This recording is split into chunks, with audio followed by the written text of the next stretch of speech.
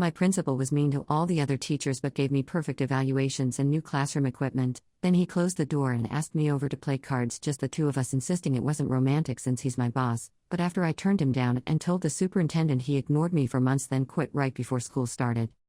Posted by you/Principal Askadmount. I'm a middle school teacher. Last year, we got a new principal in our school who is very unpopular among the teachers. He has been very critical in all of his evaluations, and shared some unkind words with our teachers when he has had a criticism. I, on the other hand, have received glowing evaluations as a teacher under every observation. I have yet to hear mean or harsh criticisms from him, and I even got a lot of new things for my classroom this year that no other teacher got. I'm really upset and feeling terrible now. I thought he appreciated me and had respect for me as a teacher. I really did. After school today, I went to his office to ask him about a semester exam for a particular student. After we discussed the student, he got up and shut the door and sat in the seat beside me. I got a pit in my stomach because I thought I was being disciplined for doing something wrong. He then said that he had heard me saying that I get together with friends on the weekends to play cards. He asked if I'd ever like to get together, just the two of us, and play cards at his house. He was very clear he did not mean it as a date because he is my direct supervisor, and that he meant it just as friends. Not sure I believe that. He just asked me not long ago if I was making another visit soon to the state where my ex-boyfriend lives, and I told him that I wasn't with that guy I used to visit, so no. My face got really hot and I stammered that I would not be interested in dating, but maybe sometime, because I was too nervous to say no with him sitting next to me. I have been really upset since I got home. I've been so stupid to actually think that I was a great teacher. I feel like it's all been a lie and I just want to curl up in a ball and cry. All of my glowing evaluations mean nothing. I plan to go in his office before school very early tomorrow, and tell him that I thought about it and am not interested and think that it would be a bad idea to spend time together, under any circumstance. What is the best way to approach this? How do I pick my self-esteem back up? Relevant comments. Commenter 1, all of my glowing evaluations mean nothing. Just because he likes you, doesn't mean that you aren't a good teacher and that your work is not excellent. Don't let him have such power over yourself. Do you love your students? Do you do your best to give them a good education? Do they get along with you? Focus on that, not on him. Ops response, my students brighten each and every day for me. I try to make the subject as interesting as possible, and I'm excited to come to school each day. I love each of my colleagues as well. They always ask me why I'm in such a good mood. I take the time to chat with them and see them as often as possible. I have been at the school 2 years longer than this man. Commenter 2, my wife is an elementary school teacher and her principal did the exact same thing last year. The teacher in question filed a complaint with the Teachers Association and the superintendent. The district took it super seriously and the principal was fired and replaced before the end of the school year. You should file a grievance. The principal has a lot of power over the teachers in a school and I can't think of a way to look at a situation like this without there being a serious problem. Ops response, I feel like I'm in a sticky situation, because he made it clear in telling me that he was not interested in dating, but just hanging out alone. Right. What should I say to him? On the other hand, I do wonder if this could be a blessing in disguise for all of my teacher friends. They are so unhappy. I hate to see them miserable at work. Update, 9 months later. So, the original post is here, but the short version is that I am a teacher in my late 20s who was asked out by my principal last December. Or should I say, former principal. I'll call the principal Mr. S. One thing I noticed in the original post is that many replies said to contact HR immediately.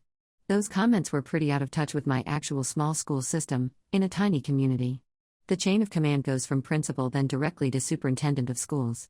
Also, that means that transferring to another school in the district would be out of the question. I thought comments telling me to leave or transfer were taking it a bit too far. I adore the school and I have more self-respect than to just leave an uncomfortable situation. I received so much encouragement from others in my original post. The next day after I wrote the post, I left very early for school. I arrived before any other teachers were there, only Mr. S in his office. I left a recorder in my pocket, legal in my state, and walked into his office to ask if I could speak with him. Briefly, with the recorder on, I told him I was very uncomfortable with being asked to spend time with you at your home alone. He simply said okay. And I left. Pretty uneventful, but I was worried he would deny it happened when I reported him, so I wanted to make sure I had something on tape. In regards to the resolution, I gave a written statement to my superintendent of schools about the incident. The school system is tiny, about 600 students from pre-K to 12, so they don't have an HR and it's not unusual to go directly from principal to superintendent, no middleman. I won't go too much into the discussion, but we came into a mutual agreement that it towed the line. He agreed to my own suggestion that I should come to him as soon as anything else happens. My main concern was that I would be treated differently after turning him down. This actually did happen, which I will get into in a moment. However, I had an unexpected turn of events in January and ended up putting in my resignation late February. I applied for a position closer to my hometown and have now moved back home for personal, unrelated reasons, and illness in the family. So I'm actually not in that school anymore, but I miss it very much and hope to go back someday. Once I had put in my resignation, nothing Mr. S did affected me anymore. He never made another pass at me and stopped talking to me completely. In fact, he stopped talking to me at all. It was like I didn't exist. He began ignoring my discipline issues, and I didn't even care since I was leaving in May. After the 2 years of glowing reviews from him, at the end of the year he tore me apart in my evaluation, despite having only been inside my classroom once that year. I didn't care at all. At the end of the year, the superintendent asked me to reconsider staying. He told me how much he admired the hard work I put into teaching, and he felt that they wouldn't find a quality foreign language teacher to replace me in that small district. I wanted to stay, but again, I was moving for personal reasons and could not. The goodbyes were very hard. And now the cherry on top, the superintendent had been quietly gathering reports and complaints about Mr. S's performance from all of the unhappy teachers. He met with him before the school year began to have a meeting about changes and improvements that he wanted to see happen. And Mr. S just quit on the spot. 5 days before the school year began for teachers. He really left the school high and dry.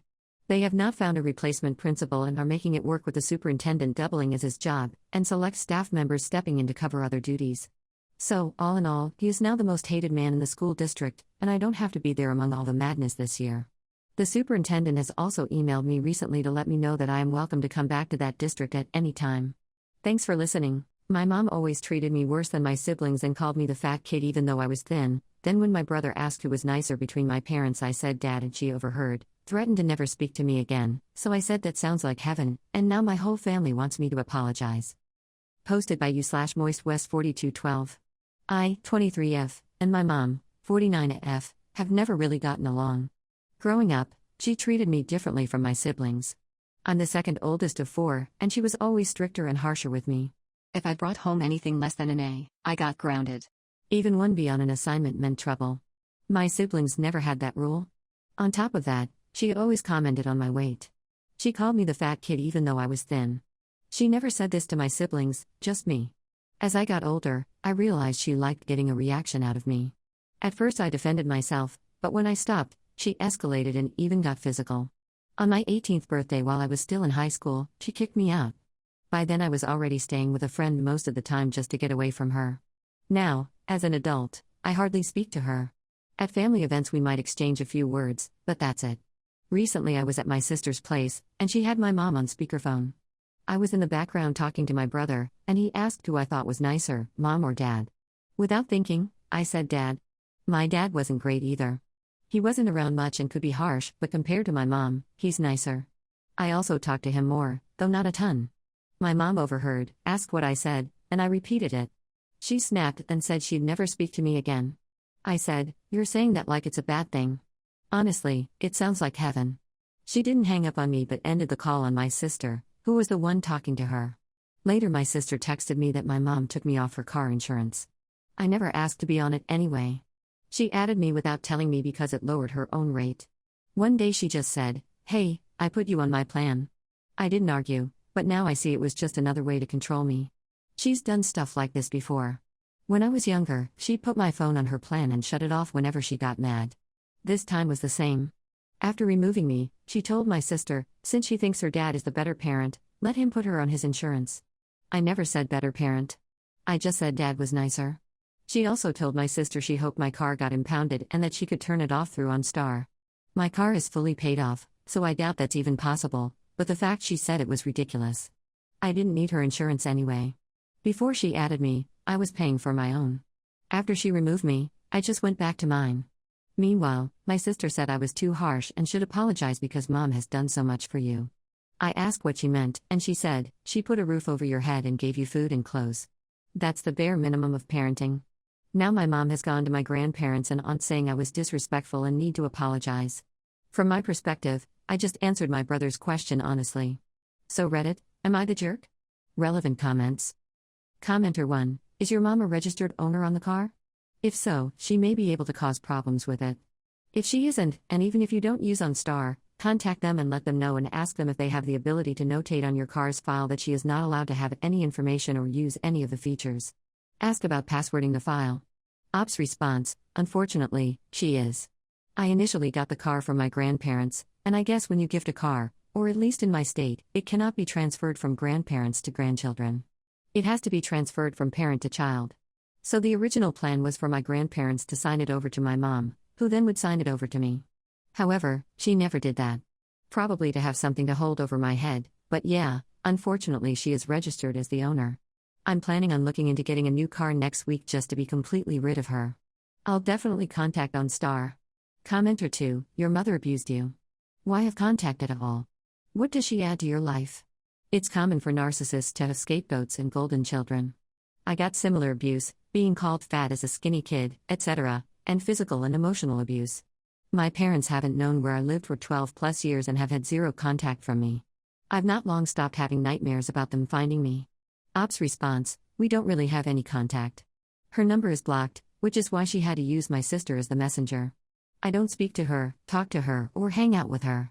The only time I see her is at family gatherings, and even then, I hardly go to those, especially if I know she's going to be there. Commenter 3: objectively, your mom is a jerk, but your sister is approaching jerk status with her comment. You didn't ask to be born. It is your parents' job to feed, clothe, and house you. You may want to remind your sister that your mom kicked you out at 18, and so her suggestion that a roof over your head merits an apology is wide of the mark. You're not the jerk. Your family may, not so sure. Commenter 4: not the jerk. All you did was state your honest opinion about your mother, who is a jerk. Don't take their opinion for anything. You don't need the approval of a family that is in the pocket of an abuser. Sorry, Op, you should probably cut off contact from all of them. Update: 2 days later. Thank you all for your kind words. Honestly, reading your responses really helped me step back and validate my own perspective. Growing up with my mom has always been difficult. She's narcissistic, controlling, and manipulative. Her whole family has mostly tolerated it, which made me feel like I was constantly in the wrong, always backed into a corner. This situation helped me realize I needed to step out of that mindset. I needed to see my experiences from my own perspective and recognize that my feelings and reactions are valid. For instance, talking to my grandmother about the situation confirmed what I already knew: my mom has always treated everyone poorly, and it's not just me. Most family members tolerate her behavior to avoid conflict, even my younger siblings. I've always been outspoken about her treatment of us, which has made me seem difficult, but in reality, I've just been honest about her behavior. As a result of this recent incident, I've decided to go low contact with my brother. He has been influenced by my mom and started calling and texting me with insults about things I supposedly did wrong, things that only make sense from her perspective. I'll probably also go low contact with my sister because I've realized she shares information about my life with my mom, even after I've asked her not to. I want to protect my boundaries and maintain some privacy. Regarding my mom, I'll be moving to no contact. I was already pretty much no contact, but also I'll be including avoiding family functions where she's present and limit any other interactions. So that I can protect my mental health and break the cycle of manipulation I've experienced my whole life. Thank you again to everyone who offered support and advice. Relevant comments. Commenter 1: you ain't wrong. As for your sister, put her on an info diet. She can't share what she doesn't know. That does not mean you have to stop talking to her. Ops response: yeah, I've put my sister on an info diet for now. I won't be talking to her because, like most toxic narcissistic mothers, mine has a way of turning siblings against each other. She's managed to convince my sister that I've been talking to her and trashing my sister behind her back, which is insane considering my mom prides herself on supposedly avoiding my calls. I never call that woman, and insists she doesn't even speak to me. Yesterday my sister blew up on me over this supposed trash talking, and then immediately called my mom to trash talk me with her, which is pretty hypocritical. Why she believes anything my mom says is beyond me, especially since my mom is a pathological liar. Commenter 2: you can't begin to heal until you pluck the splinter out. If you leave it in, the wound just keeps festering. You've done the painful part and pulled the splinter out. Good for you. Now focus on yourself. Heal, grieve if you need to, take care of yourself and love yourself. Well done, Op. Op's response: let the healing begin. Commenter 3: Op, I'm really sorry. You sound like a genuinely good person who was dealt a rotten family. You are not the jerk in the first post. You're not the jerk now, and personally, as a Reddit stranger, I admire your shiny spine and how you're comfortable standing up to your abuser. My brother asked me to sing at his wedding, but I haven't sung since my best friend and bandmate took his own life when we were 17 and I was the one who found him. So when I refused, he and my mom started harassing me saying it would honor his memory even though they know exactly why I stopped. Posted by you/any_reality580. My 28M brother, 33M, will be getting married in the fall. The two of us are fairly close, more so in the past few years, which is to say that he is not ignorant about past events in my life. Recently, I got invited to dinner by him and his fiancée. The two were very obviously buttering me up to ask me something the whole time before my brother finally told me. So, fiancé and I have been talking, and we'd really love it if you sang our first dance song, just the one song. I know you don't really sing anymore, but I dug up some old videos of you singing and she loves your voice just as much as I do. This could be your wedding present to us. For background, I used to sing all the time. I formed a band with a bunch of my friends in high school, and we were very minorly successful. We had a YouTube channel with a few hundred subscribers, and there were a handful of people that had their own recordings that were posted to their own pages. In this band was my best friend since 2nd grade, Mason, not real name. Unfortunately, when we were 17, Mason took his own life. Additionally, I was the one who found him. The band dissolved almost immediately, and our YouTube channel and all our own videos were taken down. Since then, I have never sung. Singing without Mason felt wrong, so I didn't. Not in the shower, no karaoke sessions, not at church, never. My brother knew all of this, but I wasn't sure if his fiancée did, so I started off with sorry, I'll have to refuse. You know I don't sing anymore in the interest of not totally ruining dinner. My brother was annoyed as heck at this. Come on, it's for my wedding, it's just one song, I'm not asking for much here and so forth. I continued to politely refuse and left soon after. Shortly after, I start receiving countless calls from my mom, who also knows the reason why and decided to harass me about not singing. It's your brother's wedding. I think you really should see a therapist about this. We all love your singing voice and it's been 10 years since any of us got to hear it. The two have since decided on a new tactic by saying that my song will be a good way to honor Mason's memory. The point about therapy aside, I've been to lots of it. I'm at peace with my decision to stop singing. Am I the jerk for refusing? It's clearly important to them. Edit, to clarify, I have really only ever performed with Mason. The joy I got from performing was not the act of singing itself, but from performing with my best friend. Ops comment. Okay y'all, this is overwhelming. Let me throw a few things in one. I don't know if my future sister-in-law is aware of the full situation or not. I'd like to think she doesn't, but I'd rather not poke that hornet's nest until I have to. Yes, I've been to therapy. Singing is something I did with Mason, well before we started a full band. It very much feels like a part of my life that belongs in the past. As I said in the edit, my joy is not from singing, it's from performing with him. Is that what Mason would have wanted? I don't know. He's not around to ask anymore. The extended family is not blowing up my phone. It's 2 people, and it's not blowing it up. My mom called repeatedly in one day, and has tried to throw it in a few times since. My brother is mostly giving me the cold shoulder. It's only been a few weeks since this conversation took place. To whomever said it's been 10 years, you're not good enough to sing at a wedding, thank you. I genuinely laughed at this. It's a good point too. I'd probably sound like a donkey kicked me in the throat. No, I don't post a lot. This is a throwaway I barely use. Commenter, no disrespect, but if you haven't sung in 10 years, your voice might not be good enough. Not the jerk. Ops response, found it. Thank you, this one made me laugh. Top comments. Commenter 1, not the jerk. Your mom and brother should see a therapist. As usual, wedding planning turns some people into monsters. Commenter 2, it's your voice and your choice. Your brother, mother and, more than likely your brother's fiancé, know why you no longer sing. Just because it's a wedding doesn't mean you must revisit your trauma. Not the jerk. Update 1, 18 days later. Okay, I don't know if I have to do anything special to update people that commented update him on the last post, but here we are. This is premature, but since the post I made was more popular than I expected or wanted, I thought I'd give a small update. Future sister-in-law reached out to me because her washer broke and she wanted to come over and do a quick load of laundry. I wasn't thrilled about this, but I live close enough, I have a unit, and the laundromats in our area are not the safest.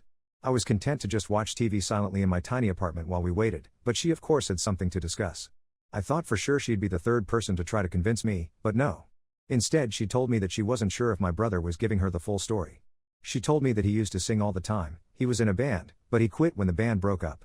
Which is technically true, but come on. I also learned that he had told many of his friends this too, about how he's always trying to convince me to come around and sing for all of them. He had never asked before the conversation, but was prone to making comments like, boy it sure sucks you don't sing anymore, I know a lot of people that would want to hear that. So, I very briefly told her about Mason. Just the important bits. That I used to sing with him, then he died, so I don't have any desire to do so anymore. She didn't say anything for a while, but I saw her face go through about a dozen different emotions, and I'm pretty sure she settled on anger. Before she left, she just told me that she's going to tell my brother to get someone else to sing. I got the distinct feeling that it's not going to be a pleasant conversation. So, that's it so far. All quiet. Fingers crossed. Some of Op's comments. Commenter, sister-in-law is awesome. As an internet stranger, I strongly recommend therapy. And do you think Mason would want you to quit singing entirely? I highly doubt that. Op's response, I guess I could try breaking out the Ouija board to ask him, but I've never had much luck. You need therapy and therapy is nothing to be ashamed of. Op's response, I agree, therapy is nothing to be ashamed of. Which is why I went out and got a lot of it, as I mentioned in the original post. I do appreciate that you are likely coming to this with the best of intentions. But Mason is gone and no longer has an opinion on how I choose to live my life. Top comment. Commenter, go future sister-in-law. At least you have somebody in your corner. And sorry for your loss. Op adds in comments. Hi y'all, again the response on this has been much larger than anticipated. I just need to get something off my chest and hopefully I don't come across as overly aggressive. Regarding the obnoxious comment saying is that what Mason would want? I don't know, he's not around to ask anymore. The dead tend to not have opinions. I've had over a decade to process this. Via therapy, putting it in all caps this time. But I truly hope the people who comment this don't ever try this approach on someone who just experienced a loss. Regardless of intentions, it is grossly manipulative. And again, for the people in the back, I didn't stop singing because I thought that's what Mason would want or survivor's guilt or because I was actually secretly in love with him. Yes, real DM I received. I stopped because I loved singing with my musical partner, who is now gone. I no longer find the act enjoyable. Update 2, almost 1 month later. I cannot believe that this is still a thing, much less one that people are interested in. Lucky me though, because the overwhelming support I received here convinced me to do some things I definitely wouldn't have done otherwise. New things happened pretty quickly, but I held off on a new post because my last one was premature. Some things people predicted happened, other things did not. Let's get this out of the way up front, the wedding is still on. The wedding will always still be on. This was never in doubt. I think a lot of commenters vastly overestimated my importance. After talking with future sister-in-law, I did not hear anything from my brother, at least initially. I did eventually get a short text from her just saying that I shouldn't worry about the wedding anymore and they'll find someone else. My mom was another story. She called me repeatedly since I ignored her first few calls, and when I finally picked up, she was about 2 steps below screaming into the phone. About how I interfered in your brother's relationship and made things so much harder for them, and do you know how upset he is right now? It's time to put grudges aside and make amends. It was not an especially long conversation. I feel it is important to provide some context for my mom. I've seen some comments about how she has clear favoritism for my brother. Strictly speaking, I'm not sure that's true. Over the years, she said or did some things to my brother that has, at several points, caused him to go no contact with her. Some of these I fully understood, others created some questions. As a result, my mom tends to overcompensate when it comes to him because I think she's terrified of getting cut off again. I did a lot of self-reflection over the next few days about my relationships with my family members, and decided it was time to have a very honest conversation with my brother. I even booked a bonus therapy session specifically about preparing myself for this conversation. I called him up and asked him point blank if, knowing I will absolutely not be singing for him, he still wanted me to attend. He didn't answer for a bit, but eventually he said yes. I remembered a bunch of comments that said he may still try to pull something at his reception anyway using public pressure and announce me as the singer. While I personally didn't find that to be especially likely, my brother is a big planner and scheduler. I realized I no longer trusted him like I used to and said as much, and that I will only be attending the ceremony, not the reception. He had a minor freak out over this, are you kidding me? But then said it was whatever, and that I needed to come up with a concrete excuse for my absence so that nonsense doesn't overshadow everything. Fine, whatever, and that I could no longer be his groomsman since that would leave an empty chair at the head table. We hung up shortly after. We have not spoken again since. Something that hasn't come up before, we both have 2 other brothers, 35 and 26. Neither live in the same area as us. My younger brother lives on the other side of the country, and we don't talk especially frequently, so I don't know what, if anything, they had heard about the situation previously. Well, because he kicked one of his brothers out of the wedding party, he decided to replace the other 2 as well because it wouldn't look right to have just 2 out of 3 of his brothers as groomsmen, so instead opted for 0 out of 3. Eldest brother got kind of bratty about it. He included all 3 of his brothers in his wedding party when he got married and is mainly upset about the non-reciprocation, but never asked for nor received the full story on our feud. I don't especially enjoy talking to him, so if he wants to blame me for getting booted from the wedding party, that's fine.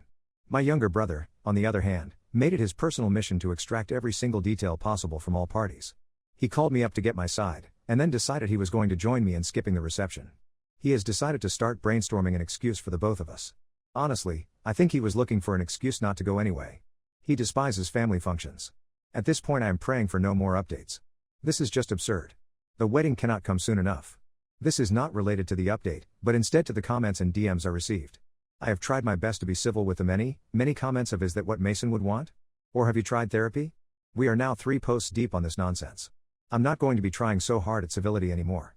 Also a reminder, singing was a hobby. I gave up a hobby. I was not on the cusp of making it big. I did not throw away my dreams. This is 5 dudes screwing around in a basement on weekends and occasionally playing at a bar, fair, or coffee shop. For what it's worth, I still listen to music and even will pick up my bass again on occasion when I'm bored. Therapy is not an undo button on grief and trauma. I am not the same person I was before he died, and I never will be again. Therapy is about accepting this and the new person I've become, not going back to the way things were. New op model does not include singing. Final update, 6.5 months later. Hey y'all.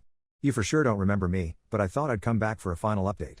It's me, the guy who quit singing because singing killed my grandma. My former best friend and bandmate took his own life. Quick refresher right at the top. Yes, I have attended therapy. Yes, I have processed Mason's passing. No, therapy does not fix grief and instead makes it more manageable. I quit singing because I stopped finding it enjoyable. No, I'm not in denial. No, I wasn't in love with Mason. Anyway. Spoiler warning, it's mostly boring. And yes, the wedding still happened. The last couple months have featured something of a relentless guilt trip from my mom. She was getting increasingly unpleasant, so I eventually just stopped responding to her entirely. I didn't block her because she's still my mom and I love her and I would like to know if there was a genuine emergency, but other than that she's getting radio silence from both me and my younger brother, more on him later. She had originally started with the argument about how I could honor Mason, then about how I hadn't finished processing my grief, before doubling down on how disappointed she was that I refused to move on, before she told me how pathetic it was to live eternally in my victimhood. Guess she got herself a Tumblr account or something. The eldest brother tried his best to stay out of everything, but my mom did try to get him on her side. Like I said before, he and I don't have a good relationship, so she probably thought it was a slam dunk. Not so much. My brother, to his credit, told her this whole thing is stupid. I do not disagree. My youngest brother made good on his promise and skipped the reception with me. He used the excuse that he had to leave immediately to catch a flight back for his job. He's a first responder, so nobody questioned it. Little brother also really wanted my excuse to be that I had started a new band and had to miss the reception to go sing at my first gig, because he is chaos incarnate and is to be feared. Instead I said that I had a routine surgery early the next morning, and therefore had to skip all food, drinks, and physical activity. I have a reputation for poor health, so, again, nobody really questioned it. As for the brother getting married, he kept quiet for the most part. We didn't talk much. I don't know for sure if our mom was communicating for the both of them so that he could avoid being seen as the bad guy. Or because his now wife kept him in line. Either way, I don't see a way back to restoring our relationship to what it once was. I'm not cutting off contact with him by any means, but we're now on much lesser terms. One hiccup, somehow, I wonder, my brother got an inkling that this whole thing was actually an elaborate ruse, and that I was singing at his reception as a surprise. Our whole fight? It was to throw him off the scent that I was actually taking singing lessons the whole time. Presumably, Mason's ghost would descend from wherever and join me in the harmonies or something? Then the living and the dead would come together for the cha-cha slide. Apparently my brother subscribes to fanfiction. All info about the reception was supplied by my dad a few days afterwards. He was apparently super mopey throughout the beginning of the reception, but ended up enjoying himself by the end. Probably has to do with the fact that he's now married to a terrific woman who has been willingly putting up with him for 3 years. She looked stunning, by the way. Overall, there were a few murmurs about mine and my brother's absence at the reception, but from what I heard, they dispelled quickly, and everyone rightfully focused on the newly married couple. So that's it. I still attend regular therapy, because it's become a part of my routine. Mason rarely ever came up before all this, and I'm presuming that status quo will soon be returned. It's not that I don't miss him, but I have lots of other stuff going on in my life, you know? I'm contemplating moving across the country to be closer to my younger brother. As chaotic and unpredictable as he can be, he was definitely my rock through all of this, and I'd like to improve my relationship with him, one small dose at a time. My job and therapist are both remote, so that simplifies things. It wouldn't be until next year when my lease is up, but it is under serious consideration. I'm probably abandoning this account soon after this update. This story made its way to the TikToks and the Facebook spam posts and the AI YouTube channels, so it's toast anyway. My username was left in and it made me super easy to find. 4 different people messaged me to join Mason, which is the first time a stranger on the internet has ever told me to harm myself. Feels like a rite of passage. Anyway, thank you to the roughly 75% of you for your kind words and resisting the urge to ask, is that what Mason would have wanted? Or have you considered therapy? Sorry for wasting your time with this when I'm sure you were hoping for explosive fireworks and instead got a lone firecracker tossed into a bird bath. Deuces. I got a huge bonus and my retired collector friend gave me a complete prismatic evolution set worth thousands to give my son for his birthday, But he started skipping chores to practice for the Pokemon tournament, so I was gonna sell everything and not let him compete until my wife and the internet stopped me. Posted by u/largebad6625.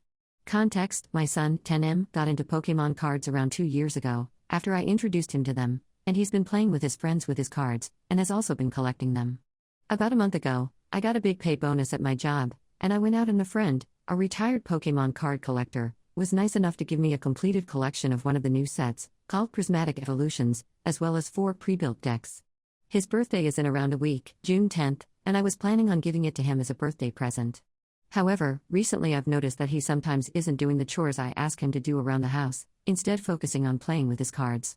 Now, the North American Nationals are coming up soon, and he's been very excited to go.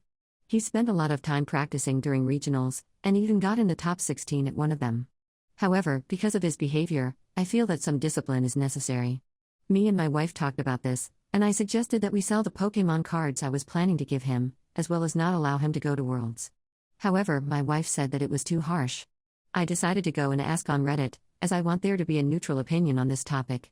By the way, the cards I'm selling are the ones I was going to give him, not any cards that he has in his personal collection. Also, I am paying for the trip to the international tournament. Figured I'd clarify before people asked. Edit, clarifying a few things. The chores he hasn't been doing are mainly cleaning stuff. He doesn't know that I was going to give him the cards, it was meant to be a surprise.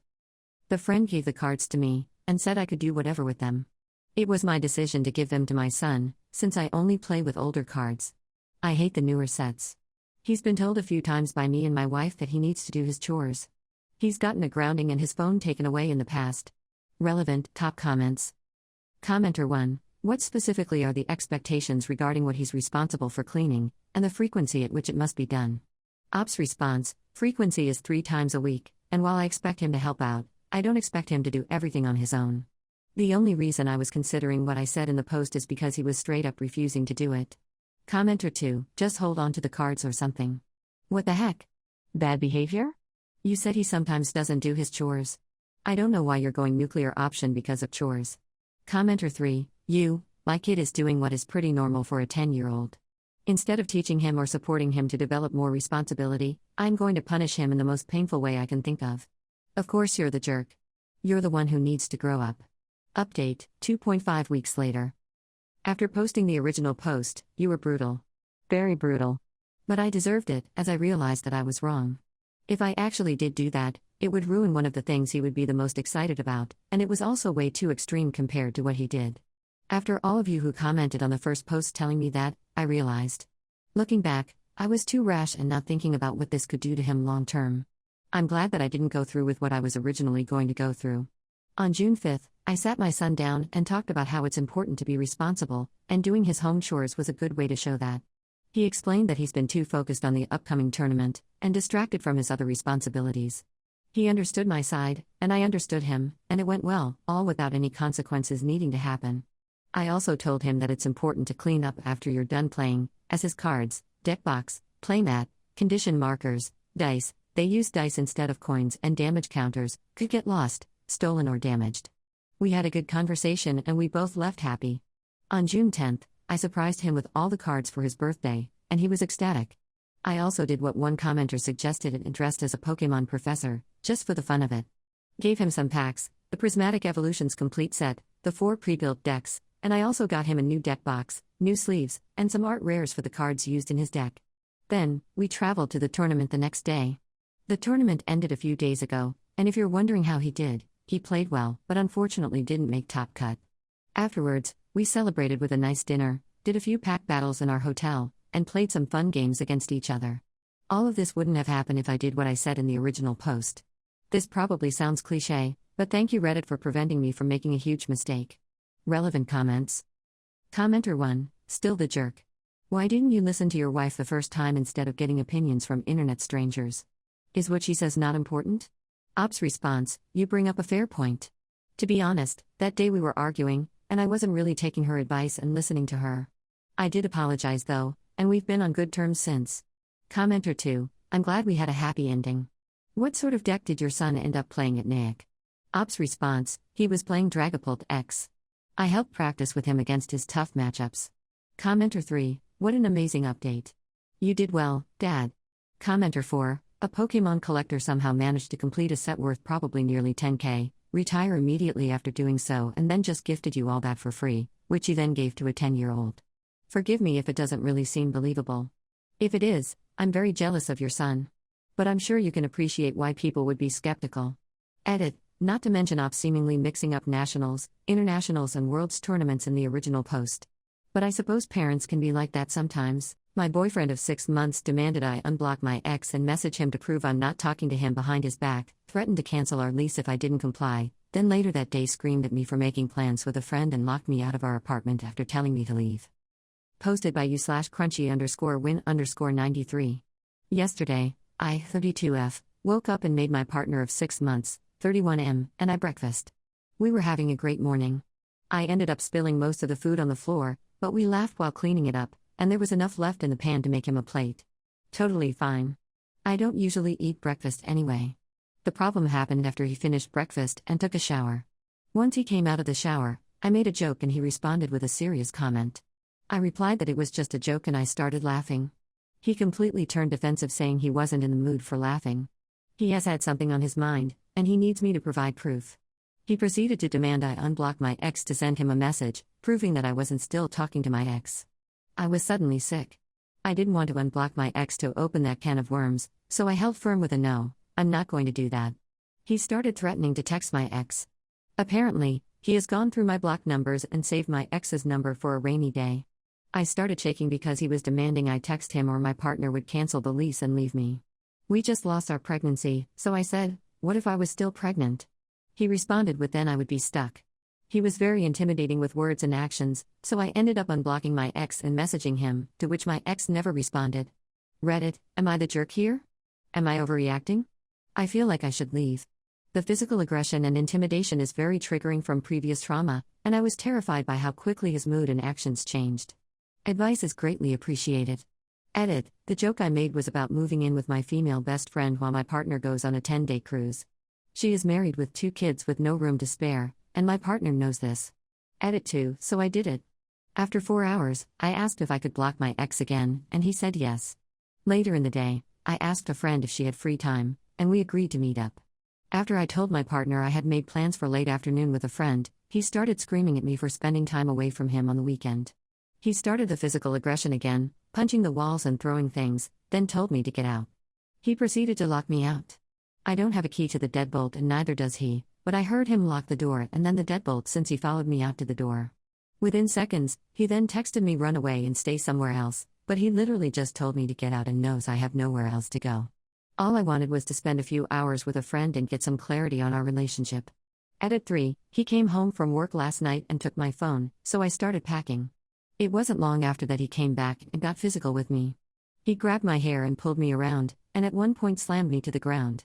I was able to get away, and I ran to my landlord who then stepped in for a few minutes while he got his things and left.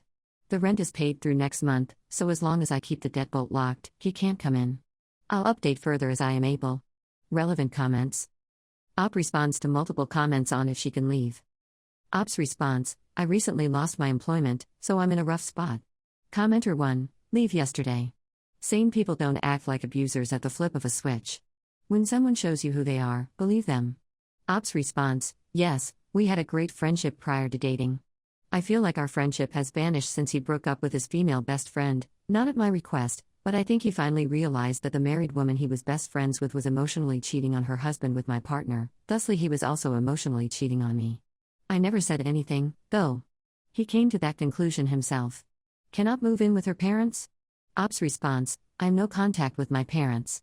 Op's response, I don't have family.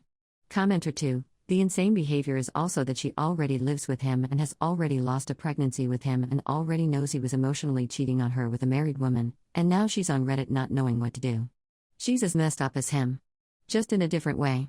Op's response, we moved in together with joint funds, but I have since lost my employment. Does Op have kids with her partner? Op's response, no kids involved yet. Commenter 3, why are you still staying at a place where he knows you will be? The best thing you can do now is take your stuff and leave ASAP. Ask a family member that you can stay with them. You need to get yourself as far as possible from this guy. Locking yourself in the apartment is risky as he can wait for you outside. Ops response, he took the keys to my car, so I have no way of leaving. Is Op living with her partner? Ops response, correct, for a few weeks now. The partner could be cheating while on the cruise. Ops response, I'm not paranoid about the cruise. Of course, anything could happen. He had every opportunity to invite me, and received the green light from his family and friends, but refused to extend the invite to me. Update 1, 3 days later. I just want to thank all of you for taking the time to read my posts and follow the updates. Your support, kindness, and encouragement mean so much to me. I'm so grateful for this community. I'm still in the apartment for now, since I don't have anywhere else to go. Yesterday morning, he came in unexpectedly. Turns out he had a key to the front door I didn't know about. He ranted for about an hour while I stayed as quiet as possible. Even without me responding, he was escalating, so I recorded the entire exchange on my phone just in case.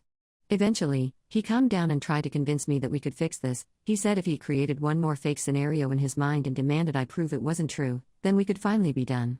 I told him I wasn't going to spend the rest of my life fighting with his imaginary thoughts. He left behind a large piece of furniture that he planned to pick up later. Later that afternoon, he came back in a completely different mood, eager to make things work. He touched my arm, and I asked him to stop. He asked if I wanted him to leave, and I said yes, but he stayed for several more hours asking questions about how we could fix things. I treaded lightly so as not to anger him, while still standing my ground. I told him there's nothing left to work on except ourselves, separately.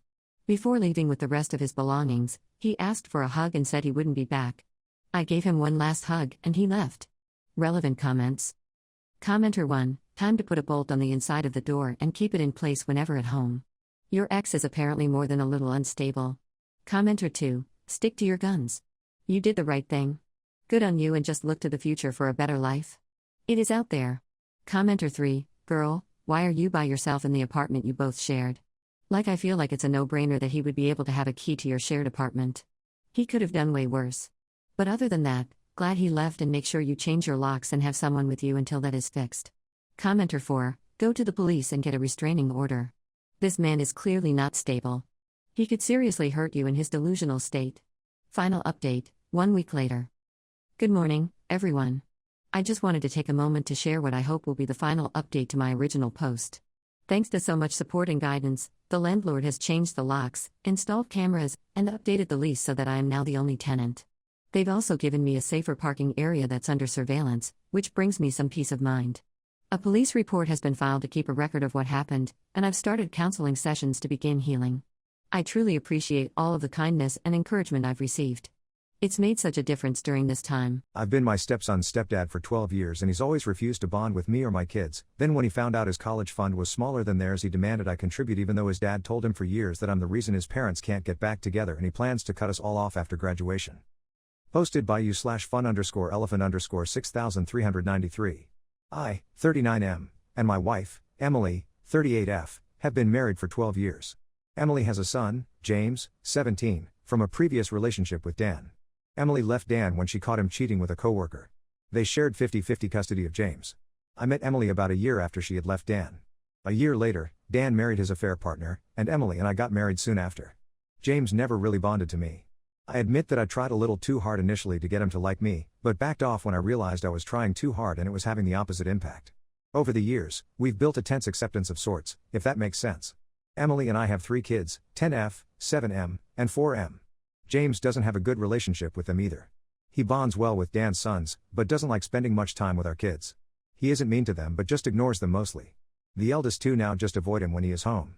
Emily and I both have well-paying jobs, and early on, we decided that I would contribute 80% to our trio's college fund, and Emily would do 20%, because she would contribute 100% to James' college fund. We didn't know if Dan was making any such arrangements on his end, but we thought that at least this way James would have something instead of nothing. Emily recently sat him down to talk to him about his college fund. He seemed happy with the financial help he was going to get. He went off to Dan's for the weekend, and when he came back, he asked Emily about our kids' college funds. When he learned that the amount was fairly higher than his, he was upset. When he asked about the disparity, Emily told him about our college fund setup. He was furious to know that I hadn't contributed to his college fund. He said that I was just pretending to play family with him all these years. That I really didn't care about him and was a heartless jerk. Emily suggested that we could take some money out of our youngest's fund and give it to James and that she would add it back over time. But she said that it's my call. That she won't pressure me either way and would accept whatever I decided. Quite frankly, I don't want to do it. James idolizes his father, even now that he knows he cheated on his mother. I could deal with his crappy behavior with me, but I never understood his attitude towards our kids. We even tried going to family therapy. He refused to go because I wasn't his family. Now when he needs money, suddenly I am family. I know I am perhaps being petty, but I don't want to give him the money. Am I the jerk? Edit, I think some clarifications are in order. I don't hate that James idolizes his father. I hate that he blames his mother for their family breaking up. When James was 13, he had heard from one of his older cousins, Dan's side, what his father had done that led to Emily leaving. When he confronted her about it, she explained. We tried for therapy then but didn't happen, we'll explain later. Last year, he told his mother that he believed she was responsible. That instead of leaving Dan, she should have forgotten about what he did and continued to stay with him. Emily was expectedly shocked, but when she asked him if the situation was reversed and she had cheated on Dan and he left her, would then Dan be blamed for the family breaking up? He said no, that would definitely be her fault and made no further explanations. This was not as a result of an argument or heat of the moment statement. Ironically, this was a casual dinner table conversation. The other kids had to be excused from the table. When Emily and I had gotten together and things were starting to look serious, she had wanted to take him to a child therapist who could help him adjust better to the changing situation around him. Since they shared 50-50 custody, Dan's consent was needed. He refused. When we were going to get married, we tried for therapy. Dan said he got married before us and James had no issues. We were overreacting. He didn't need therapy. When the above incident happened, when Emily was pregnant with our daughter, and most recently after last year's incident. This time we asked him directly. We thought if he agreed to family therapy then we could speak to our lawyer and work around the custody arrangement since he was almost an adult. This was when he refused therapy saying I wasn't family. For all those saying that I am treating a teenager like an adult, that I made him feel like the other and not one of us, we tried. When we both started earning well, we wanted to splurge on our kids during birthdays and holidays. James was never excluded. Whatever our kids got, he got too. In fact, as he was older, he got to pick what he wanted. For his 11th birthday, he wanted to go to Disney World. Both of Dan's kids were invited. His youngest son and my daughter are the same age. He went, she wasn't invited. We stayed home.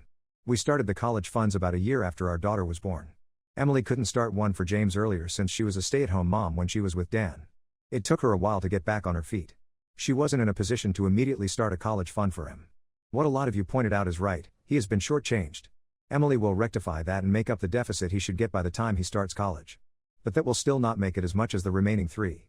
We have decided to sit and have a chat with him this weekend about everything. Relevant comments. Commenter 1. When he learned that the amount was fairly higher than his, why would this even be something you shared with a child? Ops response. I didn't share it. My wife did. James doesn't like interacting with me.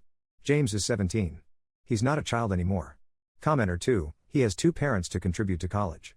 They can fund him. Sounds like Dan had better step up. Ops response. I doubt that would happen. Dan has never been good at keeping a steady income flow, and his wife is a stay-at-home mom. They aren't desperately struggling to make ends meet, but I could make an educated guess to say Dan has probably not saved up for any of his kids' college funds. Commenter 3. Is the amount your wife contributes to your kids more than she contributes for her son? Ops response. No. She contributed more to James' fund. That was the agreement. Since we had assumed that Dan wouldn't have done anything, we had decided that my wife would contribute more for James and I would do the same for our 3. Commenter 4. How old was he when he refused counseling? All of your posts so far imply this happened when he was 5 years old, hardly old enough to be able to make that decision? So are you saying you tried therapy when he was much older and not when he was younger? I'm trying to understand how you and your wife could see that he was dissociating and not go talk to a judge to get therapy mandated. My point of view is that it should not have been left up to a 5 to 10-year-old whether he went to therapy or not, and if the dad refused, that should have been addressed in court. Or are you saying therapy was only considered years later? Because why would you think I meant custody now when I thought you were trying that when he was young? I'm sorry, I'm confused. I know you feel defensive, but you're the adult. As is your wife. You both did not do everything you could have here. Again, I don't think you're the jerk about the money, but it does sound like the ball was dropped to get him into therapy and keep him there and to build a real relationship with him. Definitely not all on you, but collectively the adults in his life failed him. I hope he recognizes all you've tried to do for him, and I hope you figure out how to let go of the resentment you're carrying. I'm sure James can and has picked up on it his whole life. Poor kid, he got screwed here. It's no picnic for you either, but you did choose to be a stepdad. Ops response. When Emily and I started getting serious, she had wanted to take James to a child therapist who could help him adjust better to the changing situation around him. Since Emily and Dan, bio dad, shared 50-50 custody, if one parent refused then we couldn't proceed. Unsurprisingly, Dan refused. Not James. James was a toddler, not old enough to give consent. When we were about to get married, we tried for therapy again. Dan, who had gotten married to his affair partner a couple of months ago, refused again, saying James was fine with his marriage. There was no reason for him to not be fine with ours. He further insinuated that going to a therapist would make James feel like something was wrong with him when he was perfectly fine and we were overreacting. When James found out about Dan cheating on his mother being the reason why they ended things, Dan said wanting to take James to therapy was Emily and my way of brainwashing him. Instilling thoughts in his head about how evil his dad is, so yeah, he refused again. When Emily was pregnant with our daughter, therapy was requested. Therapy was denied. Reason: Dan said James was fine with his son, so therapy not needed. We did speak to our lawyer to ask if we could still approach the court to say Dan keeps refusing therapy that is most certainly hampering our relationship. Our lawyer said technically Dan was right. James wasn't showing the same level of detachment with his family that he was with ours. It could have tilted the custody arrangement in Dan's favor. When he accused Emily of being the reason their family broke up, we offered therapy as an option again. Since James was 17 by now, we asked him, hoping if he agreed we could circumnavigate the need for Dan's consent since James was nearly an adult. James refused, saying I wasn't his family, so family therapy wasn't necessary. I haven't resented James since the day I met him. I don't exactly resent him now either. I am just tired of the whole situation. Update 1, 3 days later. It's been an eye-opening weekend. Thanks to everyone who weighed in, even the aggressive ones. I knew what I was signing up for posting on Reddit. Before the update, a couple clarifications because gaps in info turned into wild assumptions. When I said I came on a little too strong with James when we met, some of you pictured me grabbing a toddler by the neck and hissing "Call me daddy." No. I was nervous and acted like an idiot and used an over-the-top baby voice because I'd barely been around toddlers. Emily later said I sounded like a circus clown on 2 cartons of Red Bull. Cringe? Absolutely. Malicious? No. Many had questions regarding therapy. I shared the timeline in this comment thread, so I'm not going to rewrite that again. Many called my wife the jerk for sharing the college fund amounts for our kids. I showed her the post. She explained James came back from Dan's with questions when the fund started, how much, etc. He said, paraphrasing, so mine is 30 and theirs is yai. With his 30 higher than our kids' yai. Without thinking, yes, stupidly, Emily corrected him, no, yours is AAA and theirs is BBB. That snowballed into what I wrote earlier. It wasn't a diabolical plan to make me pay more. It was a thoughtless correction. With that out of the way, Emily, James and I sat down for a conversation yesterday. James didn't want to talk to me, but I told him that if he expected me to even think about contributing to his college fund, then I've got loads of questions he needs to answer. It was an extremely long conversation, and many revelations came to be. So I'm going to give a summary of the things we finally found out from James. Even before Emily and Dan had broken up, not divorced, they were never married, Dan had occasionally brought James to his affair partner's place, so James was familiar with the affair partner. After the breakup, Dan immediately moved in with his affair partner. Emily, who was a stay-at-home mom till then, struggled initially to get back on her feet. Needless to say, James' home life with Emily was a little more chaotic than at Dan and his affair partners. Emily hadn't told James that she had left his father since he'd cheated on her. Telling that to a toddler wouldn't make any sense. But apparently, in the early days, Dan used to tell James that Emily would eventually come back to him. I think he may have been holding out hope for reuniting with Emily. And that's where I came in. Dan told James that as long as I am around, I would not let Emily go back to Dan. When Dan married his affair partner, he told James that it was temporary. It was a way to make Emily jealous. When we got married, he told James that it was my way of making it even more difficult for Emily to get back to their family. When James had found out from his cousin, Dan's side, that his father had cheated on his mother, which was the reason for their breakup, when James had asked Emily about it, she had been open and honest about everything. When he confronted Dan about the same, he told James that Emily had left him for a long time and his loneliness made him miss her a lot, and so he found some comfort with the affair partner. Emily's father had met with a car accident, and she was with her parents for about 3 weeks to help them. And that's all the alone time Dan could handle before he needed to dip his wick in something. But it was a reasonable enough explanation for James to absolve his father of all sins. When Emily got pregnant with our daughter, Dan told James, now that I have started pumping my spawn into his mother, exact words James used, James' family was destroyed forever. He told James that Emily and I had been wanting to take him to therapy, which was actually a ruse. What we were really trying to do was take him to a doctor who would declare him a problem child, and then we would ship him off to boarding school so that we could continue to play happy family without being bothered by him. Only Dan and his family was fighting to keep James with them. James admitted that he had hoped his detached behavior around my family and happy and joyous behavior around Dan's would convince Emily that my kids and I were evil and she would eventually leave us. But sadly, I kept knocking up his mom, making it harder for her to leave. Expectedly, Emily was beyond distraught to hear everything. To be honest, in the moment I couldn't wrap my head around it much either. I asked if Dan had a college fund saved up for him and his sons. James said the affair partner's parents have set up a trust fund for Dan's sons, but that does not include James since he isn't their grandson. Dan's not saved up anything for anyone. I asked James why he suddenly thinks I should contribute to his fund when he has turned down every opportunity for us to be a family. He said he was actually okay with the amount that Emily initially told him about, but Dan made him realize that we were undercutting him, so he came back to demand more. I asked if I pay the money, will that then make us family? Even if he can't accept me as a step-parent, can we be friends? Can he be a little more friendly with my kids when he is around? He straight up said no. He said that after all these years, he knows me or my kids are not the evil beings his father made us seem. But he still feels I am the reason his parents could never get back together again, and for that he will always hate me. And since my kids are, well, my kids, he's never going to like them either. And since now he knows that Emily isn't going to leave her family, he said his plan was once he was off to college, he would cut off contact with all of us. He does plan to eventually get back in touch with his mother when he feels he is ready to forgive her for breaking up his family, but he can't do that right now. Emily and I have had a long and honest discussion. I have decided that I will not be making any contributions to James' college fund. Emily will continue the contribution that she was already making and hand it over to him once he turns 18. We will no longer be pursuing family therapy with James. We will not try to change James' mind about going no contact with us after he goes off to college. We've done all that we could do. We're going to stop now. If James is happy with Dan's family, then we're happy for him. It's going to be hard for Emily, but even she has accepted that after James' recent revelations, she's having a hard time reconciling her little boy with this cynical teenager.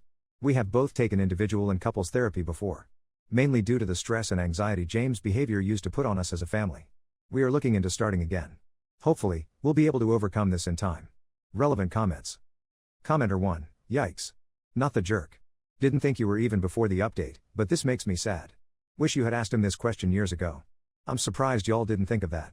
The one sentence where you said that James was fine with the money until he got home from his father's and started asking questions, I knew his father was whispering in his ears.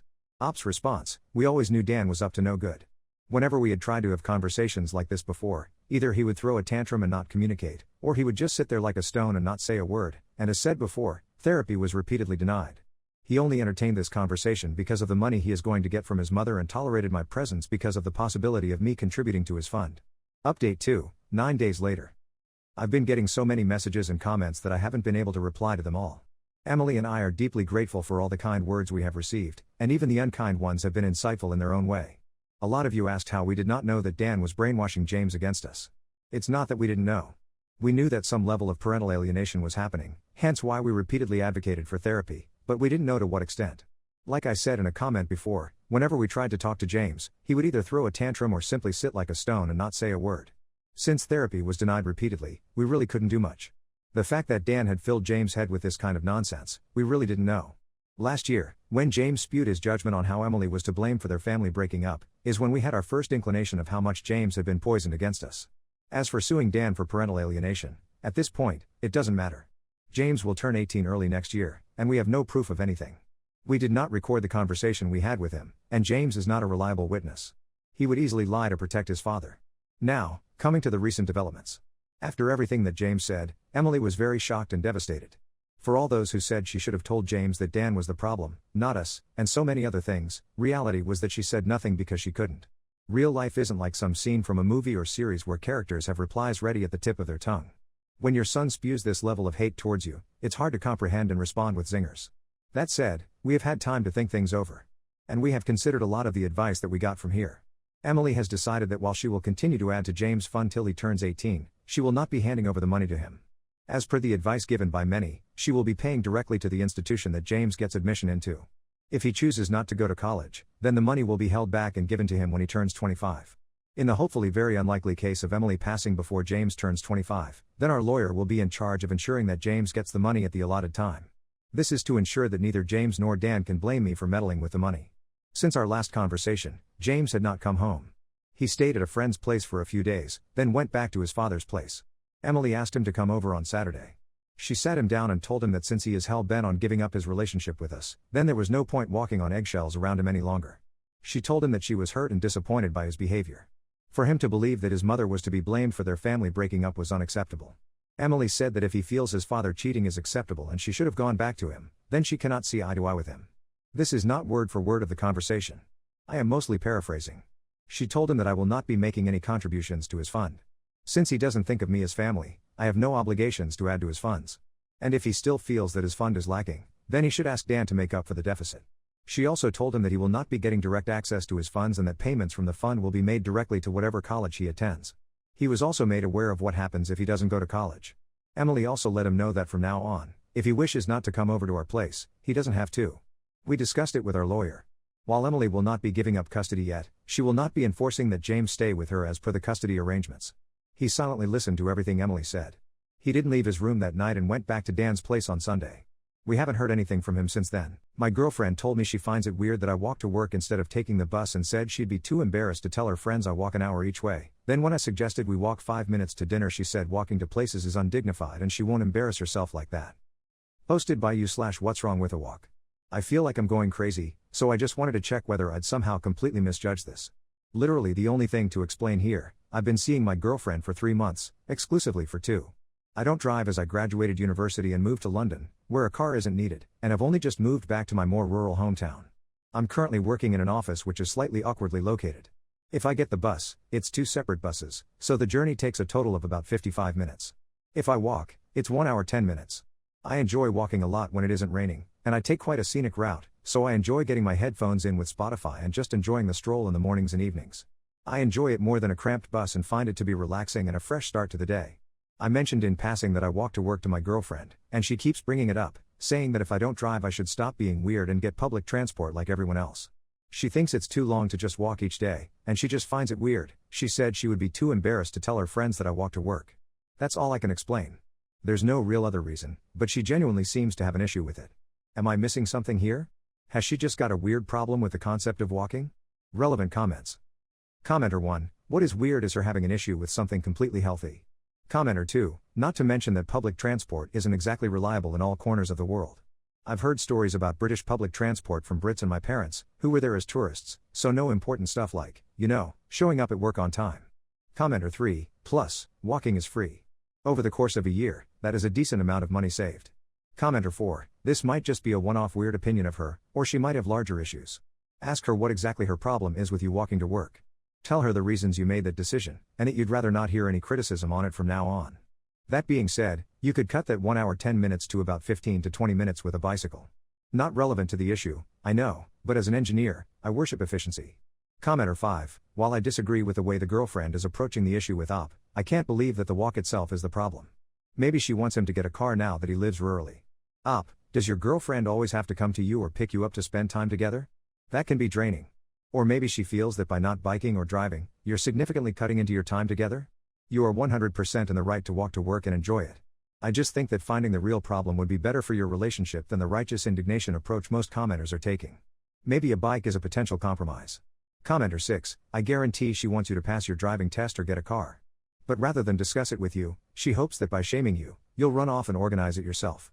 If you're happy to walk, then walk. Update, 1 week later. I didn't quite expect the amount of attention that post got a week or so ago. Anyway, just to update you guys on what happened.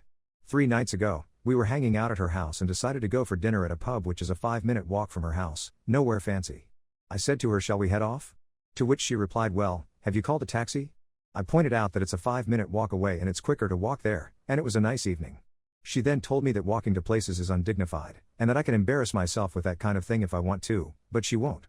Then after some thinking about her immaturity, and the fact that I find her a bit boring, I told her that I don't think we're going to work out and she has some growing up to do. Then I walked the 5 kilometers home, because forget you, Annie, walking's nice. Relevant comments. Commenter 1, her online dating profile will read I like long, dignified taxi rides by the beach. Commenter 2, and short rides to the pub. Commenter 3, I'd be so embarrassed to tell the taxi driver I was going that short of a distance. Commenter 4, I used to drive Uber, and I used to get requests all the time for like half-mile rides, in the busiest part of town, at the busiest hour. 1. There's a base pay. So a half-mile costs the same as 1 mile. 2. I guarantee you will get there faster walking than in a car navigating rush hour on one-way streets. Commenter 5, so good you walked away from that relationship. Commenter 6, he probably should have taken a taxi this time. Would have been faster. Commenter 7, this would have been the funniest thing ever if he had actually called a cab after breaking up with her. Commenter 8, limousine. This is hilarious. It's the Seinfeld episode we never got. My sister moved in 2 years ago to escape an abusive relationship and watch my baby for $200 a week. Then she quit after a month saying it was too depressing but still lives here rent-free. And now she's mad I expect her to babysit once or twice a week when she contributes absolutely nothing else. Posted by you/gladprice5340. A little background story. I, 27F, married my husband, 32M. Have 2 kids, 11F and 2M. 2 years ago, I asked my little sister who was 20 at the time, and she will turn 22 in a month, to come live with us and help out with kids as I needed. She was in an abusive relationship. She needed a place to stay. At first, it was for her to get back on her feet since she's getting out of the situation. The initial thing was that we will pay her $200 a week to watch our 4 months old at the time, Monday through Friday, 6:30 a.m. till 2 p.m., and she could use my car anytime she needed to, and she wanted an afternoon job that was totally fine. She happily accepted. A month had passed, and she told us she's getting depressed being inside every day. She can't do this anymore. I told her that's okay. Her mental health is very important. But she should be able to watch the kids when we need her to, like date night, etc. Found someone else to watch our kid. Fast forward 2 years later, she works full-time, doesn't pay any bills, doesn't help around the house, not even washing the dishes or take out the trash or cook dinner or even buy groceries or things the house needs. Like no help at all. Last week, my husband and I went out for a bit. Mind you, we asked her the weekend before if she could watch the kids, and she said yes. Within an hour of us being out, my husband and I received this. I just want to say this to get this off my chest. This isn't an attack, and this isn't me being ungrateful. I just want you guys to try to consider my point of view, and my point of view is that I don't appreciate being used as a service whenever it's convenient for y'all. I understand this is all I'm good for, but there are some days where I don't want to come home after a 9-hour shift and watch a baby. I didn't decide to have children. You guys did? And the only person who ever appreciates me for it and only thanks me for it is your husband, so it has been building up inside me and causing resentment that my own sister will refuse to recognize my accomplishments because it's what I'm supposed to do. I appreciate staying here rent-free, and I've appreciated the opportunity being given to me, but I don't feel like I should dedicate my life to you guys. It's like now I'm being asked to watch the kids like it's already a given and that it's not something I can ever say no to because when I do say no, I'm treated like Voldemort. It feels like an obligation when it should feel like a choice. I felt like the time frame should have been more discussed because I was under the impression I was watching him till 6:30, not 9:30. Thank you for taking the time to read this. Again, I'm not attacking. I just want to ask for more clarity. At this point, that is all she's good for, watching the kids for us for a few hours once or twice a week. And the accomplishment she's referring to is getting her high school diploma at the age of 21 because she dropped out of school a few months before graduating. She still uses my car when needed to go to her boyfriend's house or work. At this point, I'm fed up and just can't take it anymore. My husband tells me she is my sister, and I need to handle it, and he is tired of taking care of a grown adult. So would I be the jerk if I ask her to leave my house since she refuses to watch the kids when needed? I know that is long, but feel free to ask any questions. Relevant, top comments. Oop clarifies the relationship on her daughter who is 11. Op's response, I was a single teen mom. She's not my husband's biological daughter. He adopted her after we got married. Commenter 1, you had a teen pregnancy and 2 baby daddies, so maybe don't be so judgmental on your sis getting a GED at 21. GED or not, she was smart enough to figure out birth control. Op's response, I'm not being judgmental about her getting her GED at 21. I was stating the fact that was the accomplishment. And who do you think helped her figure out birth control so she wouldn't make the same mistake as me? Commenter 2, not the jerk. It sounds like this arrangement is no longer working for everyone involved, and it's time for you to find other housing. Living rent-free for 2 years while she works full-time means she should have some savings. If she doesn't, that's on her.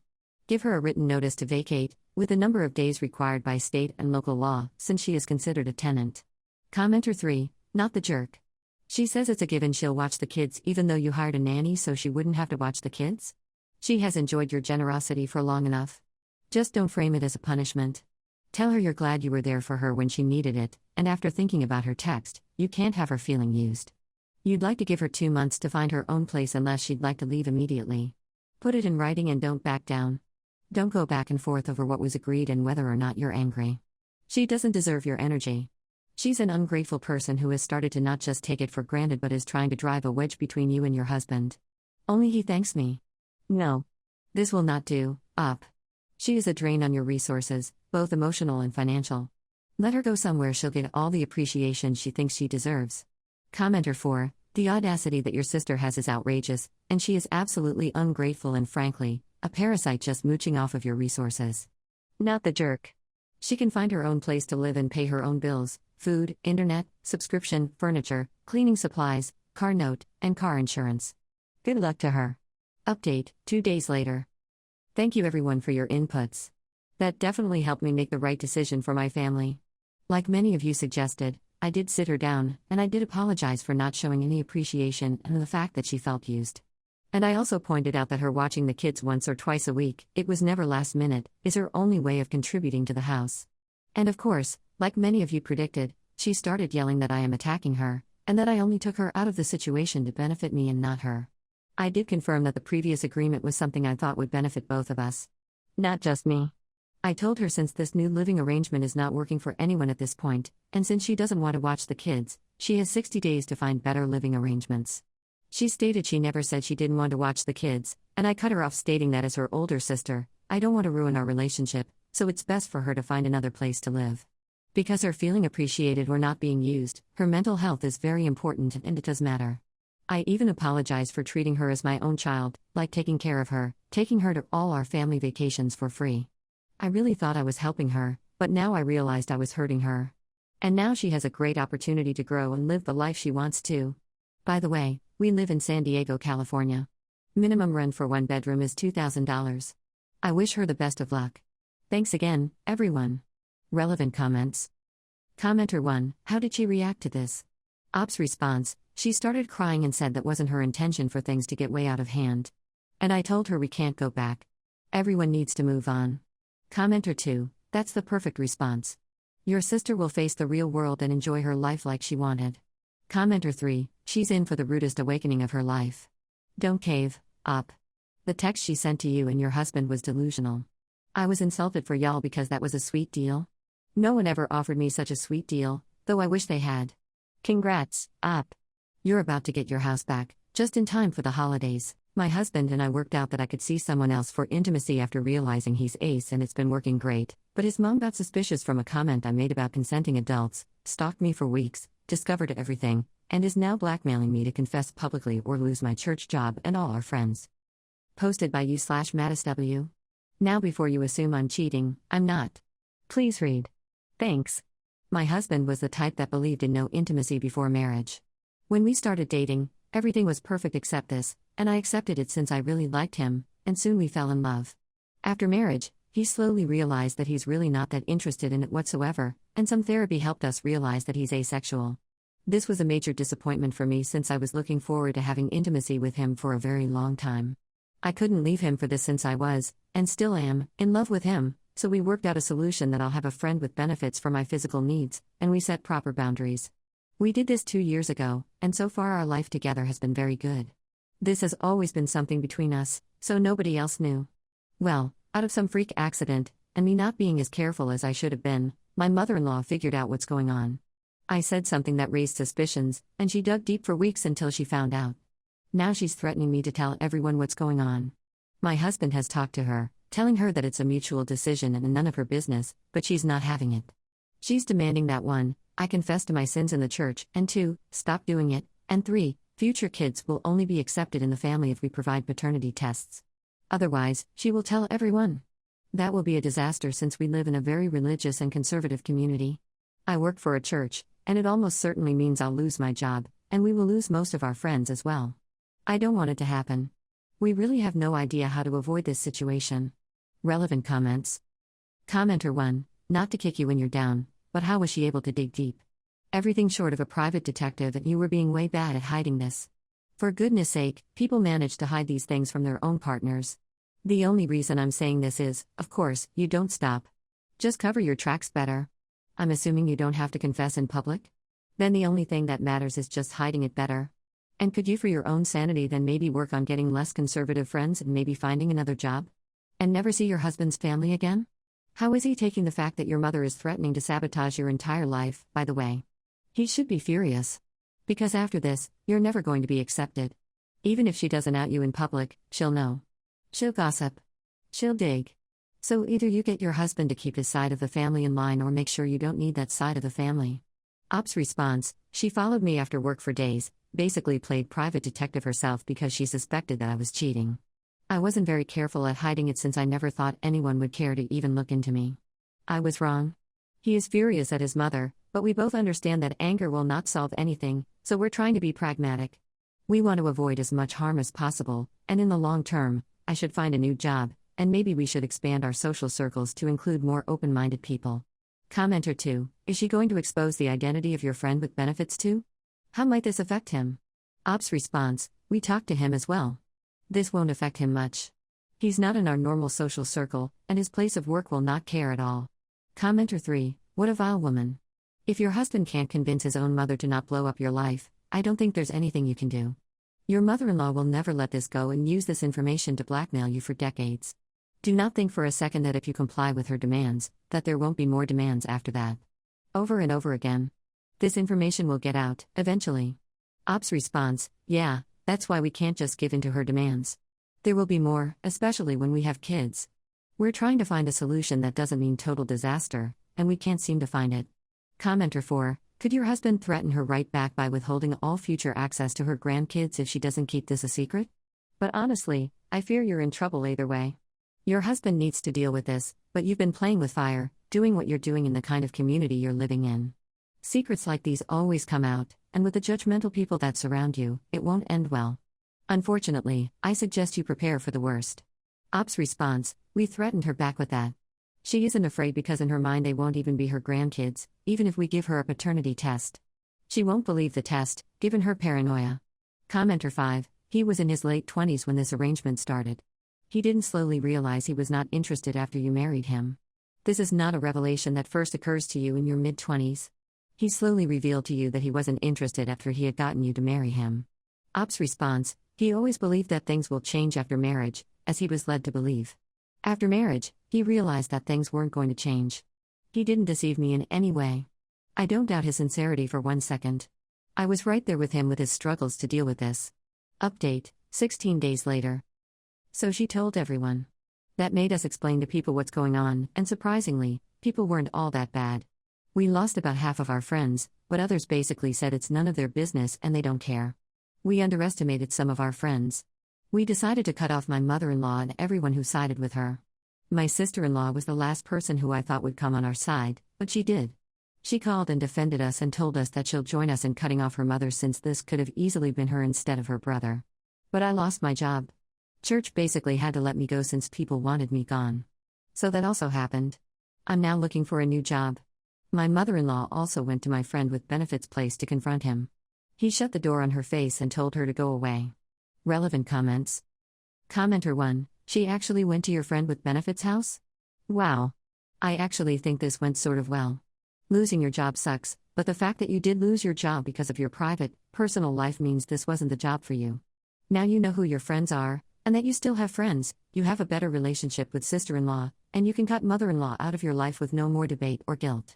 So, congrats? Ops response, she blamed him for seducing me. She thinks I met a hot guy and lost my mind over him, and then guilted my husband into accepting this arrangement.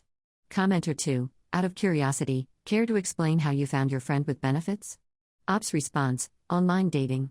I made a profile and wrote what I'm after. Out of hundreds of people who contacted me, I went on dates with about 15 people until I found someone I liked and could connect with. It was a great arrangement for both of us since he wanted a lover for physical intimacy but not a relationship.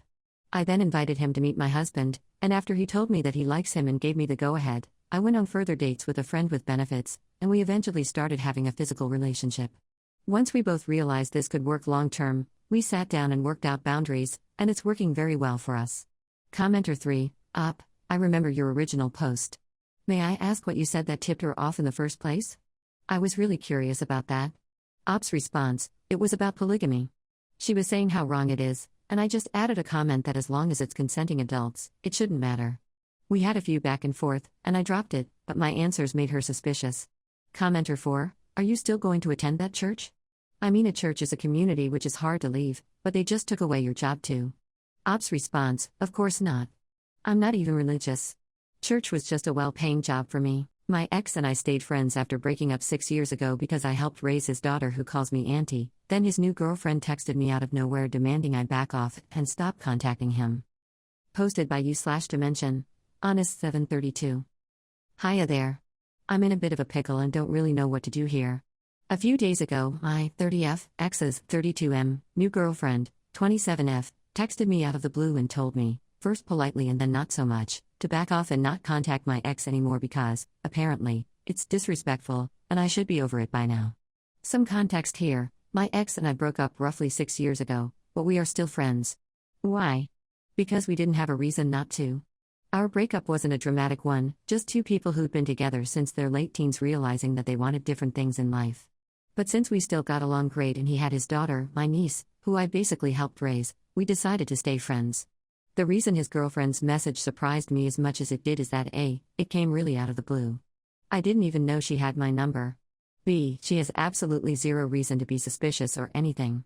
My ex and I still hang out, yes, but always with either my niece or other friends. And on occasion, we go to school events for my niece, like when she has a performance or something. I genuinely don't think I've done anything with him one-on-one since before our breakup, I think. The most one-on-one he and I ever do is when he drops off or picks up my niece. She has a room at my place, in case that matters, and we wait for her to get her things. But that's all. Also, his girlfriend and I have met before at my niece's and then my ex's birthday, and she was nice both times. We didn't talk much, just regular hi, how are you, nice to meet you, that's a lovely dress, bye, so I didn't think she had any issues with me. On top of that, I'm dating someone new, too. So yeah, I'm not sure what her deal is at all. And when she texted me, my rear was halfway to giving my ex a ring and telling him to maybe have a chat with his girlfriend because something is definitely wrong, but another part of me really doesn't want to interfere with his relationship like that. My ex is a good dude, and from what my niece told me and from what I've seen at the two birthdays, he really adores her.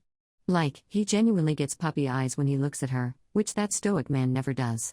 He deserves to be this happy, he really does. And most importantly, my niece likes her too. That wasn't the case with the two other girlfriends he'd had since we broke up, so this is a huge issue I need to consider, too. Telling him would put all of this in jeopardy, but what else am I supposed to do? I'm definitely not going to cut contact with either my niece or my ex just because she wants me to, no way, but she was rather insistent on the matter, so I don't think she'll leave it alone either. My flatmate is team tell him and get it over with, but she's, with love, a bit of a jerk, so I'm hesitant to take her word on anything. Relevant comments. Commenter 1. He deserves to know if his girlfriend is talking to his friends like that or making accusations of flirting with him. Tell him. Ops response, that is the wildest part. She didn't even accuse me of flirting with him. If she had been able to genuinely tell me what upset her, then I could have cleared the air, but she really just wants me gone because she thinks exes have no business being friends. But yeah, I think I'll have to give him a call tonight, even if he does nothing, at least he knows. Commenter 2, send him the screenshots. But tell him he can step back from being a friend but not to take your niece away from you. This kind of stupid childish drama is not good for a kid. Ops response, oh, definitely. Not that I think he would drag my niece into this. He's not the type. Also, I'm pretty much the closest thing to a maternal figure she has and have been ever since she was 2, I think. So yeah, doubt he'd take that from her. And he knows I'd fight him if he dared to try, but I'll definitely make sure to mention it. Commenter 3. One of my non-negotiables is somebody whose ex still comes around the family, but I make sure to make that known at the beginning of the relationship. She shouldn't have came at you the way she did, but sometimes when it comes to an ex, you don't realize how disrespectful some of the things you two are doing can be seen by the new partners.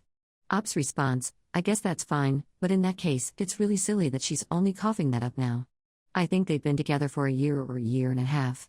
And she's dating someone with a kid, too. Isn't an ex to be expected in that scenario? Granted, our case is a little special because my niece's mother bailed and I'm there instead, but still. Aside from that, I can see that disrespectful thing in general, but really not with my ex, and I genuinely, the most we do is hug hello and goodbye, and that's normal in my country. As in, I hugged his girlfriend too. Aside from that, I guess I usually pop by on Christmas for an hour or two because of my niece. But outside of that, there's nothing that I wouldn't do with any other friend too. I do think she knows that. However, because when I asked her to give me examples or a situation where I could have made her uncomfortable, she couldn't say anything. Just that I bothered her. Update 1, next day. Hiya again. I thought I'd give you guys a little update in case any of you are interested. First, I did end up calling my ex after I came back from work last night. I was insanely nervous because I still felt, and still do feel, bad about rocking the boat, but yeah, you guys were right. It should be his decision if he wants to cut me off, not his girlfriend's. Now, after some regular chatter, I went in and told him what happened and even read him some of the messages his girlfriend had sent me. He didn't say much as I did, not that I expected him to. That man has a daily average of 15 words. 25 if he's feeling very chatty. And mostly just listen quietly. I couldn't gauge his reaction, so I kind of ended up rambling and mentioning some of the things you guys had advised me to, how he can step back if that's what he needs. I'd respect his decision on that, but how I'd appreciate it if we could keep my niece out of it, and all that. The latter part is kind of where he spoke up, mostly to snort "you idiot," and then he told me he already knew that she texted me because my boyfriend told him. They're friends and coworkers. My boyfriend apparently noticed that I was more upset than I wanted to let on and asked my ex to call me because something happened between her, me, and my ex's girlfriend. Which makes sense, by the way. I've asked my boyfriend if my behavior with my ex was ever uncomfortable or inappropriate after the girlfriend texted me, just to make sure I wasn't doing something wrong without being aware of it. And I have been stewing over this mess for nigh a week, so yeah. Not surprised my boyfriend noticed something was up. My ex chose to wait until I said something myself before breaching the topic, though. My boyfriend didn't tell him what exactly happened, but my ex sort of figured it was something like her telling me to cut contact. He then, once again, told me that I'm an idiot and that I should have told him immediately, because this wasn't on. The two of them, so he and his girlfriend, talked about this before, even before they officially got together, and he'd made it very clear that there was no way in hell he'd be cutting me off because I've been his friend before I was his girlfriend, and I've stayed his friend for long after that, and because I'm basically my niece's mom or the closest thing she has to a mom. So before they started dating, he told her that she'd have to be cool with that. He'd understand if she wasn't, but he'd not change his mind because I've done the legwork and she hasn't.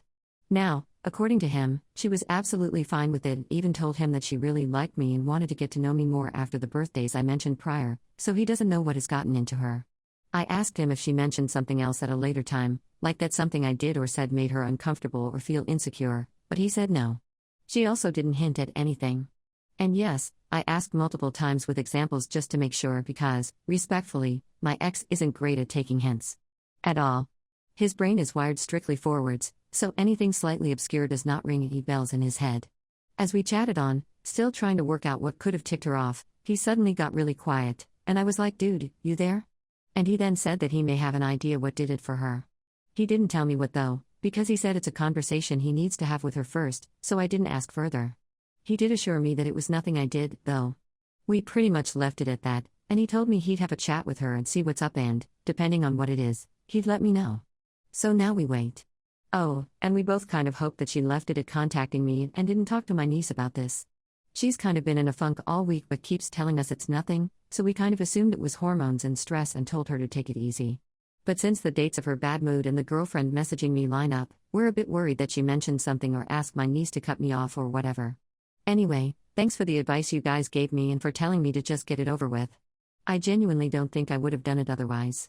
If I hear anything interesting, I'll let you guys know, but until then, I think this is it. Thanks.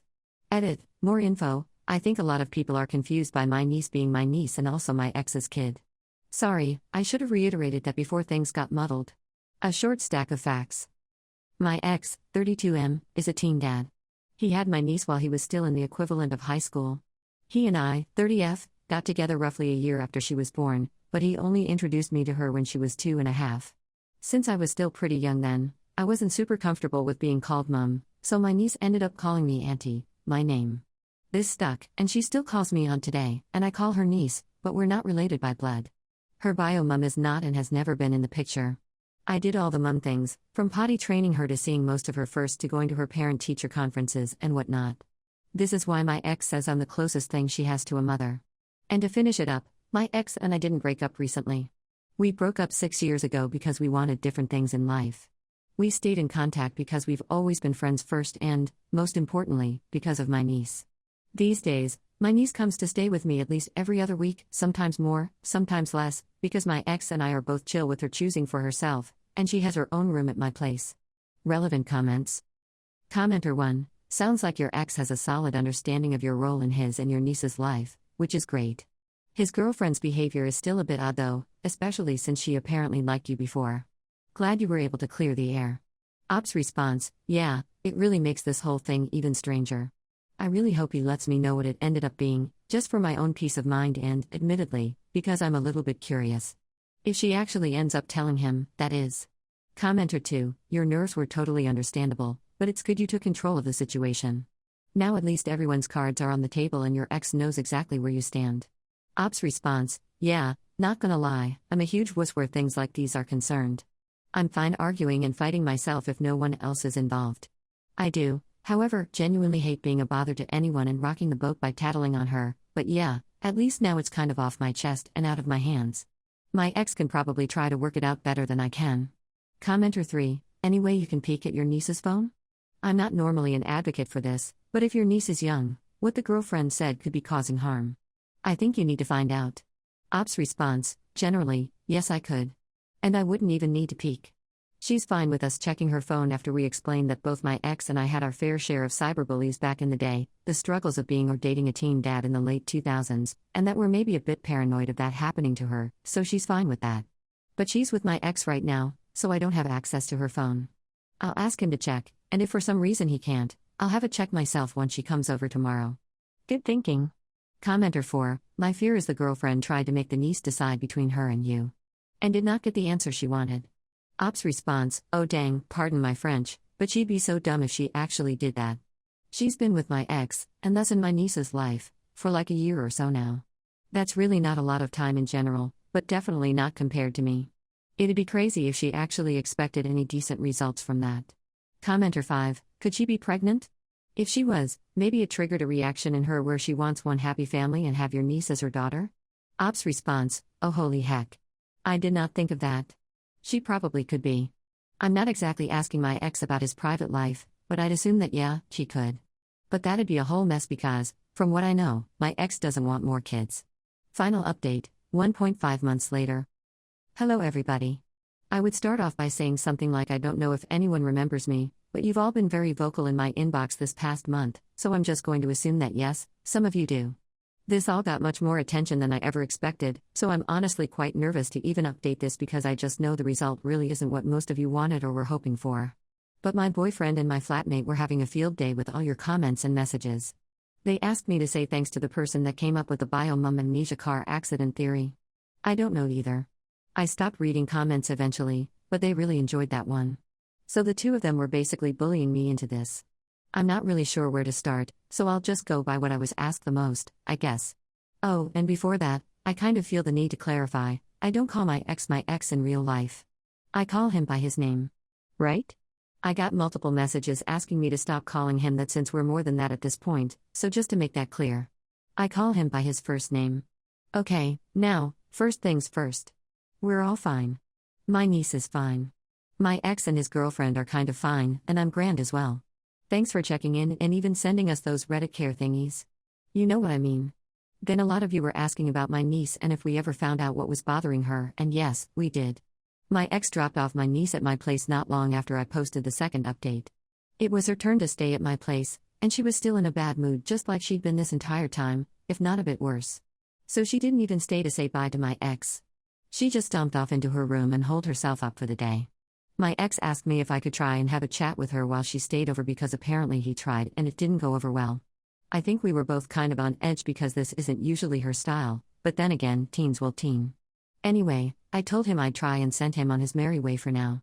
It took me a couple of days to actually get to the chatting. The first few days were really, woof.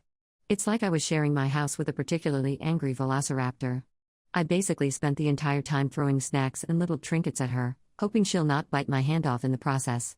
But eventually she cooled off enough, and with some fine needling and enough ice cream to feed an army, I managed to get some answers. Good news, the girlfriend did not talk to her. So lower thy pitchforks, Reddit. The woman is not a witch. Bad news, my niece did overhear the girlfriend bad-mouthing me on the phone, like some of you guessed. The girlfriend apparently didn't know that my niece was home. She came home early from school, and the girlfriend didn't hear her come in, so I doubt it was on purpose, but it still happened, and my niece did not take it well. She'd been in a bad mood anyway, just normal teen struggles, mind, including, God's help me, boy troubles. Does anyone have a handbook on how to handle that?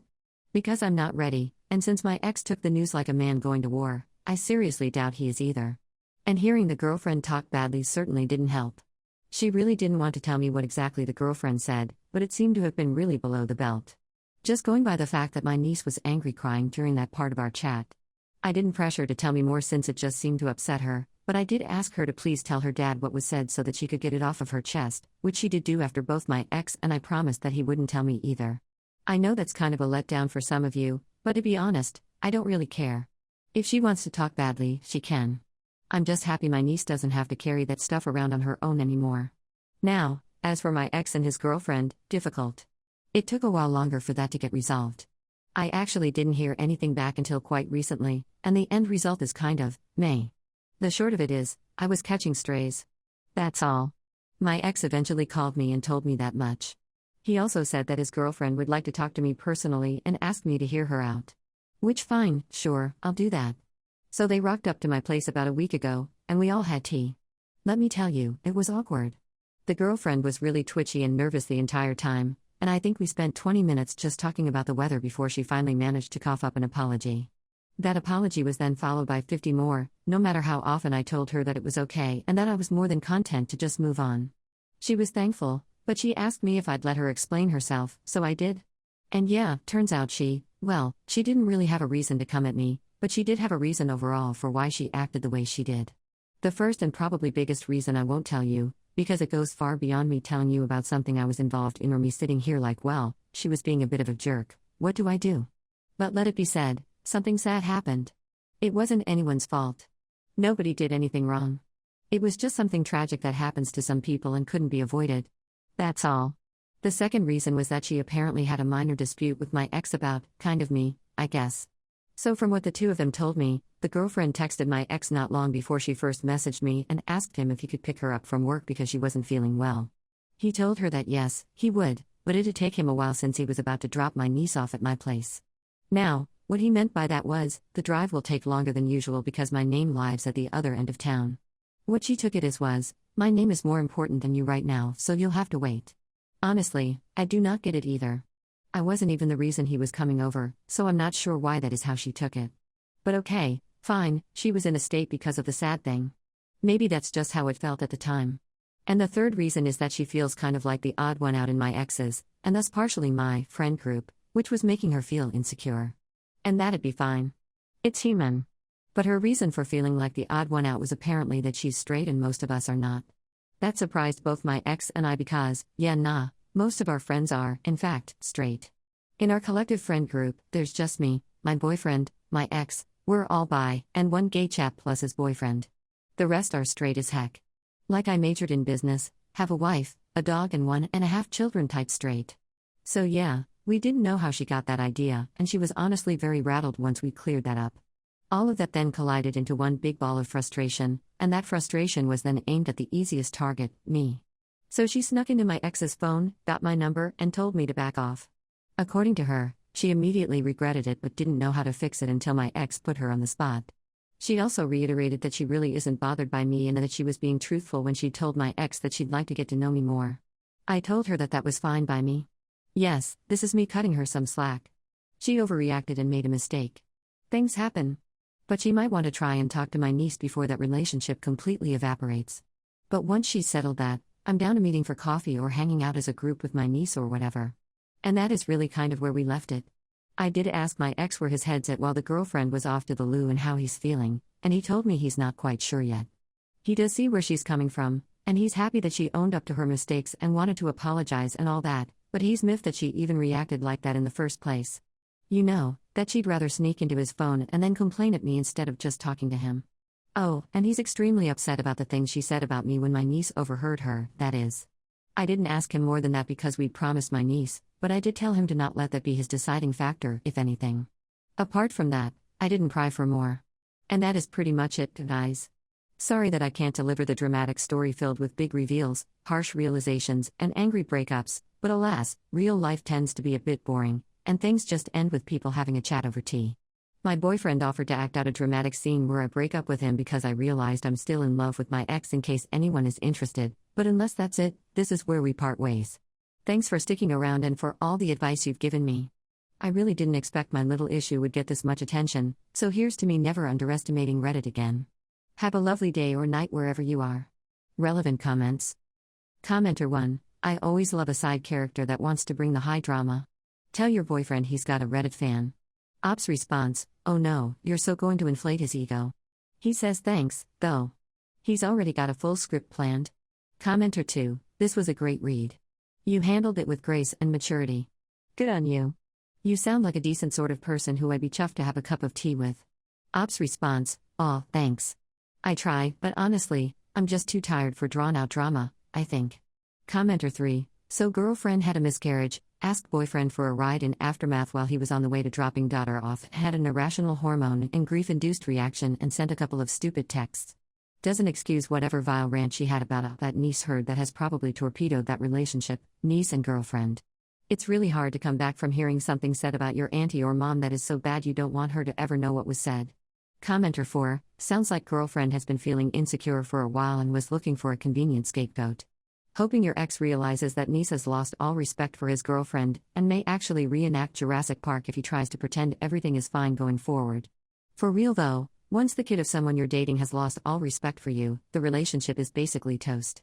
Everything will now be ex trying to choose between his girlfriend, an insecure adult, and his fierce teen daughter who clearly doesn't tolerate anyone talking badly about people she cares for. Please update if Teen Velociraptor makes a reappearance. Kids can be brutally hilarious. I just got my license and planned a 2-hour road trip to a theme park with my friends, but my mom said no because I'm a new driver, so I vented to my friends expecting support, but one of them told me we should respect her decision and called me immature for being upset, which made everyone else turn on me too. Posted by you/able_locksmith_9516. So I, 17M, just got my license a couple of months ago, and I was super excited to finally have some freedom and be able to drive places with my friends. One of the big things we had been planning was going to this roller coaster park that's about a 2-hour drive away. When I told my mom about my plans, she said she didn't want me to go. She said it was too far of a drive for someone who's still a new driver. I tried to tell her that it would be good driving experience and something fun and memorable to do before we graduated, but she didn't budge. I was frustrated, but at the same time, I get that she's my mom and her whole job is to worry about my safety, so I wasn't that mad at her. It was just disappointing that she didn't think I was ready, and that we wouldn't get to have this fun road trip I had planned. Later that night, I messaged my friends. I just let them know that the whole thing was off because my mom said no, and I was basically just venting a little. Most of my friends responded how I expected, yeah, that sucks, basically. But one of my friends, let's call him Jim, said that we should respect my mom's decision because she just wanted us to be safe. I said it felt like he was taking my mom's side over mine. That's when Jim told me I was acting immature. What made it worse was that my other friends started siding with him and telling me that I need to grow up for being annoyed about this. I told my mom about this conversation I had. I was curious if she thought my friends should side with me on this because they're my friends, or her because they agree with her. Instead of getting where I was coming from, she praised Jim. She said this showed I had good friends, and then added that good friends don't just back you up when you're wrong. That stung way more than her original no. At this point, I'm not even mad at my mom anymore. I get why she said no. Who really bugs me is Jim. I was just venting about how disappointed I was, and he turned around and made me feel like I was in the wrong for even being upset.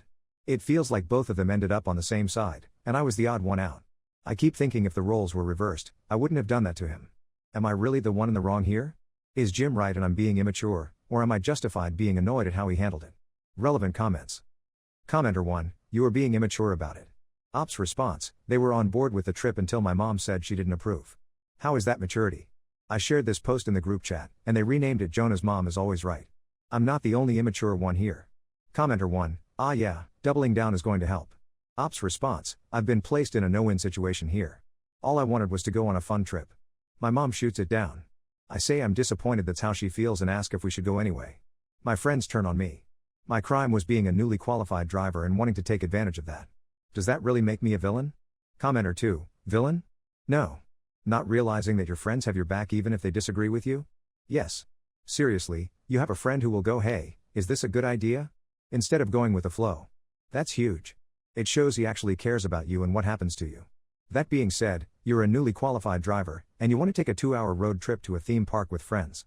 Have you ever driven with a bunch of hyped up excited teenage boys? They're distracting. Have you ever driven when you're mentally exhausted? Would not recommend. Have you ever driven when things go sideways? What do you do if you get a flat? You're a brand new driver. Practice driving first before making road trips. Commenter 3, yeah, Jim is right and you're being immature. Take a deep breath and apologize. Ops response, just feel like at 17, it's fine to be willing to take risks. I actually find it kind of puzzling that my mom not approving was enough to change his mind, because earlier, he did want to go on the trip. Commenter 4, it's fine to be willing to take risks, but it's not fine to be willing to risk the lives and safety of all your friends as an inexperienced driver trying to take a long, I assume highway, drive, which you will have to drive everyone home from after a long day when you're tired. For all we know, maybe nothing would happen, but maybe you'd crash. Maybe you and your friends could get hurt or worse. Everyone takes risks at 17. You're right. But is it worth taking this risk? After some reconsideration, which is normal and happens often when people hear different perspectives and opinions, it seems your friends are no longer comfortable taking that risk. That's okay. Commenter 5, info, is driver's ed really that lacking wherever op is? Even during lessons, we go on the highway here. Route on exam is decided by raffle, and even that can include highway. If we have 20 hours official driving lessons, we can drive anywhere in the country by ourselves as long as the education center signs off that we are qualified, as long as we don't take passengers so we can keep practicing until our exams. Commenter 6. In Vermont, people under age 18 are only allowed a junior license for the first 6 months. Those have restrictions such as not allowing them to drive for work, Uber, delivering pizzas, but also they're legally not allowed to drive with passengers under age 18 for the first 3 months. I did my driver's ed classes in New Hampshire, 20 years ago now, and we had an entire 2-hour lesson on the party in your car. The more distractions a driver has, simulated by having to sort a deck of cards while listening to music, doing addition problems, and having another classmate try to distract you, the higher the chance of an accident, and the statistics we were given then showed a huge difference between new drivers who drove alone and new drivers who had friends with them. Our driver's instructors also gave out personalized lists of things we could pass on the driver's test but still made them nervous about. I made mine nervous with driving on roads with 3+ lanes each way, lane changes, and traffic. A friend got warned about night driving and driving in bad weather. Another was told their attention started to flag and they made increasing mistakes after 30 minutes behind the wheel. So putting a new driver in a car with several distractions, for a long drive, presumably through traffic and lane changes, is asking for trouble. Op might convince his mom still. Options include a dry run. Hey mom, I want to treat you and younger sibling to the amusement park. If I drive both there and back with you in the car, and pay for our day there, will you let me do it again with friends?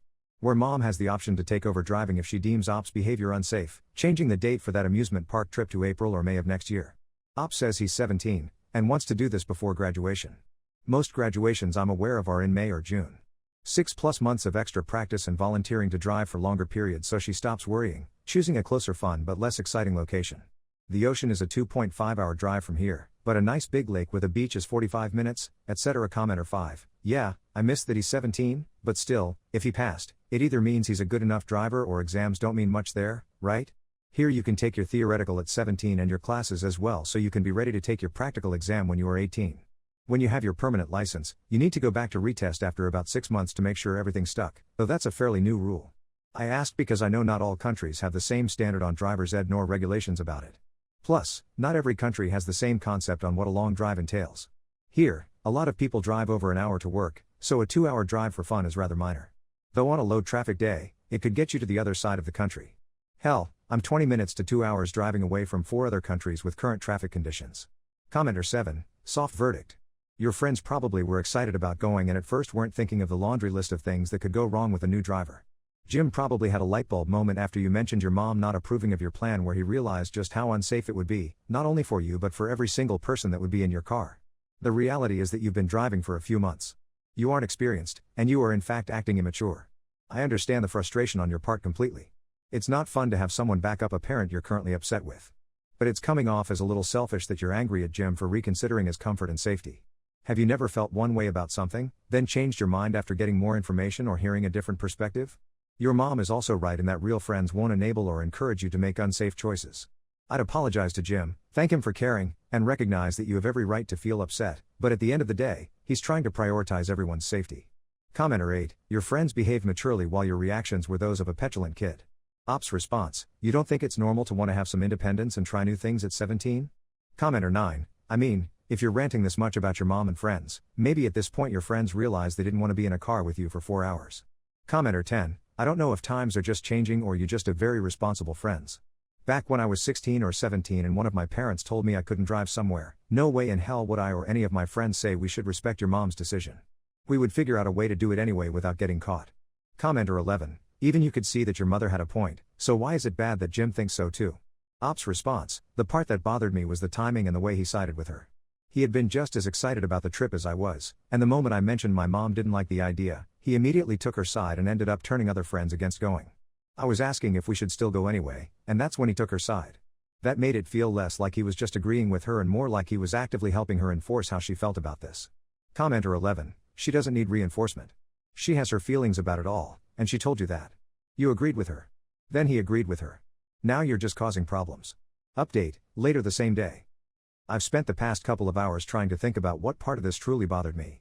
At first, I thought I was just mad because he sided with my mom, but after really thinking about it, I realized the real issue was that I didn't know how to respond to what he said in the moment. When I was venting, I was expecting the kind of support you usually get from friends when you're frustrated. Even if they don't agree 100%, they just let you blow off steam. But instead, Jim called me immature. That totally caught me off guard, and I didn't have any comeback or way to defend myself. It felt like he had kind of put me in a corner in front of everyone, and that made me even more upset. Another part of why I took it so hard is because, honestly, I really wanted this trip to be something that would bring me closer to everyone. I've always felt like I'm on the edge of the group sometimes, and I thought being the one to drive us on this big adventure would show them I was dependable and fun to be around. So I guess the reason I was so annoyed is because the whole situation made me feel powerless. I couldn't convince my mom to let me go. I couldn't get my friends to see my side, and I couldn't even properly explain why I was upset. It's like I was frustrated on 3 different levels at once, and it all came out as me being mad at Jim. I'm still disappointed the trip didn't happen, but I think the reason I was upset with Jim had more to do with me feeling like I lost control of the situation than with what he actually said. I just didn't know how to deal with that in the moment. I did talk to Jim afterward, and we managed to clear the air. He said he hadn't meant to make me feel singled out, and he genuinely thought he was just looking out for us. Once we both explained where we were coming from, things felt a lot better, and we're good again. My senior co-worker gave us 6 tickets to his wife's performance, saying she wanted singers for future shows and never mentioned paying. Then after we watched the 20-minute belly dancing event and tried to leave, his wife cornered us, demanding $360 total because apparently we owed $60 each. Posted by you/Casimir. Obviously, we're in shock. A senior co-worker, let's call him Scott, came up to a co-worker of ours, Rebecca, with tickets to a performance his wife set up. He gave her 6 tickets to the performance, and told her that his wife was looking for singers in future performances and they wanted her to check it out. At no time did he mention price or buying the tickets. He just gave her the tickets and invited her to go. He didn't even really tell her what the event was. He didn't mention there would be food or anything. She invited 5 of us to go with her to check it out. We all believed it was free because usually when you get tickets, they've already been paid for, plus he hadn't said anything about paying for them. On the tickets there were 3 prices, $25, $50, and $60. We all ate before we got there because we weren't aware there was a dinner with it. We showed up 5 minutes late with the tickets, and Scott was at the table taking tickets. He told us to take a seat and he'd get the tickets later. We didn't think anything of it and grabbed a seat. They ended up bringing a plate of appetizers around, and then the performance started. The performance was interesting, belly dancers and some circus-type stuff, and lasted about 20 minutes max. After it ended, we munched on some appetizers and chatted for a bit. They started bringing food around, but we'd already eaten dinner, so we got up to leave. As we were leaving, Scott's wife stopped us and said there was a misunderstanding and we had to pay. We asked how much, and she told us $60 each ticket. She told us we should just stay and eat the dinner they were serving because we were going to pay for it anyways. She also looked incredibly angry at us. She told Rebecca to bring the money to work on Monday to give to Scott. We left without touching the dinner and with a bad taste in our mouth. She didn't even give us the option of paying $25 for just the performance. Here's the thing, we can't afford it. None of us would have gone if we had known it would be $60. In fact, we went mostly as a favor to our co-worker's wife and weren't super excited about it. If they had told us at the door it was $60, we would have gone home. Now it's awkward because we don't know how to approach it with Scott. He has a higher position than us in the company, and we don't want to step on his toes or insult his wife. But on the other hand, we feel that we were scammed, and we all can't afford this. How do we go about dealing with this issue? Should we refuse to pay them back even if it creates an awkward workplace? Should we just consider it a lost cause and pay up? Did we mess up because we expected them to be free? Reddit, what do you think? What should we do? Update 1, same day. Whoa, this blew up. Thanks all of you for your comments and helpful advice. I obviously can't get back to all of you, but I have read all of your comments. I have sent this page to my coworkers so they could read through as well. We've decided to talk to Scott tomorrow and see what he says. We are hoping he apologizes for the miscommunication with his wife and eats the cost. If he demands the money, we've decided the most we are willing to pay is 50% of the tickets, $30 each. More than anything, that is just to keep the peace at work because he is our superior. Still nonsense, but it is what it is. If there are further issues, we will bring it to our company's attention. Obviously, we will never deal with this man outside of a professional work environment ever again. I will update tomorrow with what he says and how the conversation works out. Thanks again, you wonderful Redditors. Relevant comments. Commenter 1. Scott's wife stopped us and said there was a misunderstanding and we had to pay. Scott gave Rebecca the tickets. Scott's wife needs to collect the money from Scott since it was Scott who gave the tickets away. The misunderstanding is between Scott and his wife, not between Scott and Rebecca. Ops response, I'm wondering if this is it. Like maybe there was miscommunication between the two of them?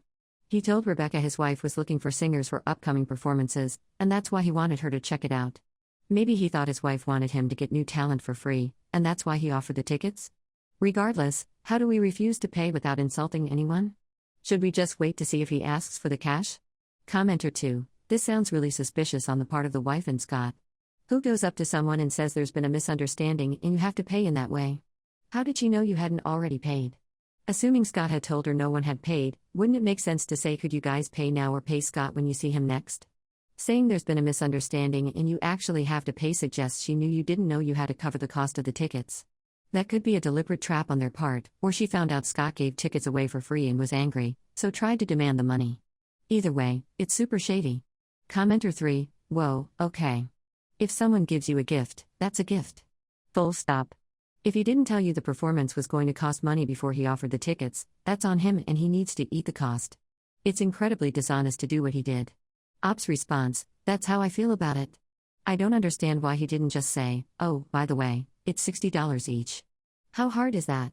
Especially when we were at the door, why let us in without paying? It seems super shady and unfair to me. Commenter 4, everyone knows that if you sell something, the price needs to be discussed in advance.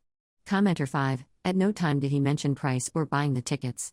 I'm curious to know exactly how the conversation went between Scott and Rebecca when he gave her the tickets. Seems that all involved should get into the same room and listen to their explanation. If it appears this will have some effect on working conditions, bring Scott's boss into the meeting. He or she likely won't have to do anything, just be an impartial observer. Ops response, according to Rebecca, he dropped the tickets on her desk and said his wife was creating a performance company and wanted future singers and actresses for her upcoming performances. Rebecca is a fantastic singer and musician. He said she should check it out to see if she was interested. He never mentioned the money. Obviously, we would never agree to go to an expensive performance we can't afford. She invited us along to watch it because he dropped off 6 tickets in total. Fingers crossed this won't get to the point of getting the boss involved. We don't have HR in our company, so the boss is the next step, I guess. Update 2 days later. So a few days ago, I posted here asking advice about a situation involving a superior of ours, his wife, and 5 coworkers of mine. My superior gave us tickets to his wife's show. He never mentioned we had to pay, and his wife asked us to pony up $60 a ticket as we were leaving. Well, today we went to work and confronted him about the tickets. For those of you who thought he was embarrassed about the situation, you were absolutely correct. He apologized, saying he also didn't know we had to pay for them, and he would talk to his wife about it. He also asked if we thought any differently of him and if this was going to cause any issues at work. Clearly, he was aware of how shady this whole thing came across and was worried it would wreck his work relationships. He made it clear that he doesn't expect us to pay for the tickets, and I'm assuming from this point forward, the issue is between him and his wife. So if you said he'd be mortified and it was miscommunication between him and his wife, you were right. Thanks again, Reddit, for all of your advice. It really gave us something to think about and helped us come up with a game plan. Keep it cool. I've been saving half of my son's Social Security survivor benefits for his future and giving him the rest for expenses. Then my on-again off-again boyfriend proposed we get a house and said my son's check should cover part of the rent while his 3 kids don't have to pay because they don't get government money. Posted by you/original entry 7871. My 38F son 15M receives $1,100 a month in Social Security survivor benefits from his late father, who passed away when my son was 5. My boyfriend, 40M, and I have been in an on-again, off-again relationship for a long time. Things have been good recently, and he's proposed. We're planning on getting a house together. I have my son, and he has 3 children, but only one of his kids would be living with us full-time. The house we are looking at is $2,500 a month. My boyfriend's proposed budget is for him to pay $950, for me to pay $950, and for us to use $600 from my son's check for the household. He suggests we can then put the remaining $500 from the check into savings. My current practice is to give my son half of his check, $550, for his personal use and save the other half for him. I think that since he's almost 17, he should have some control over his money. My boyfriend disagrees completely. He thinks that since we are going to be a family, all the money should be pooled together for shared expenses. He thinks I'm wrong and selfish for not wanting to include the survivor benefits in the main budget. We've been going back and forth on this, and I'm feeling incredibly uncomfortable with his expectation. I feel like the benefits are my son's and should not be used to reduce the adult's portion of the bills. It feels like he's trying to make me subsidize the household using money that was meant for my son's care and future, not to pay his own share of the bills. Am I wrong here? Is it selfish to keep my son's check separate and manage it for his benefit alone? Or is my boyfriend's financial expectation a red flag for our future together? Relevant comments. Commenter 1. He doesn't need $550 a month. He should have a job for spending money. Go see a lawyer about options with this house. Get a cohabitation agreement. What if he says I'm not paying mortgage share or utilities, etc.? You can't kick him out. Don't give your boyfriend any money as it's your son's. Ops response: he does have a job, but he has a car, so that money goes for gas and upkeep, and because he's in school, he doesn't work a lot, only like 2 days a week. Commenter 2: is he 15 or almost 17, because I'm reading both ages in the post? For what it's worth, the son will stop receiving benefits at age 18 or when he graduates high school, whichever is later. So they shouldn't be budgeting anything short-term like that into a budget.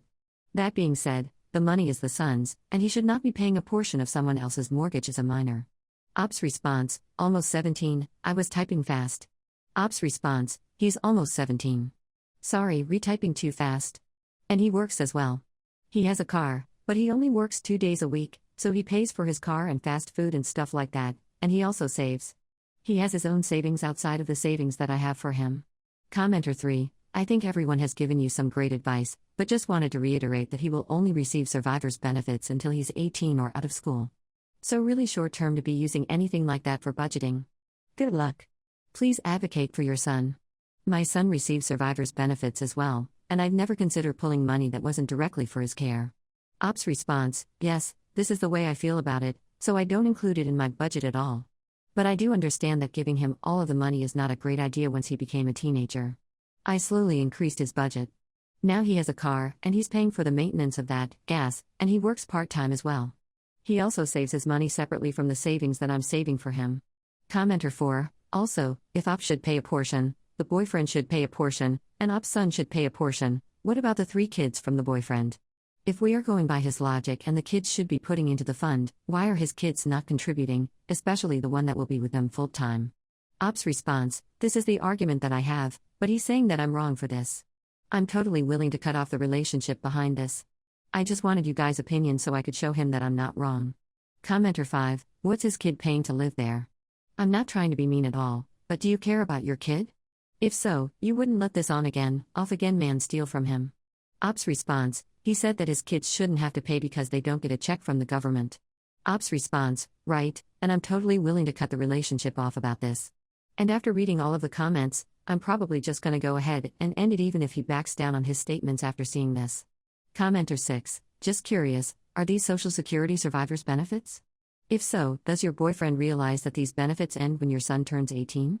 How does he propose to fill the financial gap once that happens? Ops response: yes, they are, and I said that to him as well. Commenter 7: I'm so proud of you, honey. You totally got this. Just imagine how much more calm life will be when it's just the two of you. Ops response: thank you. Luckily, we don't live together now, and honestly, I'm happy. This conversation came up today. It's making me rethink everything. I'm gonna give him back the ring and call everything off. Everyone just reinforced what my gut told me. I'm not crazy, and it's wrong. Before I made this post, I was really feeling like it wasn't gonna work, and this would be my hill to die on, but all of these comments really opened my eyes. I gotta work on my people-pleasing tendencies and start trusting my gut. Ops response: me and his dad wasn't married. We were engaged when he got in his accident. That's why I don't get benefits directly. Honestly, I make a decent income.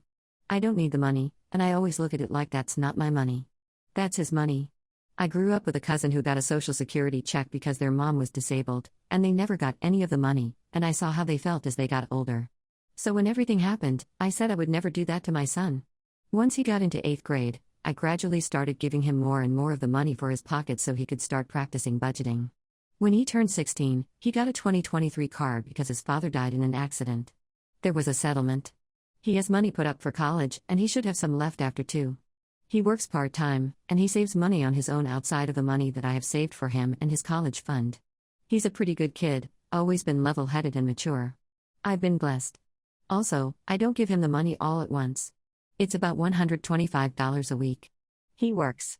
His check is probably about $200, so he only has about $300 to $400 a week, and he saves a lot of it. He has a pretty big chunk saved up on his own. Again, he's a very responsible kid. He paid for his car maintenance, fast food, dates with his girlfriend or hanging out with friends, or any expensive clothes or shoes, items that he would like outside of what I purchased for him. Update: 4 days later. Following my original post, I ended the relationship with my ex over the weekend. The breakup escalated into a heated argument, with him repeatedly calling and threatening to go to my mother's and grandmother's homes to cause a scene. I had to call his mother to calm him down. This was the final straw for me. In the argument, I also discovered he is not paying child support for his minor child. Combined with his abusive and manipulative behavior, our engagement and plans to buy a house are off. For those who commented about the $500, my son is a very responsible young man whose college is already paid for. He has a car and a part-time job, and saves a significant portion of his spending money. The issue was never about the amount, but about my ex's manipulation regarding our finances to gain control. I am now focused on my and my family's safety. I have blocked all contact and am documenting all threats in case legal action is needed. Thank you for your support. I am choosing my well-being and can finally feel a sense of relief and strength. My sister acted like she wanted to help get my dad's blessing for my relationship, but instead she invaded my privacy, reading years of texts and emails, then gathered the whole family for an intervention, claiming my boyfriend was gaslighting me and threatening a restraining order if I didn't end things immediately. Posted by you/I1 Topbreak. This has been sitting in my drafts for 6 months now. I, 25F, met my partner, 29M, in 2020 while I was finishing my undergrad studies, and we were both in the same field. Our first conversations were deep about our personal philosophies, culture, faith, and our views on the world, and we quickly realized that our values aligned so well. He's funny, attentive, smart, talented, and ambitious, and I was so in love. I still am. We made it official 2 months in. And low-key, we both knew we wanted to marry each other already, but of course we didn't rush as we were still finishing up school. We have the same religious background but not the same ethnicity. And for this reason, both of us were nervous to tell our parents about our relationship because we didn't know how they'd react.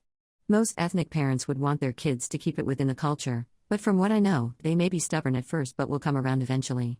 Right? For me, ethnicity is a non-issue. We're both religious, so having the same faith is more important in my opinion. I thought my parents would think the same. Because if they're so religious too, then they shouldn't place their cultural values over their faith. Anyway, my partner didn't wait too long to tell his parents. They and his siblings were very supportive and welcomed me with open arms. I, on the other hand, hesitated for the longest time because I really had no idea how my parents would react. I'm a bit fearful of them. And honestly, my relationship with my parents isn't that close. Of course they're caring and all, but not in an emotional way where I can come up to them and be vulnerable about something. Definitely not my dad. This is where I'm at fault, because even if it was hard for me to be honest with them, I should have just done so instead of hiding my relationship from them. My siblings knew before my parents. They didn't care, but my sister, 29, on the other hand, being the eldest, aka the third parent, was too panicked about it and advised me to just end the relationship because an interracial marriage is going to be complicated. But that's not the advice I needed, and I didn't want to just end the relationship either. I truly believe he's my soulmate. Her entire attitude towards it was kind of just, I gave you my 2 cents, I don't want to be involved in this mess. I think it was a year into our relationship, and my mom found a birthday card from my partner in my room. She found my stash of greeting cards from him and read them all. She confronted me with them, and she wasn't even mad, but when I told her about his ethnicity, she freaked out. She made me tell my dad, and he just laughed in my face and didn't even let me talk. Took a couple of days for my mom to calm down because honestly, she really was overreacting. The conclusion was they ain't happy with the relationship and wanted me to end it. I didn't want to, of course. It was swept under the rug, and for the next 3 years, my partner and I continued our relationship and even went on some trips together, but my parents were in the dark about the specifics of it all, which, of course, the dishonesty is very wrong, but in my mind, they didn't create a safe space for me to be honest with them. I couldn't just tell them, oh hey, I'm going out for dinner and he's going to be there, bye, love you XO. The conversation about us would only be brought up occasionally in those 3 years, because at this point, me and him are ready to get engaged, and we just need my dad's blessing. It would always end in an argument, feelings hurt, and no blessings given. They refuse to even meet him.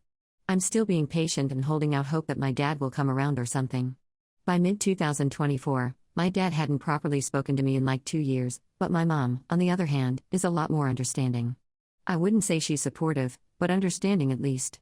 In her words, she just wants to help me avoid an unsuccessful marriage because in her mind, interracial marriages just don't work, but if I'm so sure about him, then she will be by my side, and if it fails, she'll be there with open arms.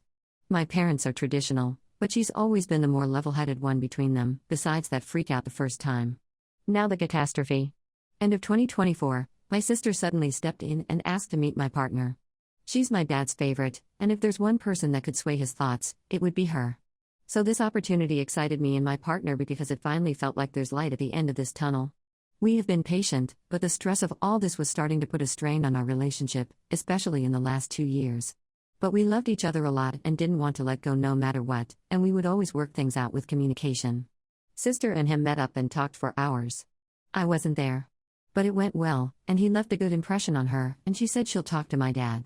Side note, him and I discussed beforehand that we don't need to disclose how many times we saw each other or what trips he was involved with. We know that dishonesty and hiding was wrong, but we felt like we were entitled to that privacy at the very least. He's the type that loves honesty and just says forget what people think, but I just didn't believe honesty works with my parents. Especially my dad, because he's someone that's very critical and will shame you for your different values, beliefs, whatever. Now, I thought things will be dandy from here on, but my sister was acting weird and distanced, and when I would ask her what's wrong, she would brush it off. 3 weeks of this pass, and it's the new year now. My mom sent me off to do some errands for her at a suspicious time of the day, and I really felt like something was off. I come back home, and my parents and siblings are all in the living room telling me, "Sit down, we need to talk." My heart dropped. I'm sorry if this is not very detailed because honestly, that event was so traumatizing. They said they hired an investigator to find out everything about my partner and what our relationship entailed. That was a lie, of course. My parents didn't want to admit it was my sister that went through my devices and looked through all my messages and emails and ransacked my entire room. She proudly admitted to it later. And from their findings, they concluded that he's a liar, a gaslighter, a manipulator, and that I'm a victim of this relationship. They said they found out about all our dates and trips and are holding him accountable for it, that I was forced to lie and do things against my will, and that him showering me with gifts is just a way to manipulate me. A lot was said, and I just felt embarrassed and humiliated. It was 6 against 1, and I couldn't say anything to defend myself or him. I felt like I was being stripped naked as they went on and on and on about what they uncovered and whatever conclusions they drew from them. Him and I are semi-long distance, so most of our talks are through text, so for them to read everything, like my vulnerable side that I only felt comfortable showing him, our intimate conversations, our arguments where we both showed some really ugly sides of us, it just felt so invasive. They claimed he's putting a wedge between me and them and that I was ruining the family peace. They wanted me to feel shame, and it worked. In the end, I was given an ultimatum, and I felt like I had no other choice but to just agree with them and leave him. I was numb. They made me block him, and my sister texted him that we're over and threatened to file a restraining order if he were to come near me. He didn't answer that text. I was numb, and I couldn't even cry anymore. I surrendered. I couldn't even fight anymore. At that point, I was just nodding and agreeing to whatever they say. The following days, they were so nice to me, because I was a good daughter and I complied to them. And they were the heroes that saved me from a toxic man. But I'm on house arrest and on close watch. I had to hand over my phone when they asked so that they make sure I never reach out to him. My soulmate was ripped away from me, and I didn't know what to do. 2 to 3 weeks later, I woke up a little from my numbness. I was angry. I was angry at my sister for betraying my trust. I was angry at my father for being so bigoted. I was angry at all of them for invading my privacy. I was angry at the entire situation because it's not my fault they never gave me the support and comfort to even be honest with them. I made mistakes, but I blame them for it. I cried to my mom about it, and I told her, "You know what, I don't care if you guys think he's a bad person. I would rather learn that on my own than to be forced to leave him and regret it my entire life. They treat me like a kid." I told her I will always be angry at them for what they did. She urged me to talk to my dad again and tell him what I told her.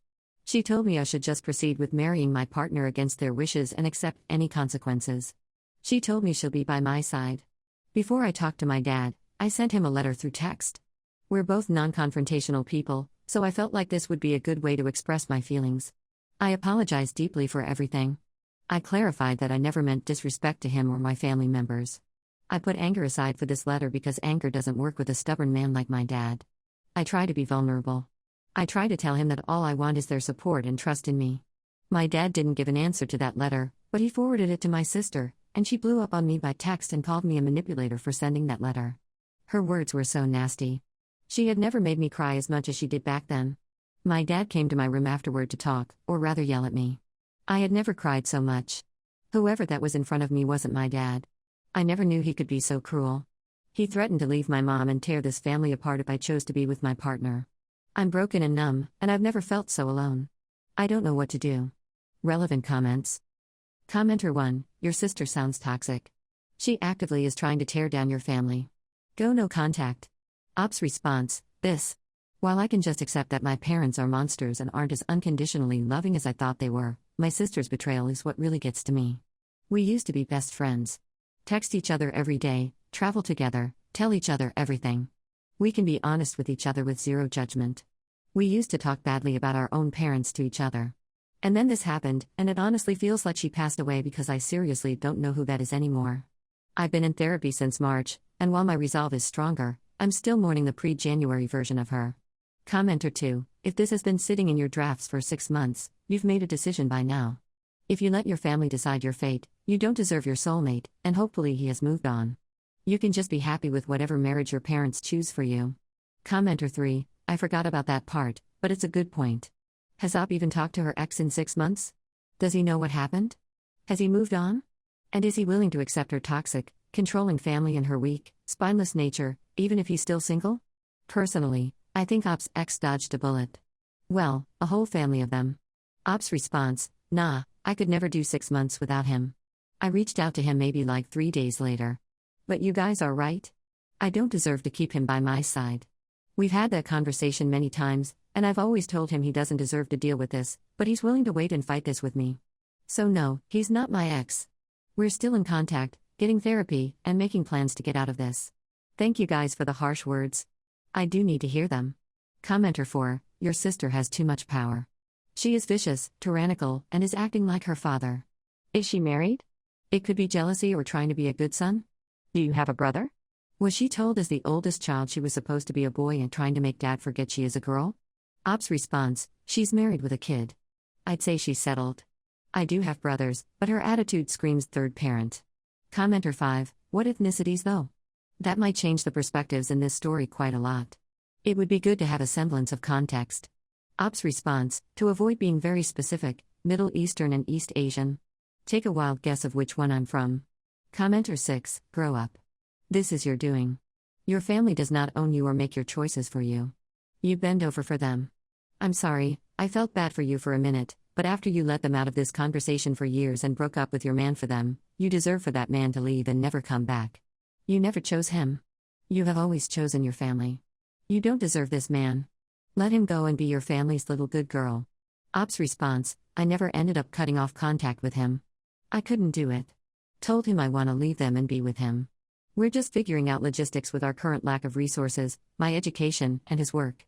Update, a bit over 2 months later. Hi guys. I really do apologize for the late update. I really did not expect my post to get that many replies, but I'm so grateful for all the advice you guys gave me. Thank you. When I wrote that first post, I was all emotional and depressed, so reading it now, even I can sense the oh poor me tone in it. January me was probably expecting lots of sympathy or whatever, but you guys were harsh, and to be honest, I needed to hear that. You guys are completely right. While what my family did was evil and wrong, my life is in my hands, and it's my fault for not stepping up for myself and my partner sooner. I can't keep expecting things to be done for me. I wanted to make this post to clarify some things and update you about what has happened since January. It may not be the most satisfying update, but I at least have changed a lot since then. First of all, I am still in contact with my partner. I don't blame you for assuming otherwise since that post was uploaded months later, so it was pretty confusing. When my family did the whole thing of making me block him everywhere and take my devices, and basically threatened me to not talk to him, that lasted like maybe 3 days. It was in the middle of the night. I was crying hard because I missed him, but also because I'm here, alone, extremely heartbroken, just wishing someone would hold me and show some sort of real care towards me and what I'm going through, and I realized, wow, my family really doesn't give a care about me. Like, at least check up on me? When they would, it was more of a just making sure you know your place type of checking up. So I reached out to him and told him everything. There was a lot of I told you so from him, and I really do give him a lot of credit for putting up with my nonsense. My entire life, I was trained like a monkey, as one of the comments said, to be obedient for minimal reward, and I thought if I was just gentle with my approach and still did everything they wanted from me, I would get what I wanted in the end because I earned it, right? No. And this is not a unique experience, unfortunately. This is so common with people in many cultures because parents for some reason believe they are entitled to make choices for their adult children. My partner was understanding and helped me finally see that the environment I'm living in is toxic and abusive. And no amount of obedience and kindness is going to make them respect me. I've been getting therapy for months now, and shocker, it really helps. I would always question what I did wrong and how I can approach them differently to get different results. I would always question why my sister would betray me like that. I would always question why my father would tell me I deserved to be hurt, and so many other questions, but I've let go of caring for any sort of answer now. I've let go of the idea that I need any approval from them. I've let go of ever having a civil conversation with them. I've let go of any expectations. I still live with them, unfortunately. I don't talk with my dad, and I don't talk with my sister. I keep things cordial with my mom, but I don't trust confiding in her anymore because at the end of the day, she feels the need to side with her husband. Her 60-year-old man-child of a husband that's been verbally abusing her for years now and throwing tantrums anytime things don't go his way, but instead of making him aware of himself, my sister and mom just choose to give him what he wants no matter who it hurts. I still have 2 years of education with no income, and I need this degree in my career, so it wouldn't make sense to drop out temporarily. But I'm working on trying to find something on the side to depend on, and move out as soon as I can. To everyone saying he should leave me, I agree. Any man would've. Good thing he's an angel. Relevant comments. Commenter 1. Why can't you marry your boyfriend and still finish school? Surely you don't intend to keep your crazy, controlling family in your life after what they've done to you. Commenter 2. Why can't you marry your boyfriend and still finish school? I'm guessing her parents are paying for school. Still nonsense though. Ops response. Nope, they're not paying. Ops response. Just figuring out logistics, and I don't want to get into too many details where a certain devil might come along and sabotage things again. I'm taking out loans for school. I'm not necessarily waiting to graduate to get married, but it was an arbitrary deadline we placed for ourselves, because things would certainly get easier afterwards. I can just find a job in another city and get out of there. But of course, the sooner the better. I looked into moving schools, but that would mean starting over because my field of study is not transferable. Rent is expensive, and I need to figure out a way to fund that. Him and I are from different cities, hours away, so I can't move there. Move to a friend's? I truly don't trust what my family is capable of anymore, and I don't need to subject friends nor their families to this mess. Commenter 3. If your father's not paying for anything, why do you need to live at your parents' house? Are you fully financially dependent on your parents? Ops response. But just to be clear, I live in their house, but I don't rely on them for spending, and I haven't for the past 5 years or so. I had a full-time job before, and I used the small amount of savings I had to keep myself afloat, but it's not enough to rent. There's a minor surgery I need to do, and I've been postponing that just because I don't need them stepping in and paying for it. The last thing I need is another favor from them. They will surely hold that over my head and call me ungrateful. Ops response. Look, I agree, but there's a clear difference between them paying for my housing versus I simply exist in their house. I'm not living in a fancy apartment that they're paying for, nor are they paying for my school nor any of my spending. My presence or not is not making any financial difference in their lives, and it was extremely important for me to get to this point. I don't have the means right now to pay rent, but I'm figuring things out, and I'm packing my stuff up discreetly in the meantime. So that when I do find the means, I'll be out of there. Commenter 4. Reading this now many years later, this is hard to believe, and yet I totally understand. I have been there. After I graduated medical school, I moved away from my family and met someone, another resident, that I wanted to marry. My parents did not approve. For one thing, he was not of our faith. As the wedding grew closer, they tried to have me committed. Fortunately, I had seen this happen to a friend and was able to avoid that. However, having grown up in this very close and very controlling environment, even as a 27-year-old, I found it very hard to break away from the family. I have enormous sympathy for Op. I hope that she does find the backbone, the strength, and the love to step away from her family and pursue her happiness. Op's response. Thank you for your comment. It really isn't easy. I can finally see things for what they are, but having to plan an exit while also battling the trauma feels like I'm swimming against the current. Commenter 5. I understand where you are. It took me 4 years to work my way out of my parents' house. The only advice I have? Don't do this for a man. Do it for yourself. Your main goal has to be self-sufficiency. Because a relationship will not work unless you meet on equal footing. You have to be mature, independent, and secure in yourself first. I'm not saying break up with him. I'm saying know that being with him is first choice, but not your only choice. Op's response. That's a very good point. And my therapist brought this up to me as well. I guess she wanted to make sure I'm not feeling any pressure to do anything because of a man, but rather it's because I truly can't stand my family anymore and mainly because I want to feel independent for once. Thank you for the advice. Op's response. I don't want to sound like I'm defending her, because she's a grown adult and she should know better, but unlike my sister, I find that my mom sides with my dad more out of fear and obligation rather than actual agreement. One moment, in private, she'll be telling me to do what I want and that she'll be here for me no matter what, that she's my best friend and she doesn't care if dad leaves her for it.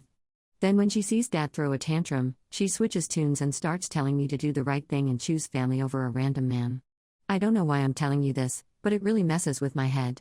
Because it really seems like she's a victim of this crappy marriage with my dad. But then it makes me wonder, is she just trying to paint herself as the victim in front of me? Is she trying to make me feel bad? So that I'll do exactly what she and my dad want? But at the end of the day, I'm not here to save everyone. I'll do what I need to do to get out, and if that encourages her to leave too, then good. If not, then that's her choice. Op's response: no, you're right. She's an enabler. She can say anything to sound like she's nothing like him, but she's choosing to put up with him and allowing him to abuse us like that. And honestly, the worst part is them continuing to let us see how he treats her. For the longest time, I was convinced I don't want to get married nor have kids because of the example they set. Like, put culture aside, their relationship is truly so toxic, and I'm uncovering how much that's affected me through therapy. Yeah, I'm not believing her words. I made a lighthearted comment about being glad we had no brothers in our all-girl family. My brother-in-law got upset and revealed my sister told him she had a twin who died at birth to manipulate his savior complex. Then everyone acted like me, exposing her decade-long lie was worse than the lie itself. Posted by you/lurkandaway85. Usually a lurker, but something happened tonight that has me incredibly confused. Apologies in advance for the length. Backstory: I'm the eldest of 4 sisters. We're stair-stepped, 2 years apart. I'm Meg, 38, Joe is 36, Beth is 34, and Amy is 32. Our parents used to joke about how they kept trying for a boy but finally gave up after girl number 4. Not gonna lie, it hurt our feelings a little, especially Amy, but they stopped that and assured us they wouldn't change anything. Every one of us has at least one daughter. I am the only sister that has a son. At 17, he's the eldest grandchild, and I'm fairly certain he's my dad's favorite person in the world. They are best friends. It's adorable. Okay, now that you have the backstory and fam history, let's talk about tonight. My son, who is very intelligent and absolutely crushed high school, recently received his acceptance letter to a pretty prestigious university. Full ride? We are incredibly proud. My folks wanted to throw him a little congratulatory party, and tonight worked for all of our schedules, which is no small feat, 4 different families with 11 kids between them, so we all headed to the folks' house for pizza and cake. At one point, Amy brought up that it is Sibling Appreciation Day, and Mom said she wanted all of her girls to say what we appreciate about our sisters, and we go youngest to eldest, with most of the compliments going to me, as I was kind of a second mom to them. I told each of my sisters how much I loved them, among other things, and then finished my speech off saying something like, and I really appreciate that we didn't have any gross boys stinking up our house. All of us but Beth and her husband laugh. Beth's eyes got really big, and her husband, Chase, looked at me like I was something he scraped off the bottom of his shoe. Suddenly, he says that's pretty messed up. I said something like, I don't know, Chase, I've smelled you after your workouts, it's pretty bad, and he got even more mad and said, how could you talk about Tyler like that? And Beth starts losing her mind, guys. She's grabbing him by the arm and begging him to hush, saying they need to go home now, etc. So naturally, I'm like, who is Tyler? Well, friends, apparently Tyler is Beth's twin that died during childbirth. And it made our folks and me so depressed that nobody is allowed to speak of him or reference him, ever. Beth forbade him from ever mentioning to any family member. After Chase told us this, nobody said a word. It was so tense. Finally, I just kind of bluntly said, I'm not sure why, but Beth lied to you about this. I think you guys should talk about it, but I don't want to hear anything else about this tonight, as we're here to celebrate my son. After that, Beth burst into tears and ran into her old bedroom, with Chase, Mom, and Joe following her. The party never fully recovered, and they took off pretty shortly after that. I stayed behind to help clean, and so my dad and son could hang some more. While I'm doing the dishes, my mom scolded me pretty harshly about calling Beth a liar. If the baby shoe fits, mother. My dad said I wasn't wrong, but I embarrassed Beth. What the hell was I supposed to do? I was getting chastised over a lie? Absolutely not. Beth also texted me that I messed her over, and a text from Chase's phone told me I was the actual liar's sister, and everyone knows that. Amy is on my side, but she and Beth always butted heads. Joe claims she's neutral, but she also told me I didn't have to call her out like that. What the hell else was I supposed to do? Just take the lashing? And why is everyone acting like me calling out what I consider to be a pretty heavy lie is worse than the lie itself?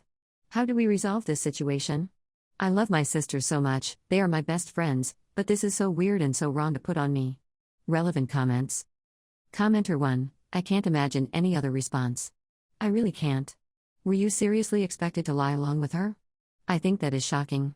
Op's response, I have no idea what she was expecting. I have lied for her before. But saying she's at my house while she's really getting boudoir photos done for him is not the same as lying about a whole person who never existed. It's beyond bizarre. Commenter 2, I'm kind of impressed that after all of that she managed to convince her husband that you were the liar. Of course, if he still believes her, he's dumb as a brick. I'd think there is proof enough on her birth certificate as it will state she was a single birth. Ops response, I will say, Chase is not a dummy, and he's typically not malicious. And although nobody really backed me up about this being a lie, at least not in front of me, I think it's pretty obvious that I was telling the truth, as everyone else was obviously confused and dead silent in the moment. I have not responded to the texts, as I'm not looking to burn bridges. I've made many mistakes, and my sisters have graciously forgiven me. I'm just flummoxed. And a little hurt. Commenter 3, this is very weird. I'm confused at why your parents aren't embarrassed by your sister's behavior. Especially trying to keep up the lie afterwards and saying you're lying. Is she mentally okay? Does she have a history of lying? Ops response, we all lied as kids, but I assume she grew out of it as an adult. We also all exhibited some attention-seeking behavior, but again, age-appropriate, especially for a family with 4 kids and 2 parents who worked full-time. My parents are hippies and very much live and let live, kind of vibe. But this feels icky to me. So I'm a little surprised they're not more upset about it. Then again, they never punished us in front of each other, so they could be dealing with, or planning to deal with the situation behind the scenes. Either way, Beth is way too old to be making up dead sibling stories. Commenter 4, your sister dug herself a weird hole, is now mad she has to dig her way out of it, and is placing that anger on you for accidentally handing her the shovel. If she wants to blame anyone for being caught in a lie, she can look in the mirror. How do you fix it? Your sister has to pull her head out of her behind and apologize for putting you all in that position, and then you can think about apologizing for being blunt about it. But to be honest, I don't feel you did anything wrong exactly here. You had no idea what was going on, why you were being accused of being a bad person, and you just wanted the focus back on your son's achievements. It's not like you accidentally spilled a secret you were supposed to keep. Your sister created this entire mess and should probably explain to you guys why she did it. Ops response, I appreciate your input and kind words. I don't like drama, so I find it best to just kind of stop it in its tracks. And my son, we recently got an autism diagnosis, what was formerly referred to as Asperger's, and it's messed with his head a little. He's always been so bad socially, and really struggled making friends. As a result, his cousins got the bulk of the attention. He was really proud of himself, and I wanted him to remember this little get-together because it was all about him for once. Commenter 5, your sister is a weirdo. Making up a dead twin for what? Sympathy? Attention? She messed up and everyone knows it. Why anyone would want to cover up her lie is beyond me. She made her bed. Let her deal with the repercussions of this outrageous lie. Question though, did or have your parents tried to set the record straight with her husband, or are they staying silent about this alleged twin baby that never existed? Ops response, when I told Chase she was lying, nobody backed me up, but I believe it was kind of obvious because nobody refuted my claims. That coupled with Beth frantically trying to get her husband to leave, Chase is smart. He can put 2 and 2 together. I mentioned in another comment that our parents never punished us, nor really got onto us, in front of each other. So I would like to think they're handling things on that end behind the scenes, and trying to appeal to my dislike of drama and empathy to get me to forgive her.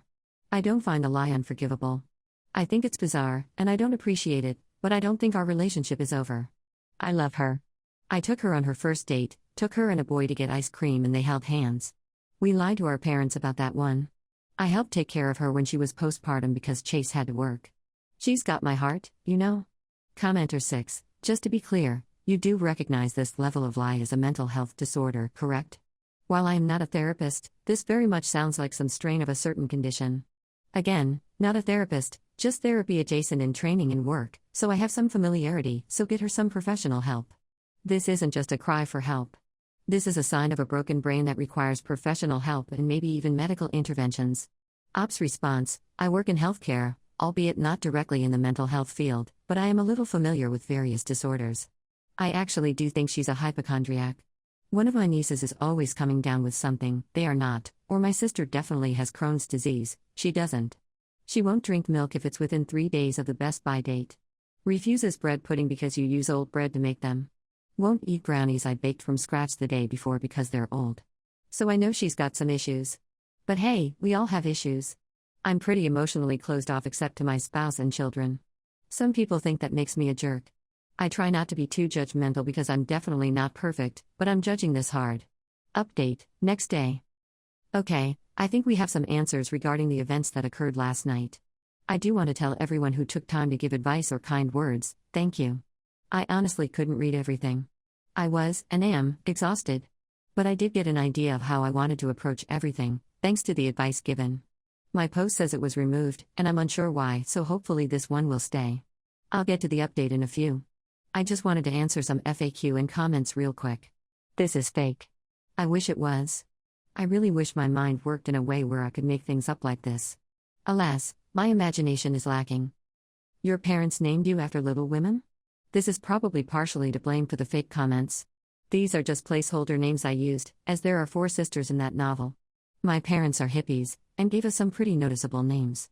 If I used our real ones, on the off chance any of our friends read this, they'd know immediately this was our family. Beth is continuing to lie and Chase is believing it, and your mom and Joe threw you under the bus too. Regarding Chase, I think he knew I was being truthful. Also, I said the text came from his phone. I was actually thinking Beth sent it, as that's not Chase's vibe. About Mom and Joe, they didn't throw me under the bus. But I'll go into more detail soon. Is it possible my mom had twins and I just forgot or didn't know about the passing? Absolutely not. I was at all of my sisters' births. I don't remember Joe's, but I do remember Beth and Amy's, and there were no multiples, no passings, no funerals, no depression. The birth certificate will prove it. It sure would, yes. But I'm not about to try to strong-arm my sister into showing her husband her birth certificate. Your sister is mentally ill, also the golden child, and you're the scapegoat. I'm not about to say my sister is sick, but I do think she has some issues, as we all do. There's no golden child and scapegoat in this family. My parents were, and are really good about treating all of us fairly and equally. You could have or should have been more tactful, pulled her aside, not called her a liar. Had I known that Tyler was my dead brother, I never would have asked who he was. Chase and I tease each other a lot, and I honestly thought he was about to come out with some kind of funny joke. Regarding my lack of tact? I don't know, I think it's pretty lacking in tact to make up a whole dead sibling. And really, facts are facts. She lied, and that's that. The night was about my son, so I squashed the issue and chose to move forward, hoping to end the conversation with as little drama as possible. Okay, so now up to the update. After a night of barely sleeping and my blood pressure dangerously high, I called my mom this morning fully ready to let out an emotionally charged tirade about how I feel they unfairly threw me under the bus and took Beth's side when she objectively did the worst thing. My mom answered the phone apologizing and asked me to just listen. When she and Joe followed Beth and Chase to Beth's room, Mom did tell Chase that Tyler was not real, and this is an issue between her and Chase, and they should probably leave, because she didn't want the evening ruined. She did get on to me, but it was mostly out of sympathy and empathy for Beth, and she recognized it wasn't okay. She apologized for that. She spoke with Chase this morning, and Beth, who is the one who sent me the text from Chase's phone, finally came clean early this morning, after hours of denying the lie. Something I didn't mention, as I didn't feel it was pertinent to the story, is Beth's eldest daughter, Madison, isn't Chase's biological daughter. He's been around since Madison was 2. Also kind of pertinent is that Chase is a first responder. He loves to be a hero. And he's very good in that role. He met Beth doing victims advocacy. And as such, I believe they both view him as saving Beth. This has long been speculated, but it's not exactly our place to say anything. And we all love Chase. He is an amazing person. And Beth is no dummy. She picked up on Chase's hero complex immediately. It appears that, in an effort to make herself look more sympathetic, vulnerable, broken, she lied about having a twin brother that died in childbirth. I guess being in an abusive relationship and having a small child just wasn't enough. She did not have to do that. They've been together 10 years now, and not once did she come clean. To me, that proves a clear pattern of deceit and manipulation.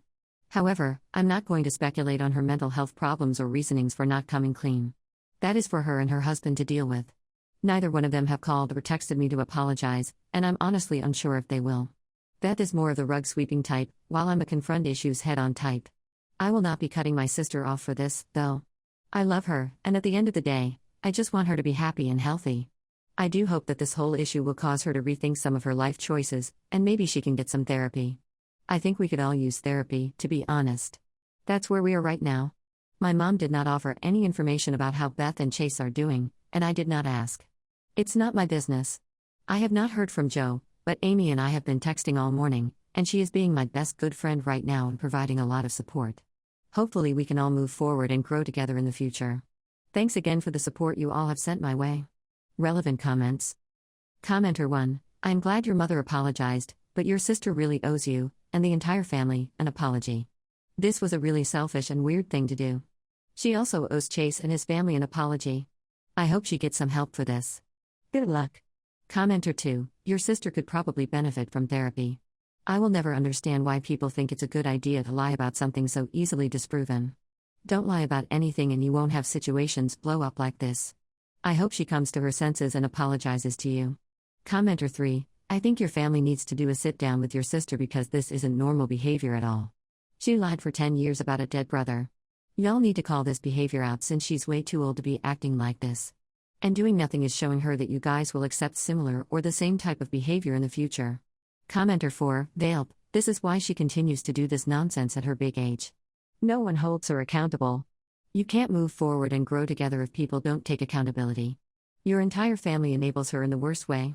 Final update, 5 months later. Well, a lot has happened in the past months. I read all your comments. Multiple times. And I heard you. I face some very hard truths about my family and our dynamics. But mostly I grieved. About a month after I made my original post, my dad passed away. It was very unexpected. Massive stroke. The worst part was Mom was out of town, so my dad passed away alone. My son talked to him that same day. They made plans for the next week. And then my dad was gone. It's been a very hard few months. I started therapy mostly to deal with navigating life without Dad, but my therapist made a lot of good points about our family dynamic. Mostly that I was parentified and a people pleaser. That keeping the peace comes at a price. And that price was my needs being put on the back burner. And as a result, I keep people at an arm's length because of this. And I'll be damned if she wasn't right. So let's rewind a little. During the week or so after Dad passed away, Mom was lost. They'd been married over 40 years, so no surprise there. And as the eldest sibling, I stepped up big time. Joe and I already knew a little about our parents' end-of-life wishes, and we chose to go forward with cremation. Mom agreed, this is her wish as well, as did Amy. Guess who didn't? If you guessed Beth, you'd be right. She just had a complete meltdown, wailing over how she couldn't stand the thought and will not allow it, and blah blah blah. This is probably the first instance of me shutting her down. I told her, in no uncertain terms, that this wasn't her choice, it was our father's preference, and it was happening regardless. Next, she was wandering through the house, trying to pick out stuff she wanted, before Mom had even given us her blessing. When she started, Mom asked her to please stop, let her sort some stuff first, and then she will give a yes or no. When Beth asked what she needed to sort out, Mom mentioned Dad's watch collection. There was one specifically for my son, and when Beth inquired as to which one, Mom refused to answer. Beth insisted that wasn't fair, she should have first picked, blah blah blah. Mom and Joe apparently shut that down with a quickness. I wasn't there, but my son is now wearing the first luxury watch my dad ever bought, and he is so proud. Don't worry though, all the grands have something special. Next, she got absolutely plastered at his end-of-life ceremony, went around wailing and making the whole thing about her grief and how her wishes weren't respected, and before I could snap, and believe me, I was this close, Chase dragged her out of the venue, and I'm not sure what happened, but when they got home, police were called, Beth was arrested, and my niece ended up with my mom for the night. My brother-in-law did have some bruises to back him up. Despite Beth calling us, nobody bailed her out. We are just done with it. She did get released on her own recognizance, and only ended up with some community service and a fine. Chase was more than willing to do therapy with her, but she started drinking even more, and as a result is being more aggressive with both him and the kids. There was another situation, and long story short, Chase is divorcing her and petitioning for full custody. He has asked us to write letters on his behalf, and I believe all of us are going to do so. I don't know what is going on with my sister, but she is on a downward spiral, and it's so sad to see. She refuses to speak with anyone, and I'm just done trying. I'd already decided to cut her off after the nonsense at Dad's end-of-life ceremony, but this solidified it. I won't be updating again. I'm washing my hands of all of this. I hope my sister gets help, but it'll take a lot of work, and she's never been one to want to put in the work. I'm putting myself first, for once, and concentrating on my children, my husband, and myself. Thanks for listening to me vent.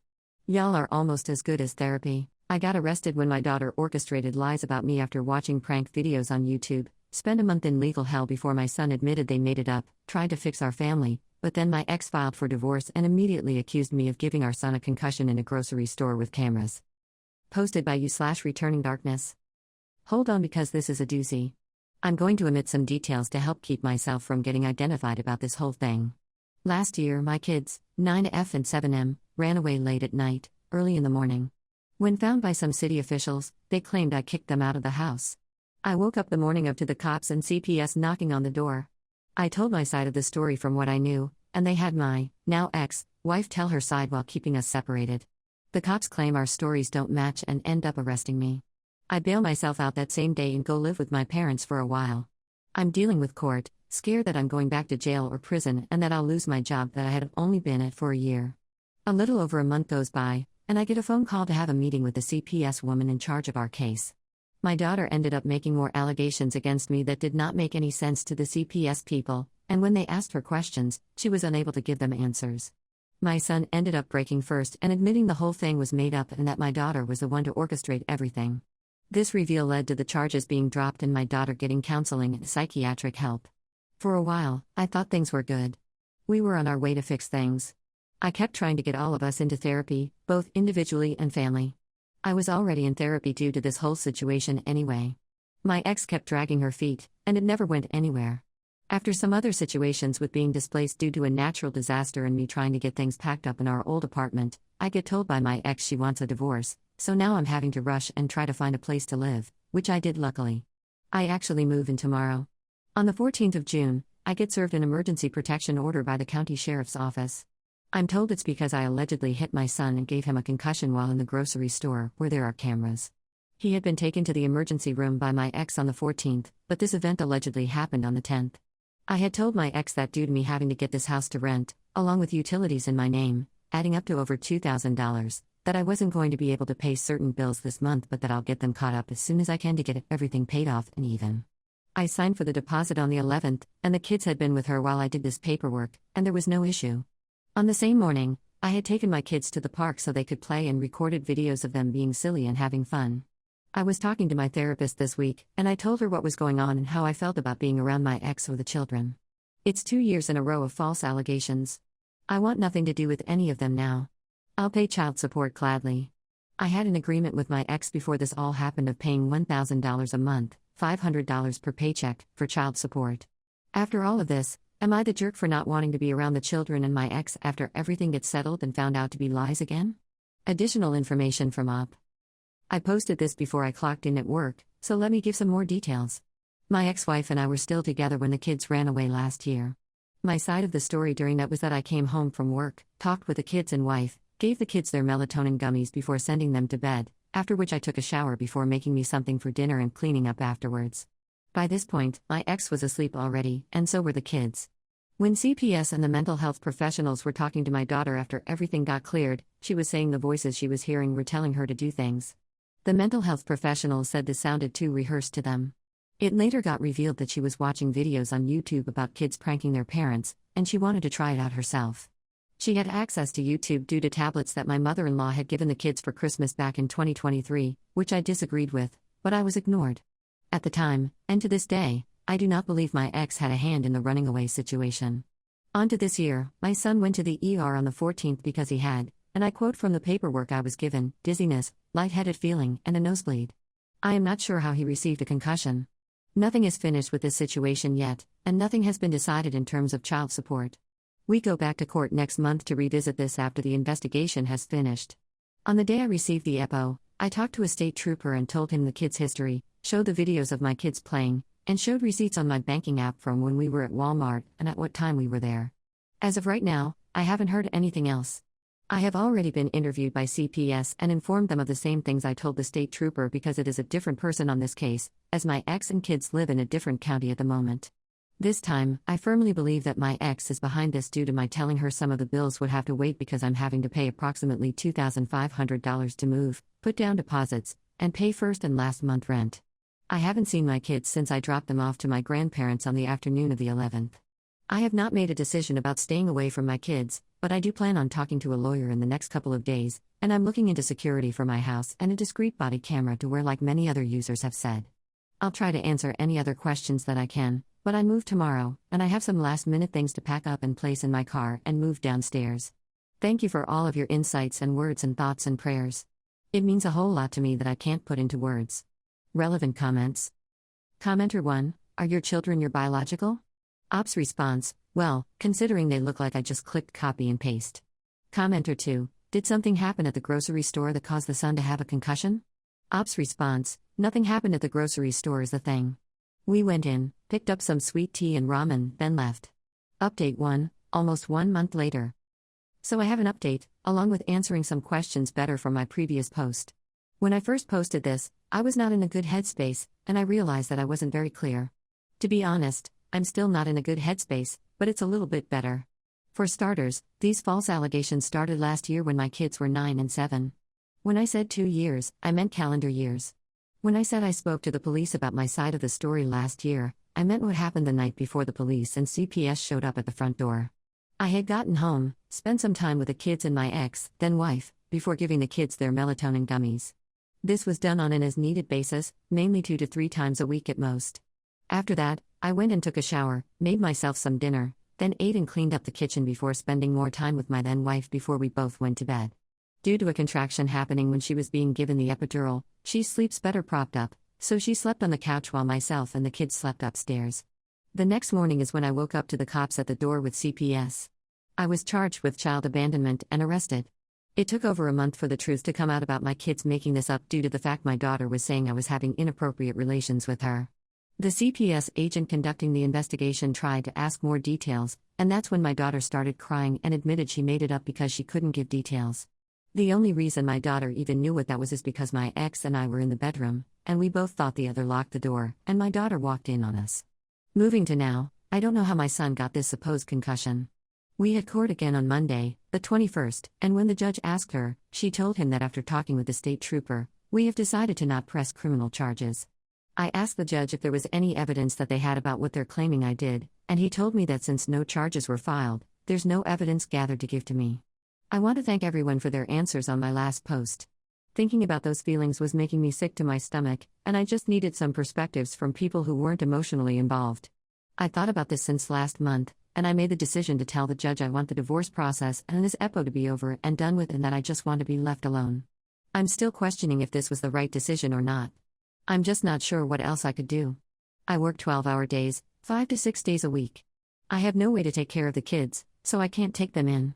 Even then, am I supposed to get to the point where the court system says supervised visits aren't needed anymore and just start wearing a body camera around the kids and just be scared all the time?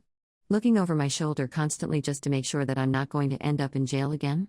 We have a hearing set up for December to hopefully get everything finalized and finished. I keep thinking about the kids going trick-or-treating in 3 months, going back to school next month, how we won't be decorating Christmas trees together or making cookies for Santa, and I start crying all over again. I'm not sure what else I could have done though that wouldn't have made me a paranoid mess 24/7. This will be the last update until December or January, I guess. Thank you again for everyone saying I wasn't a jerk for feeling this way. Have a good one, Reddit. Relevant comments. Commenter 1, did your ex explain why she wanted the divorce? Ops response, her words was that she just isn't in love with me anymore, and we've both become too different. She's religious, I'm not. Both have different views on things that we can't come to an agreement on. After last year, I wanted to get us into therapy and got some recommendations for marriage counselors and gave her the list and said that I'd be fine with whoever she chose so long as we worked on it. She never chose anyone and kept making excuses about why every time I asked.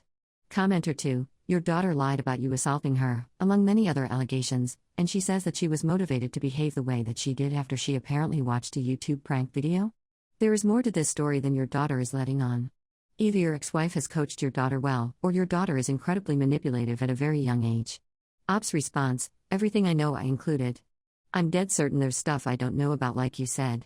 Commenter 3, if you don't mind the question, in your previous post, you mentioned how you were arrested because the cops claimed you and your wife's stories didn't match.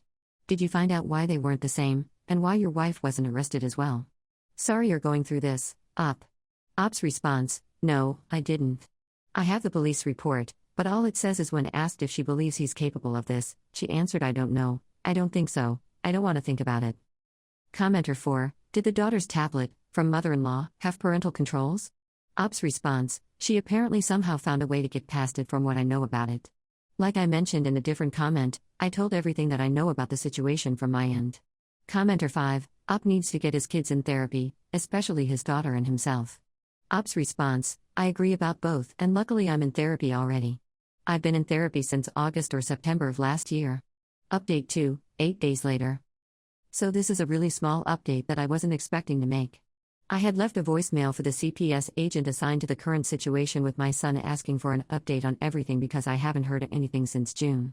She had to look in her case notes, but everything has been found to be unsubstantiated. I should be getting the official paperwork in a few days to a week in the mail. I'm not sure how to feel about this, honestly. I'm relieved that the truth has come out about these allegations, angry that this has happened to me twice now, happy that this is one step closer to being finished. I want to cry, but I couldn't tell you the specific emotion that's causing it. I'm taking some other Redditors' words to heart and putting in a request to my state police records department to get copies of any and all paperwork, evidence or lack thereof, anything I can get my hands on from them. I'm also getting copies of my son's medical records so I can see exactly what was found back in June. I know a lot of you don't believe this, and I don't care. I have nothing to gain from lying about this.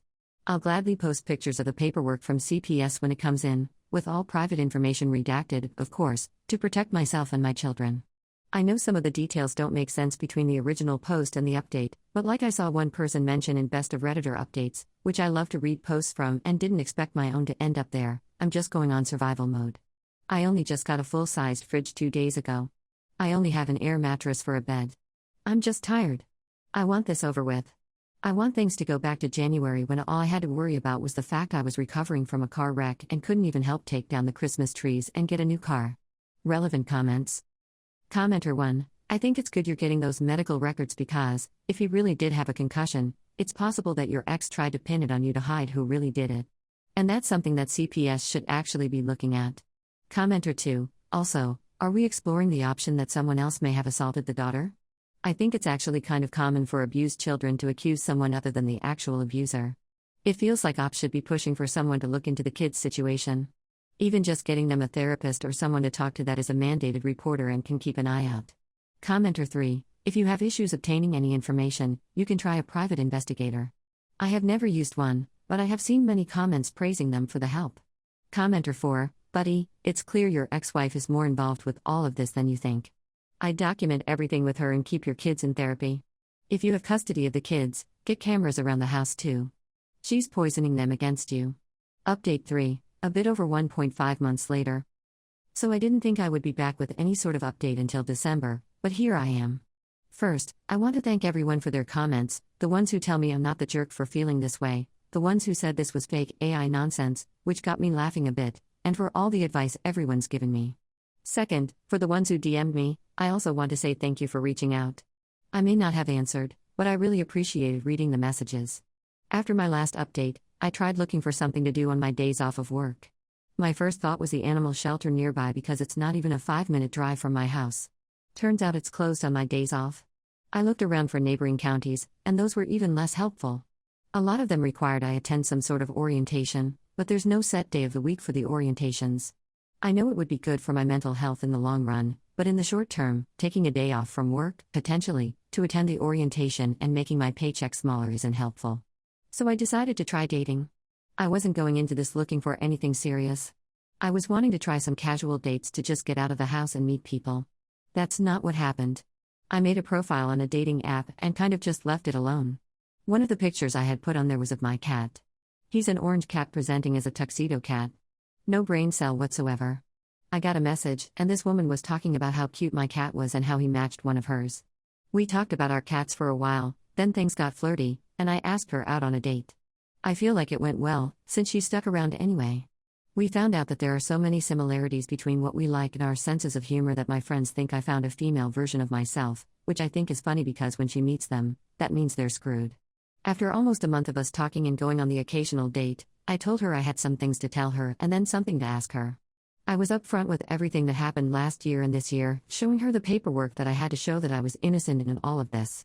After telling her all of this, I asked if she still wanted to stick around or if she wanted to walk away and not get dragged into any drama that she could get put through just because of us having a relationship. She hugged me, cried for me, which got me to start crying, and told me that she was sorry I had to go through something like that. Once the two of us stopped trying to flood my house from crying, more myself than her, I asked her if she wanted to make things official between us, and she said yes. I was honestly so scared to tell her about what happened with my kids and ex. I was dead certain that once I told any prospective girlfriend this, they would walk away so that their own lives wouldn't get ruined. But she stayed, and I'm so incredibly grateful for that. We agreed to take it slow so that we don't rush into anything too quickly. I can't remember which of my posts it was on, and to be honest, there's too many comments on them all to be able to find them, but a Redditor said that, essentially, they hope I find someone and can actually be happy after all of this drama with my ex-wife and kids. I want to thank them for saying that, because between them speaking it into existence and my cat being, well, him, it seems to have worked. I'm not back up to 100% though. I'm still scared that something else will happen that will somehow mess my life up even more.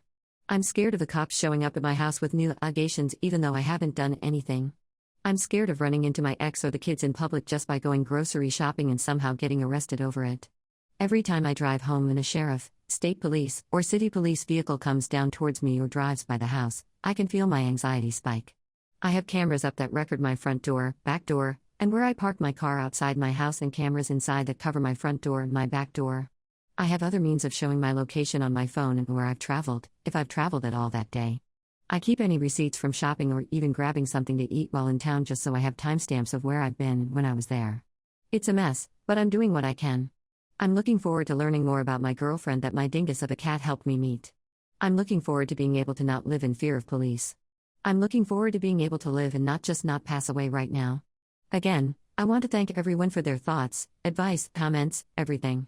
I'm still gathering paperwork and what evidence I can about all of this, and sadly, I still don't have answers about why this has been happening. I don't know how my son got this supposed concussion. I don't know if my ex is coaching them. I don't know if someone is in their lives because of my ex that is causing all of this. I don't know if I'll get those answers, but right now, I'm going to keep searching and fighting for myself until I either can't find anything else or I get answers. Relevant comments. Commenter 1, oh my gosh, this was actually such a roller coaster to read, but in like the best way. First off, huge props for putting yourself out there when you were feeling stuck. That takes so much energy when your mental health is already low, and you still did it. Second, your cat basically deserves a medal for matchmaking, because that's honestly the cutest way to meet someone. And the fact that she stayed after you opened up about everything? That's huge. Like, you didn't just find someone who's fun to be around, you found someone who can handle the hard stuff with you, which is exactly what you need after everything you've been through. It's also totally normal to still feel anxious. Your brain is just trying to keep you safe after all that drama, so of course it's hyper alert. The cameras, receipts, all that's you taking control where you can, and there's nothing wrong with that while you rebuild trust in your own safety. Basically, you're doing better than you think. You're dating someone who sounds amazing, you're taking steps to protect yourself, and you're still fighting for answers. That's strength right there. Keep letting yourself enjoy the good moments with her, the fear will start to loosen its grip over time. Ops response, thank you for the comment. It definitely made me smile today. Dingus did get a reward for his efforts, even though the picture was of him sleeping, so very little effort really, of wet food and new treats and toys. Commenter 2, first post was 3 months ago.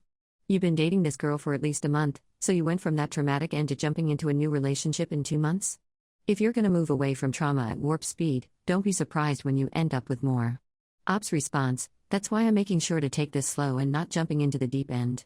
No meeting family until 2 months officially dating, so not until November at the earliest. No going to family functions together until next year, things like that. Commenter 3, did your ex give her a reason why she wanted a divorce in the first place? Do you think there's someone else and that she's trying to manipulate the kids? Ops response, at this point, I have no idea, but that's the general consensus from my other posts. My ex told me she wasn't in love with me anymore and that she couldn't stay with me and wanted a divorce. I haven't spoken to her since June, so I have nothing else to go off of. Commenter 4, I would demand a psych evaluation of the kids as part of the divorce. I'm afraid they are being coached by their mom, and if that is the case, it is abuse, and you have to protect your kids. Have a professional do a full evaluation because they could be as much victims as you are. Also, what did you solve about your ring finger? Ever found a nice piece of jewelry to replace it? Ops response, I'm leaning towards that. I'm just wanting to get to tax time so I can get my return and hire a lawyer. It's not the best choice, I'll admit, but there's a company called Enso Rings that my ex and I had gotten wedding rings from. They're all made of silicone and are very comfortable and have some contracts with Disney and WB. They currently have a suicide survivor ring that either 20 or 30% of each sale goes to a foundation of some kind. I can't remember the specifics off the top of my head. I had an attempt about 10 years ago by trying to overdose on muscle relaxers. I was thinking of buying that ring. Obviously, I'll explain it to my girlfriend so she knows ahead of time and doesn't see me out of the blue with a ring on again. Commenter 5, is Op in therapy? Ops response, I'm already in therapy. Been going for about a year now. I thought my husband was having a mental health crisis when he accused me of being in a secret show and threatened violence, so I got him arrested and hospitalized for treatment, believed him when he got better and came home, but he stopped taking his medication and ended up attacking me again. Posted by you/top_manufacturer_620. Sorry about formatting. I'm on mobile, and I'm really shaken up as I write this. My 30F spouse, 35M, has been experiencing behavior that has only become increasingly concerning. In the past 2 months now, he has been talking about things that he claims are happening but he's never mentioned before. As some background info, when his behavior first started getting concerning, I managed to convince him to go to the hospital to get checked out for his mental health. He wasn't even seen by a doctor, and he was told he just needs to take a certain medicine to help him sleep. The issue is he also smokes weed, so this medicine does not mix well with that. He won't quit smoking. We also have 2 very young kids. Back to the weird recent behavior, he claims he had an old email with an inheritance that got hacked, and he needs access to it. I tried helping him get on it, but he hasn't used it in the 12 years we've been together. I only knew of its existence previously when I helped him switch his Facebook login, and that was an email attached. Another example is that he believes everyone is talking about him to me and everyone else, I mean everyone else. He thinks there's some sort of big thing planned to hurt him or do something horrible to him soon, and that we're all in on it. On a few other separate occasions, he's asked about a show that we're on and asked how much money I'm being paid to keep a secret. He also thinks I'm having secret phone calls and that I've apparently left the room to accept these calls, which then results in me coming back crying about something I've apparently discussed on the phone. Whenever I try to explain to him that none of this is happening, he fights back saying that I'm just lying to him and to tell him the truth. That I need to tell him the truth or something bad is going to happen. It's gotten so bad, he ended up getting fired from his job because he was barely showing up. He kept going to the police station to make a report instead of going to work. After he got fired, there was some sort of tense situation where they ended up calling a wellness check for him, because they were afraid he's going to come back and hurt someone. The cops showed up while I was also home, and he said he wouldn't hurt someone. He only acts in defense. In the recent weeks, he's gone from screaming at me demanding answers to just not talking to me at all. At this point, I'd rather he just not interact with me. The reason I'm writing this is because of what happened today. It was a nice day out, and I asked if he would come with me for a walk with our kids, to which he agreed to. He barely spoke a word to me of the kids on this walk, and when we came across a playground, I asked if we should take the kids there for a few minutes of play. He then got upset at me for suggesting it and said I always control everything, and I'm the queen of the decisions. I didn't even tell him we were doing that. I just asked. When I mentioned this, he just said do whatever you want, like always, so I figured why not. So I played with the kids at the playground, and he did his own thing. Someone left a couple various balls there, and he was throwing them around. He then picked up the football and threw it in my direction. It flew past me a couple feet from me. I asked why he did that, and he said why are you upset, it didn't hit you, to which I responded well, what if it did? He then said if I wanted it to hit you in the head, I would have thrown it that way. Then he started on a rant about how he's going through the same thing with everyone lying to him. After which he sat down in the corner of the park and was doing nothing. I was getting upset, so I packed up the kids and started walking to leave the park. I said to him we're going home and started walking away. Apparently, he tried to yell out to us but ended up taking a different way home than we did. He told me this when he met me on the street when we were almost home, saying that next time I want to be an idiot and walk away, maybe stop and listen for him calling out. I didn't hear him, but honestly, he could have easily caught up to us. I was getting more and more upset and said I wanted to go for a drive to get coffee, and he said fine. I said I wanted to take the kids, and he asked why. Then I said fine, you stay home with them, and he said no, they can go with you, and started putting them in the car. I got in the car, and he got in the passenger seat, to which I asked him if he's coming with. He said yes and to drive. I told him I didn't want him coming with because he's being mean, and he said he could be a lot meaner. As I started driving away, he kept going off on the usual nonsense he's been talking about lately, and I told him I don't want to hear it. He started screaming at me to keep driving and shut up. I stopped the car and told him to get out, and he made a motion like he was going to punch me but punched his hand in front of my face. At this point, I started crying and yelling at him to get out, and he yelled back no, just drive. I then said I should just drive him to the police station for that, and he said he would choke me unconscious before we even got there. I was crying even more at this point and said I don't want to be with him anymore, and I want him out. He said no. He continued to be a jerk for the rest of the car ride, where I pleaded with him to not treat me this way, especially in front of our children. It's not fair to them, or to me. He said to not bring them into this. I said how couldn't I, they are in the car. Anyway, after I drove us home, he asked how long I've been waiting to break up with him and who I'm replacing him with. I told him I haven't been, and there's no one else, which of course he doesn't believe. When he got inside, he even taunted me saying I should take you to the police station in a girly voice. He's outside smoking, and I'm inside with the kids writing this. Of course, I'm shook up currently, but I don't know what to do. We only have the one vehicle which is in both our names. The place we rent is actually my mom's, so we don't have a lease, but we both have our addresses attached to this place on our licenses. He wasn't always like this. Only the past couple months his behavior has been this bad. I miss the person he used to be. I miss that he would spend time with me, with the kids, but he spends all his time by himself now. I don't know if he's going through some sort of manic episode or what's triggering this change in behavior, but I really don't know what to do. Is there something differently I can do to help him? Every time he talks to me about whatever situation, he doesn't accept any answer I say and also won't accept if I say nothing. Edit, I just wanted to update and let you all know we are safe. I'm sorry for not saying anything sooner. I'm a bit overwhelmed with how popular this post got and will give an actual update later. Thank you for the advice and comments as well. I will mention a couple things. We are not in the US. Where we are, marijuana is legal, so my spouse does get it from government-run dispensaries. I don't think there's a chance his stuff gets laced aside from the fact he mixes cigarettes with it. A lot of people mention substances. There is just no way. He doesn't go anywhere random. He doesn't talk to people outside of our household, aside from the few times he would go to the police station. I have his location on his phone, so I can see where he goes when he leaves. Relevant comments.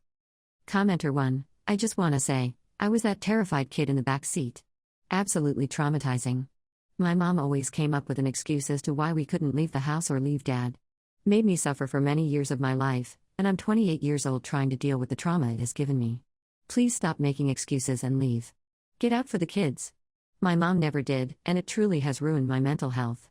Commenter 2, wow, this is way more urgent than everyone seems to be acting. Are you able to sneak yourself and your kids out right now while he's smoking? You could start by going to the police station and telling them what's going on. They should hopefully be able to connect you to resources for families fleeing domestic violence. If you have someone you can stay with, then that makes it easier, but either way, do not spend another night in that house with him and definitely don't let your kids around him unsupervised. If you can't sneak out, I would call 911, tell them what just happened and about his threats, and that you need to get out but that you are afraid for you and your children's safety. They are not always the most helpful, but something needs to happen. At least then if he comes back in and tries to do something to you, you'll be on the phone with them, and they can send someone then. Might be a good strategy while you're leaving too if you're worried he might catch you. It sounds like he's having some kind of psychological break. The paranoia and being convinced everyone is part of some conspiracy against him is not abnormal there. But he has clearly told you that he is a danger to you, so you need to worry about that first. Get yourself and your kids to safety and figure the rest out after that. Once it's time to deal with him and his situation, depending on where you are, getting him involuntarily detained for psychiatric treatment requires proving he's a danger to himself or others, so at least you can show how he's threatened you. But worry about that after you and your kids are safely away from him. Commenter 3, heavy cannabis use can trigger the onset of certain conditions in people who are already susceptible. Your husband is right about the age where this tends to happen in men. I am not a doctor, but I really think this is a mental health emergency, either due to a substance interaction, substance use itself, or because he is rapidly developing a psychotic disorder. You need to see a mental health professional, not the ER, and describe all of this behavior to them, including the frequency of his marijuana use. Ops response, that's the thing. He saw a crisis nurse at the hospital and a therapist and social worker there, and I felt like the only thing they tried to do was get him to take a specific medication. I think it's called quetiapine or something. But anyway, I don't think he is regularly taking it, and if he is, he definitely shouldn't be mixing it with smoking weed. Commenter 3, that's the generic for Seroquel, which is actually an antipsychotic medication used for certain conditions and bipolar episodes. That makes way more sense to be prescribed than a sleeping pill. You're right though, he needs to be taking it as prescribed. The bottle should have the dosing on it. I looked up the substance interactions, and the ones listed are moderate and mostly physical, although generally people with any kind of psychotic disorder I think are not supposed to use marijuana. Update 1, 6 days later. Hello. First of all, thank you all for the comments, messages, etc. on my previous post. Obviously, it got a bit too much to keep up with responding, but I just want to say I really appreciate the help. To give an update, I left the house the night I made the post, but went back home the following day. I wanted to be able to collect some sort of evidence I could use, because my spouse has been really good at downplaying his symptoms to any authority figure. I want to mention that I had been present at most doctor and hospital visits prior, so I know what they did recommend for him. I felt at the time that they did not give him enough help for the crisis he was obviously going through. Anyway, continuing on, the couple days after the Sunday post, he did not really engage in much conversation with me or our children. Every time he entered the room, I set my phone to record. I did not get anything until Thursday, when he finally started talking to me again. He was questioning who I have been talking to about him and who has been trying to sabotage his life. Obviously, I denied everything, because there is no one talking to me about him, aside from this Reddit post, which he didn't know about. This started to anger him, which included him yelling at me and saying if anyone is talking to me about him, to bring him to the house so he can take care of them himself. I tried not to engage anymore. This made him more upset, as he was continuing to demand answers from me. He would then say, "Oh, I want to hit you or don't make me slap you," when I was either not answering or just saying I didn't know what he was talking about. I got this on recording. After he ended up walking away and leaving the room, I took the kids to bed, locked us in our room, and tried to sleep. The following morning, he insisted on driving me to work. I told him I wanted the car, to which he disagreed with me and said he needed it. After dropping our kids off, he started going off on me about how I am stupid, dumb, a jerk, etc. for keeping his inheritance, again something he is clearly having delusions about, from him. I tried to disengage completely, keeping myself to the far side of the passenger seat, which caused him to grab me by the back of my neck and pull me closer to him, where he told me to listen to him. I obviously reacted to this and was super upset, telling him to please focus on driving and not touch me again. After he drove me to work, the last thing I said to him as he was still going off on me with the car window open was, "You desperately need help." Once I got in, I called my boss and let her know what happened. She came in, canceled her appointments for the day, and took me to the police station. We made a report, although the sergeant we initially spoke to seemed to be against us making a report. He kept saying he will be homeless if I report him, like he's the victim in this scenario. I told him my safety and the kids' safety should be more important, and he brought in a different officer to make the statement with me. Once I completed that statement, they let me know to stay away from the house as they were going to arrest him, and will call once he's out of the house. About 5 hours later, he was arrested. Apparently, he was very compliant, and with all the information I provided, they actually took him to the hospital, and he is currently on a 30-day psychiatric hold. He will be going to court at some point for uttering threats and assault, but seeing how he doesn't have a criminal record, I'm sure it will just end up being a slap on the wrist. So as of now, I am home, safe with the children, and we are getting our locks changed. I will also most likely get a protection order, but in an ideal world, he gets better and that's not necessary. I guess we will see in the future. I want to again thank everyone for their comments and assistance. A lot of you made some excellent points, and although I know some of my decisions probably seemed like dumb ones, I was trying to figure out the best solution logistically for us. Any other future updates will be on my profile. Relevant comments. Commenter 1, I swear, the police and that sergeant trying to talk you out of it. Gee, I really wonder why she doesn't go to the police. What a mystery. Good luck, Op. Commenter 2, I dealt with something similar, but thankfully not with a romantic partner, and we shared no assets or children. It was terrifying, and I still am affected by it daily. My friend ended up being diagnosed with a certain paranoid disorder. He did really well on meds. Actually, so well that he stopped believing he had an issue and stopped taking the meds. His latest bout of mania scared me, and I had to remove myself. Your husband is starting a very long road, and a lot of mentally ill people struggle with keeping straight down that long road. I'm not saying you should remove him from your life, but I am saying you have the best chance of healing and raising unaffected adults if you do remove him. Your love for him and the family you've built cannot sustain mental illness, and love is not all you need. Sometimes it becomes way bigger than you, and the kindest thing you can do is bow out. I'm really sorry you're all in this situation. Commenter 3, paranoid conditions run in my family. The problem with your husband is that he's already become more violent, and it will likely get worse if you let him return to the home. I have seen family members get better on medication, only to make the decision to stop medicating because they no longer believe they were ill. Over and over and over. I have also seen them act normally in front of others, which made it difficult to even get them help in the first place. One of my family members attempted to harm their caregivers. They almost succeeded. Another attempted to harm a person they thought was real, but who was actually a hallucination. You are not safe. Your children are not safe. And you are not taking this seriously enough.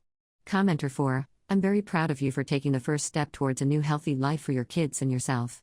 To continue on this path, you need to quit hoping for the best and start preparing for the worst. It's a long road, but you've shown the intelligence and fortitude to successfully see this through. That being said, I'm going to have to stress to you that he's not going to get better in 30 days. Get that restraining order ASAP. One reason is he will be served while in custody, instead of you having to track him down to serve him. Second reason, they look at how quickly you do these things when he goes to court for the charge. It shows you are actually going to follow through in the seriousness of your situation. Third reason is he is more likely to be charged for domestic violence and threats.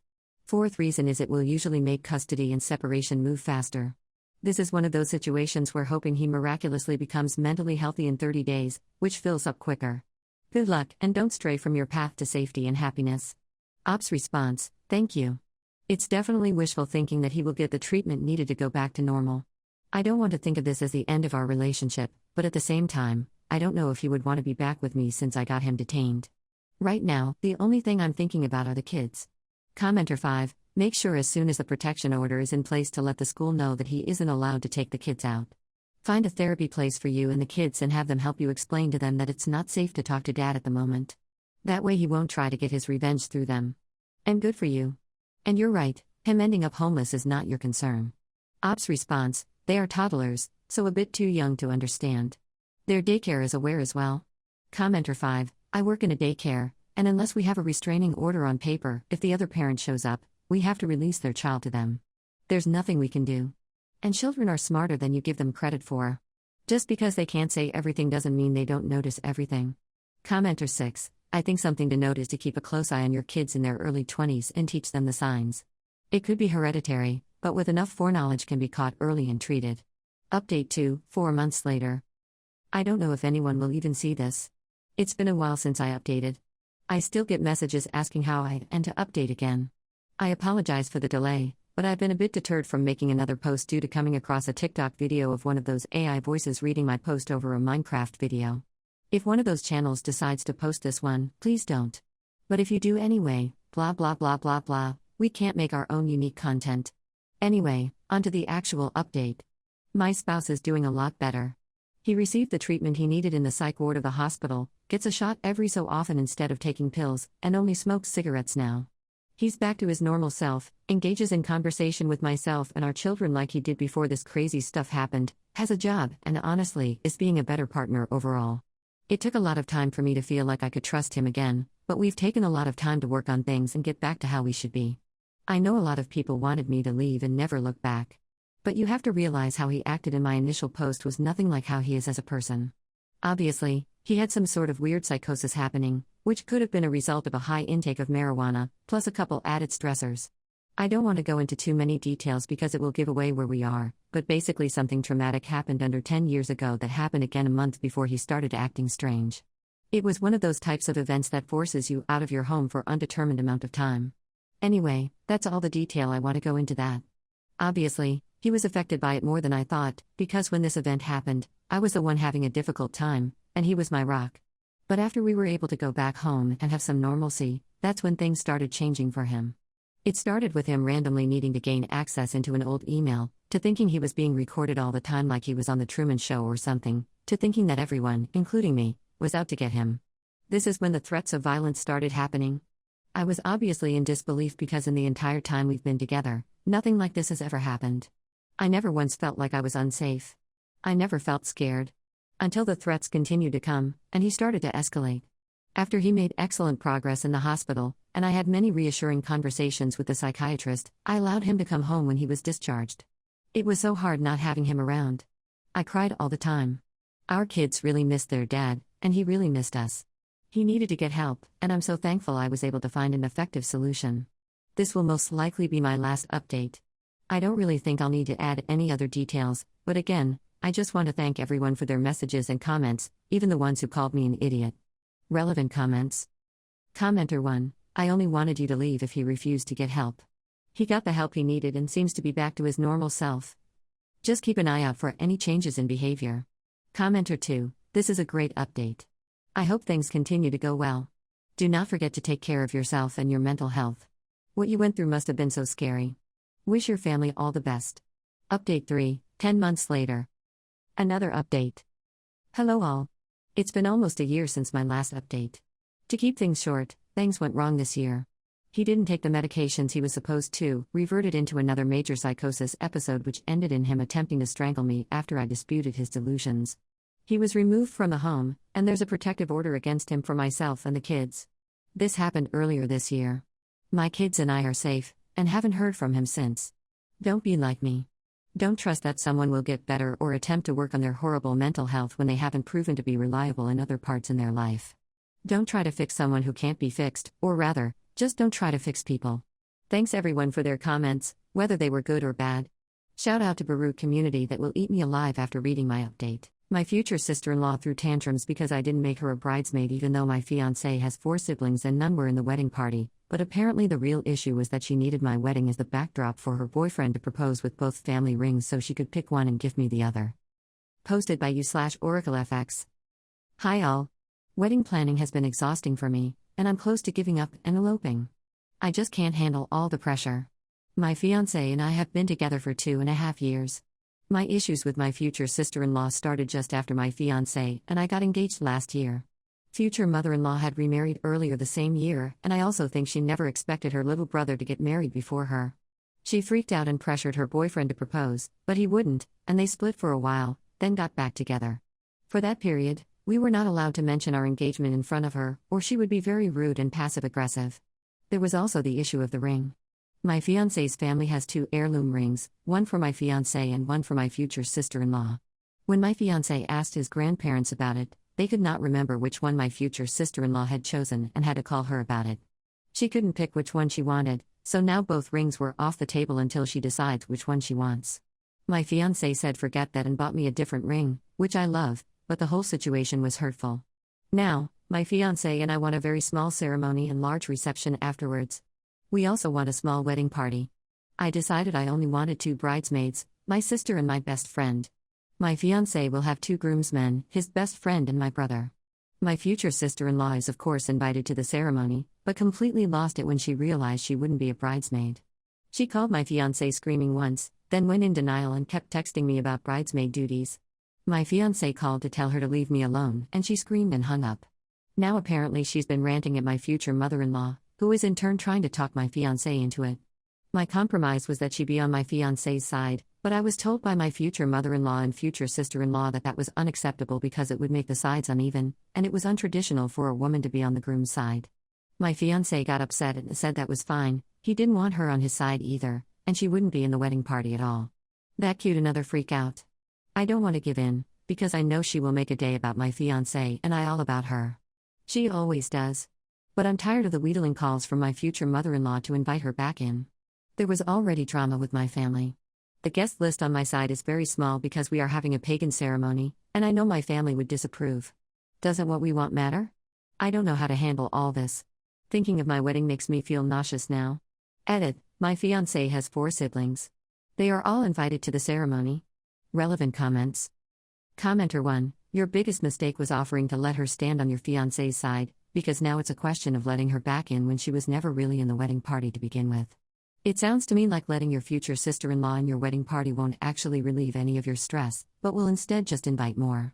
Once you cave and let her in the wedding party, your future sister-in-law and future mother-in-law will simply move on to something else and start wearing you down until they get their way again. It sounds like your fiancé is on your side, which is great. Stay firm and say the wedding party is already decided, and you no longer want to discuss it. End the conversation whenever they try to bring it up. Don't spend your wedding catering to a brat. Op's response, yeah, I agree. We were told it was unfair for me to have 2 siblings in the wedding party and my fiancé to have none. I can kind of understand that, but at the same time, my fiancé chose my brother, not me. Commenter 1, if your fiancé felt it was unfair that his sibling wasn't included, that would be one thing. It's not unfair to anybody else because nobody is entitled to a spot in your wedding party. If I were you, I'd have your fiancé have one final conversation with his sister to tell her that the only 2 bridesmaids will be your sister and your best friend. After that, refuse to engage at all. Commenter 2, great advice. There are only 3 parties that get a say in your wedding: you, your fiancé, and whoever is helping finance the event. And that last group needs very clear-cut boundaries right from the start so everyone knows where they stand. Not sure if that's applicable here. Beyond that, you tell everyone else to be quiet and enjoy their cake or pie or fruit lasagna you chose instead, because that's your choice to make for your wedding. Op's response, this is another issue. We are having our reception at my future mother-in-law's house. We are paying the majority of the costs for food and alcohol, but it is her house. I think she thinks she has some sort of control of the wedding party because of this, but I would think she should only have input on the reception, not ceremony itself.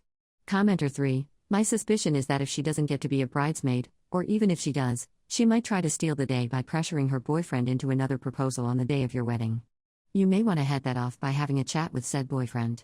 Ops response: my fiancé has 4 siblings, and none are in the wedding party, all invited to the ceremony. She is the only one upset like this. Update, 6 months later. Hello again. I got a couple of requests to update after the wedding, but it has been hectic, and I finally got the time. I got some great advice, and I really appreciate it. The wedding was not drama-free, but it was drama-reduced at least. First, I showed my fiancé, now husband, the post after I finished reading all the comments. He felt awful, because he didn't realize how much his sister's behavior was hurting me. We scheduled a lunch in a public place with my sister-in-law and mother-in-law. My husband laid down the law, and it was awesome. He basically told her that she would not be in the wedding party, and that she had no one to blame but herself and her own actions.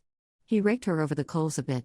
I can't believe my own family would make what is supposed to be the happiest time in my life frustrating and difficult, while I sat in Smug City, Population 1. I then offered the truce that we had agreed upon prior, which was actually a suggestion from my last post. I asked her to be an usher, and let her know it was important because we are having a pagan ceremony and people might be confused on how to stand in a circle, whatever makes her feel important and keeps her out of my hair.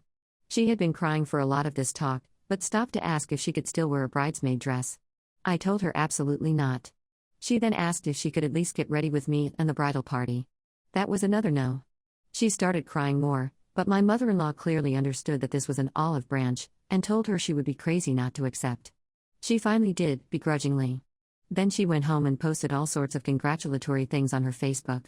My eyes about rolled out of their sockets. Fast forward to the wedding. The ceremony was beautiful and went off without a hitch. I had assigned a friend to keep an eye on my sister-in-law, but she was on her best behavior during the ceremony. It was really lovely, and I was just so happy. It still makes me happy to think about. And then the reception.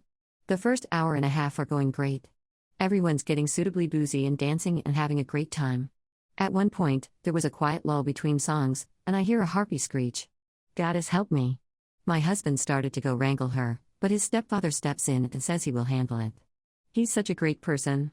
This next part I know only secondhand through the posse that went to deal with her. I just kept dancing it up, and pretended I didn't hear it. It turns out that my sister-in-law is fighting with her boyfriend, again. Apparently, they had planned that he would propose to her at our wedding reception. If you read my last post, you might remember there was drama regarding 2 heirloom rings in my husband's family. The plan was that her boyfriend would propose with both rings, my sister-in-law would pick one, and then she would graciously give me the other as a wedding present. They got into a fight about who knows what, and he decided he wasn't going to propose. Really, she gave me an amazing wedding gift, an excuse to have them both bounced from the reception. My stepfather called a cab and had them sent home. The reception went on harpy-free and was a blast. We've had pretty minimal contact with her after that. To her credit, she did apologize eventually, but also went on about how hurt she was to be removed from the reception. I let my husband deal with that one. We live in a different city, so the most I see of her is Facebook posts, and that is plenty for me now. The holidays are coming up, so that we'll be in contact again, but I'm not worried about how to deal with her. Relevant comments.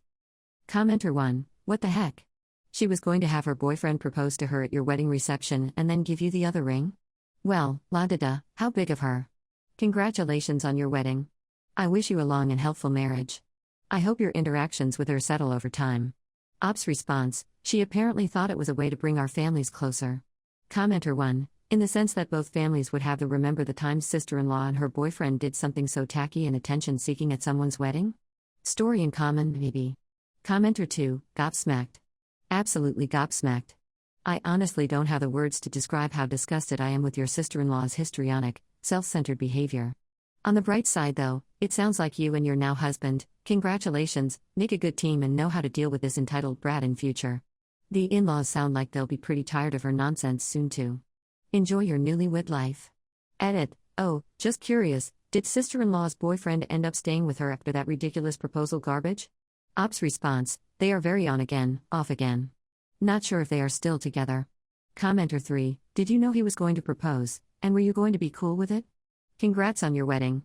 Ops response, we did not know, and we would not have been okay with it if we had. I talked about this gorgeous dress nonstop for months and my boyfriend said it would look amazing on me, but then for my birthday he gave me a $50 gift card while his mom showed up wearing the exact dress because he bought it for her instead to teach me a lesson about being too excited. Posted by you/professional.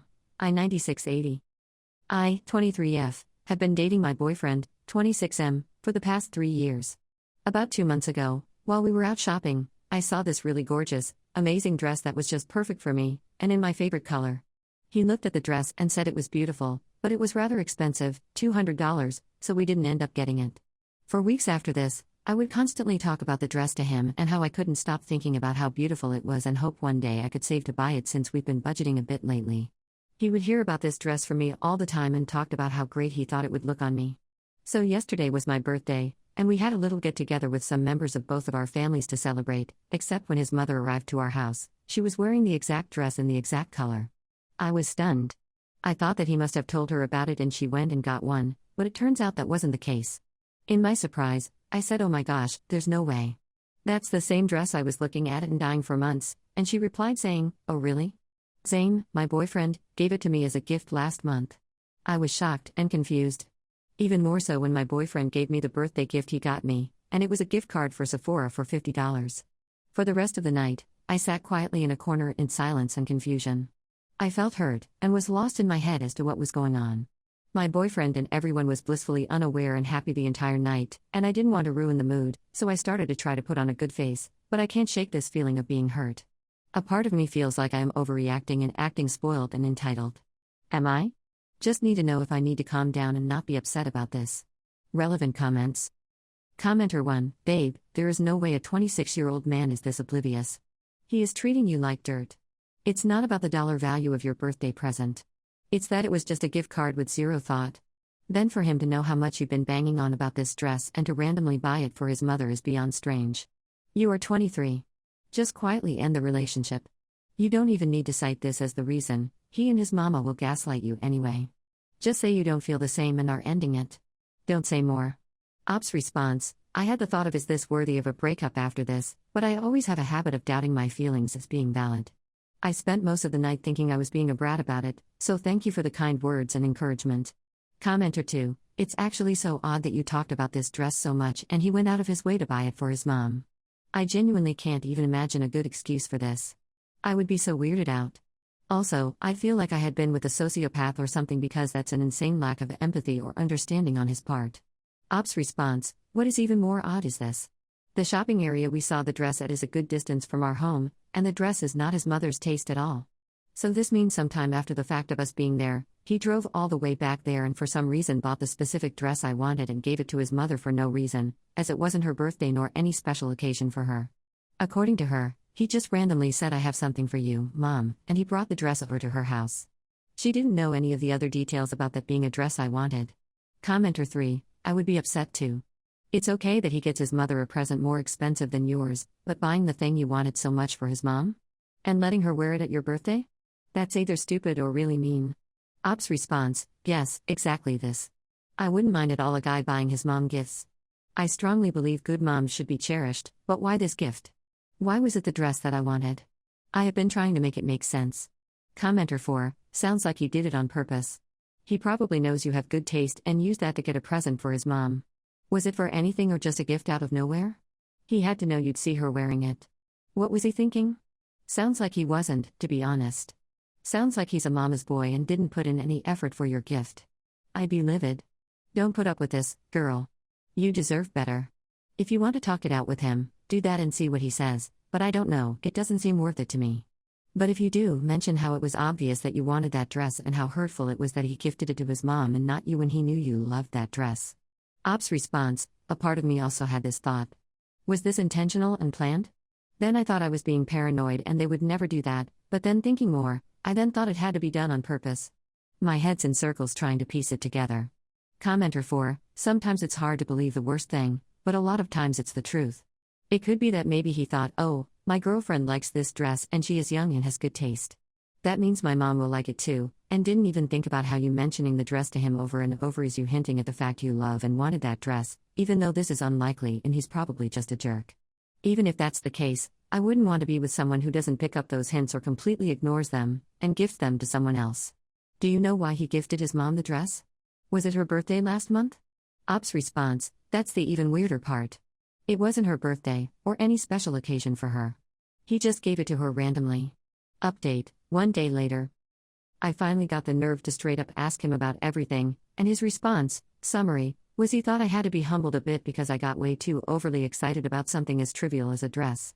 He thought it would be fun to see my reaction to it all. His mother had no idea about any of this and just thought her son was giving her a gift. I'm so upset and hurt that I just called my mom to come get me and will be staying with her for a few days while I figure out the next steps, but I am not going back to him. Update 2. First of all, I want to say thank you and express my gratitude to all the people who have shown support. The kind words mean so much to me right now, and I'm sorry I can't respond to each and every comment or DM. Just know I'm reading them, and thank you. Me and Zane are over for good. He keeps calling me, but I won't answer, and there's nothing he can say or do to change that. I've realized and taken this as a sign of a nature he had kept hidden so well until now. Also, someone on Threads has copied and pasted my post word for word and is pretending it happened to them. I don't know why someone would want to use my pain to cloud farm, but people are crazy. I became my old boss's manager after getting the promotion he was told was his for years, then upper management blamed me when he quit even though I begged them weekly to give me something to keep him, so now I'm job hunting too because apparently I'm supposed to create magnetic team culture instead of, I don't know, fair compensation? Posted anonymously on Ask a Manager. I was recently promoted to a department director role, and while I'm very excited about my new responsibilities, I have a dilemma that I need some help with. One of my direct reports is my former boss who hired me into the company. Backstory: I've been here for 8 years. I was hired into a junior role by a middle manager in the department. Call him Tom. He was a great boss, and I learned so much in the years I worked for him. He's an all-around terrific supervisor who coaches well, provides clear goals, gives flexibility to meet those goals, provides opportunities to learn and grow, advocates for his team, the works. He's also a really good talent spotter. I counted it up. Of the 15 people Tom's hired in the past decade, all but a couple have risen in the ranks at our company, in our division and others where division executives have recruited them. After a few years working for him, a promotion opened up in our department, and Tom urged me to apply. I got it, became his peer, and built my own effective team using his style as my model. Last year, our department director, Mary, announced her intention to retire, and as his corporate policy, the job was posted. Tom applied, and I wasn't going to, but another colleague encouraged me to go for it. I did, impressed our relatively new division VP, and got the job. Tom congratulated me, and I prepared to take the job. Days after my promotion was announced, I found out through a colleague who was a mutual friend of both Tom and mine that Tom was very disappointed, even though he hasn't expressed that to me. Apparently, Mary and the previous division VP, who retired a year ago, had told Tom that he was a shoo-in to be promoted to Mary's role when she retired. In fact, I was told that he turned down some outside opportunities in the past couple years that would have paid more because he was anticipating getting this promotion. As I've stated, he's a great employee and manager who would have done a great job. I had no idea that this was Tom's expectation, and when I learned, I felt a little guilty about even applying for the job. A few weeks later, I had to do the annual update of our internal succession plan documents, and Tom was listed as the designated preferred internal successor for my job. Tom has been nothing but professional and complimentary with me, but now I'm really concerned about how I can manage him effectively. I really need him to stay. He has long-standing personal relationships with all the key clients my department works with. I led the operations side, so I was less involved with clients. If he left suddenly, we would be in a real bind, partly because of his success with hiring good talent. That good talent has moved up within the company, and now his team is all relative newbies hired in the past few years who are all still building their own client relationships. I recently met with HR and our division VP, and they emphasized the need to keep Tom on staff due to his role as a talent spotter and for his client relationships. I asked about getting him a raise and seeing if we can do an intermediate promotion, but our corporate structure is pretty stratified, and there's really nothing between his level and mine. What do you recommend to navigate the potential awkwardness of managing my former boss, as well as keeping him happy despite his disappointment in not getting this job, and his missing out on the raise that came with it? Update 1 month later. Thank you so much for answering my question. I have an update that is pretty much what you expected. Tom gave notice this week. He has gotten a job as head of sales and marketing for a small but fast-growing startup that produces a similar set of products to the one my team is responsible for. It sounds like a perfect setup for him. They are ramping up with additional product development, he'll get to lead a big team, he will be paid more plus get equity, which we don't have available to us. And even though the company is based elsewhere, he'll work remote from our city. Tom's timing was very strategic. Our company had a very broad non-compete in place that would have barred Tom from making the move he did, but there's been a case with a former employee challenging the non-compete.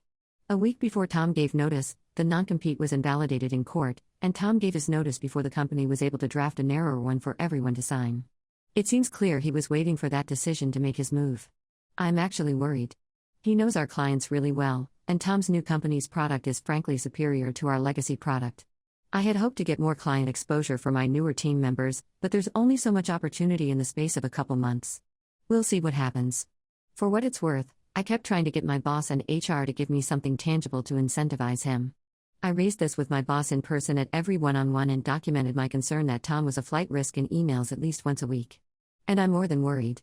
I think I should leave myself. After Tom gave notice, my boss and HR hastily put together a counteroffer that still didn't equal his new offer. I told them this was a bad move, and I thought it would be tone-deaf and disrespectful to Tom, but my VP directed me to make it.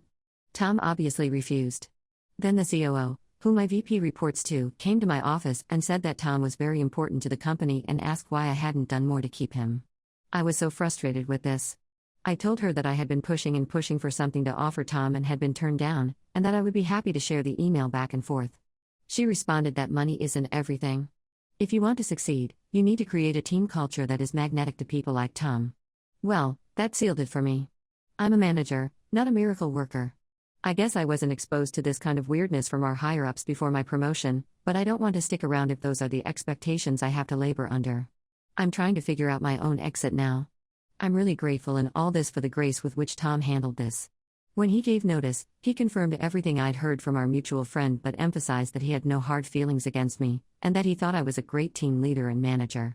He said he would have been happy to work under me if the company had come through with the money to match his promised promotion, and that he was leaving not because of me but because of the broken promise. I asked why he hadn't raised the concerns to me before, and he said he didn't want to put me in an awkward position or feel bad about my own achievement. He only brought it up because I asked in his notice conversation. Not a great update, but probably not a surprising one either. Thanks for answering my question.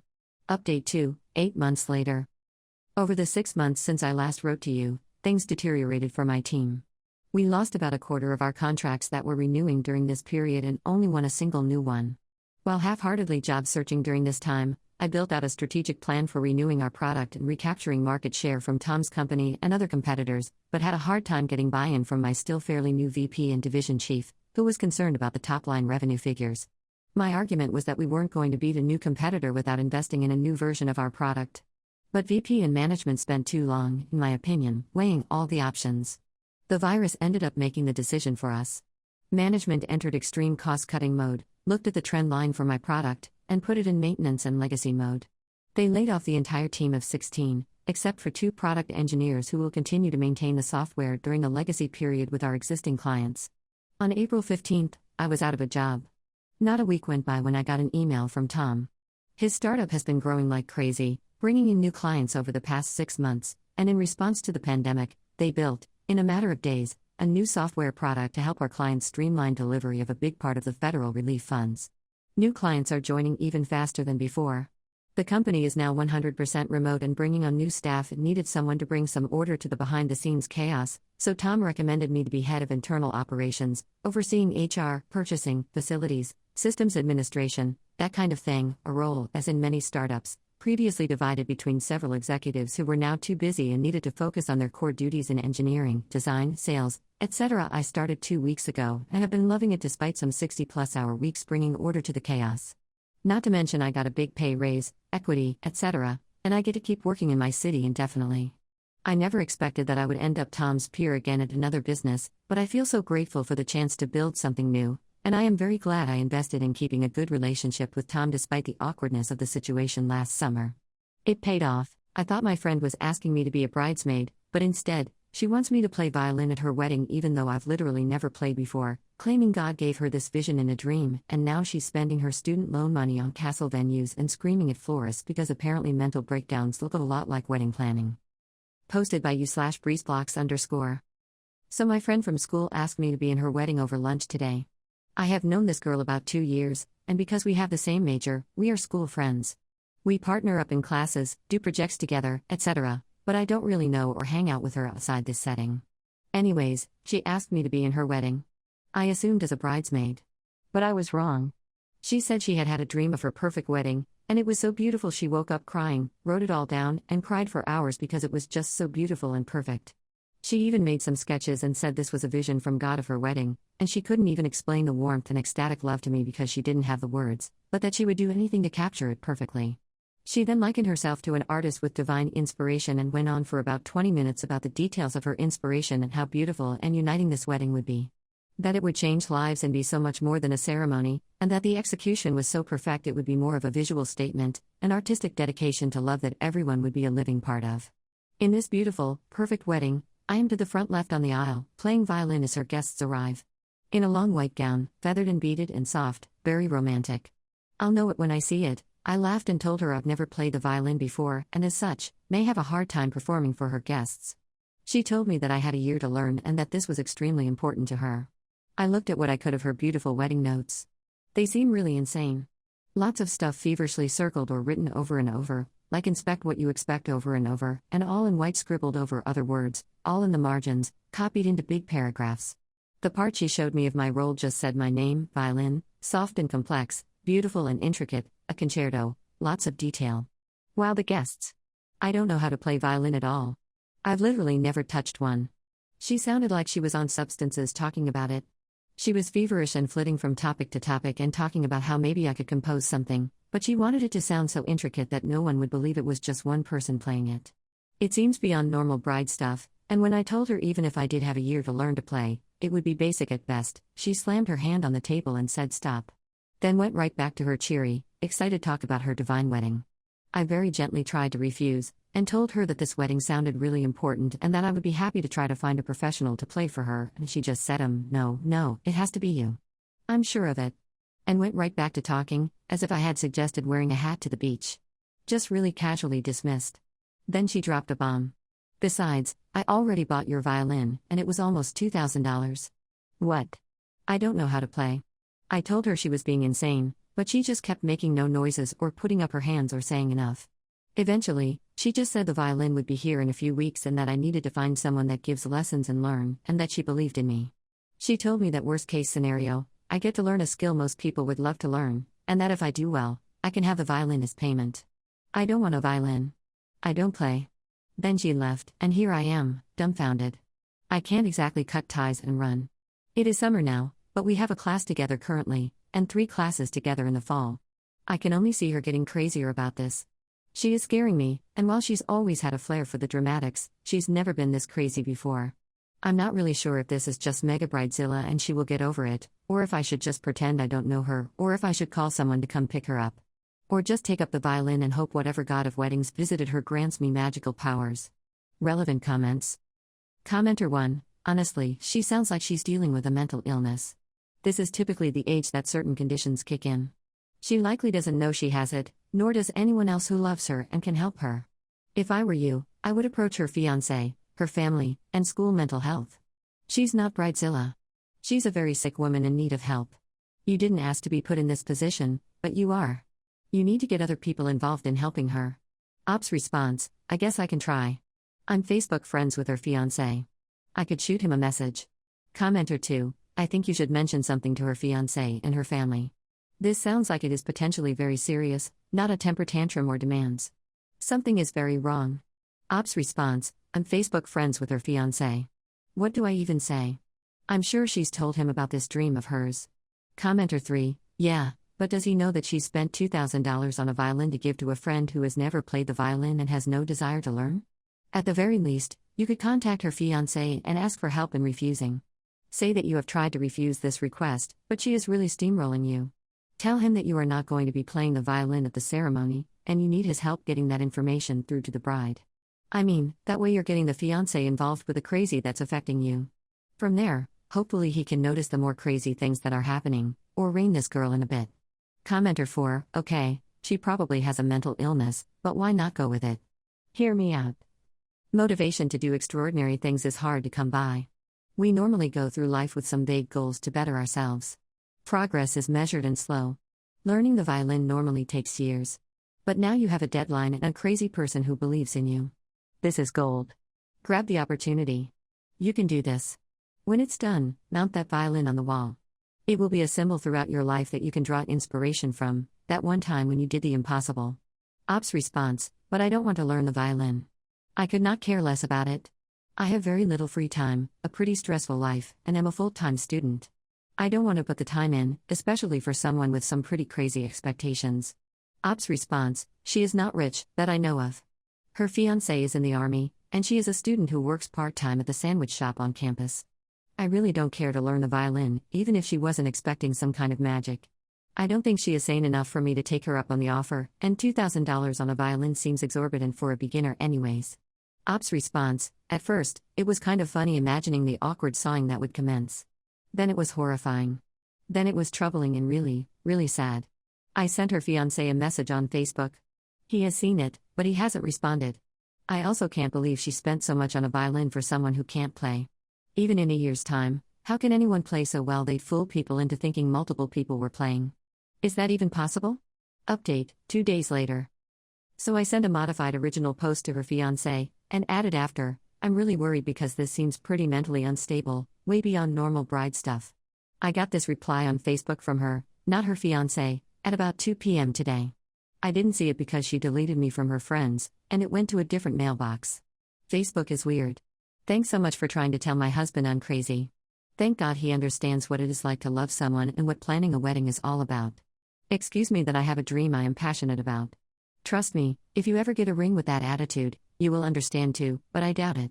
Nice try trying to get between us, but guess what, sweetie, nothing can tear us apart, least of all you, ha ha ha ha. You are clearly jealous, and that makes me feel really bad for you. Then about an hour ago, I got a message from her fiancé. A long message. The summary is that she went nuts on a florist because he couldn't do her entire wedding in Wisteria. The horror. Almost got arrested for making a scene in his store. He found out she has spent her financial aid and student loan money for the second half of summer and the fall on random wedding stuff, like my violin, and has been booking venue tours and tastings with ridiculous expensive prices. If anyone is familiar with Texas, she is looking at doing her wedding in a giant castle in that ritzy Lake Travis part of Austin. You know, by the huge multi-million-dollar mansions. So he told her about the need for a budget at being realistic, and she threw an epic fit. At this point, she left and went to her sister's house. I messaged him back saying that she may be bipolar and in a manic state, and to ask her sister to maybe get her to a doctor, but he was more upset and focused on being heard at what she had said to him about the wedding than her. She threw a right little tantrum and accused us of sleeping together. I told him that needless to say, I would not be playing violin in their wedding, and that I was sorry for any trouble, but I really did think it was best he seek some mental health help for her. He said, "You made your point. You don't need to rub it in. I can take care of my family." I told him I understood and wished them the best, and I guess that is that. I didn't see her in class today though, and it looks like she won't be coming back for the fall unless she has a plan to get more money. Thank you for the help, everyone. I really did appreciate having a few hundred friends in this. Relevant comments. Commenter 1, we demand the long message from the fiancé, please. Ops response, no, something feels kind of sleazy about doing that. I did the update, but there's a difference to me between telling people the outcome of something that happened to me and copying out a message about someone else. I don't know. It seems shady, and there's details in it I'm sure he would be embarrassed to have out there. She made a scene and spent all her money earmarked for school. Use your imagination for the rest. Commenter 2, hey, when you described the violin solo, I also imagined it with wisteria everywhere. It really would have been quite lovely. You've handled this as well as anyone could in your position. It sounds like the husband is in denial and isn't going to be able to deal effectively with her mental health issues anytime soon, but it's not like there's much else you can do about it. At least you'll be spared the awkwardness of having her ask you about your violin practice every day in class, though. In short, you did good. Thanks for the update. Ops response, yeah, apparently it dies too fast or something to be used in weddings. Or maybe he just didn't want to deal with her. I don't know.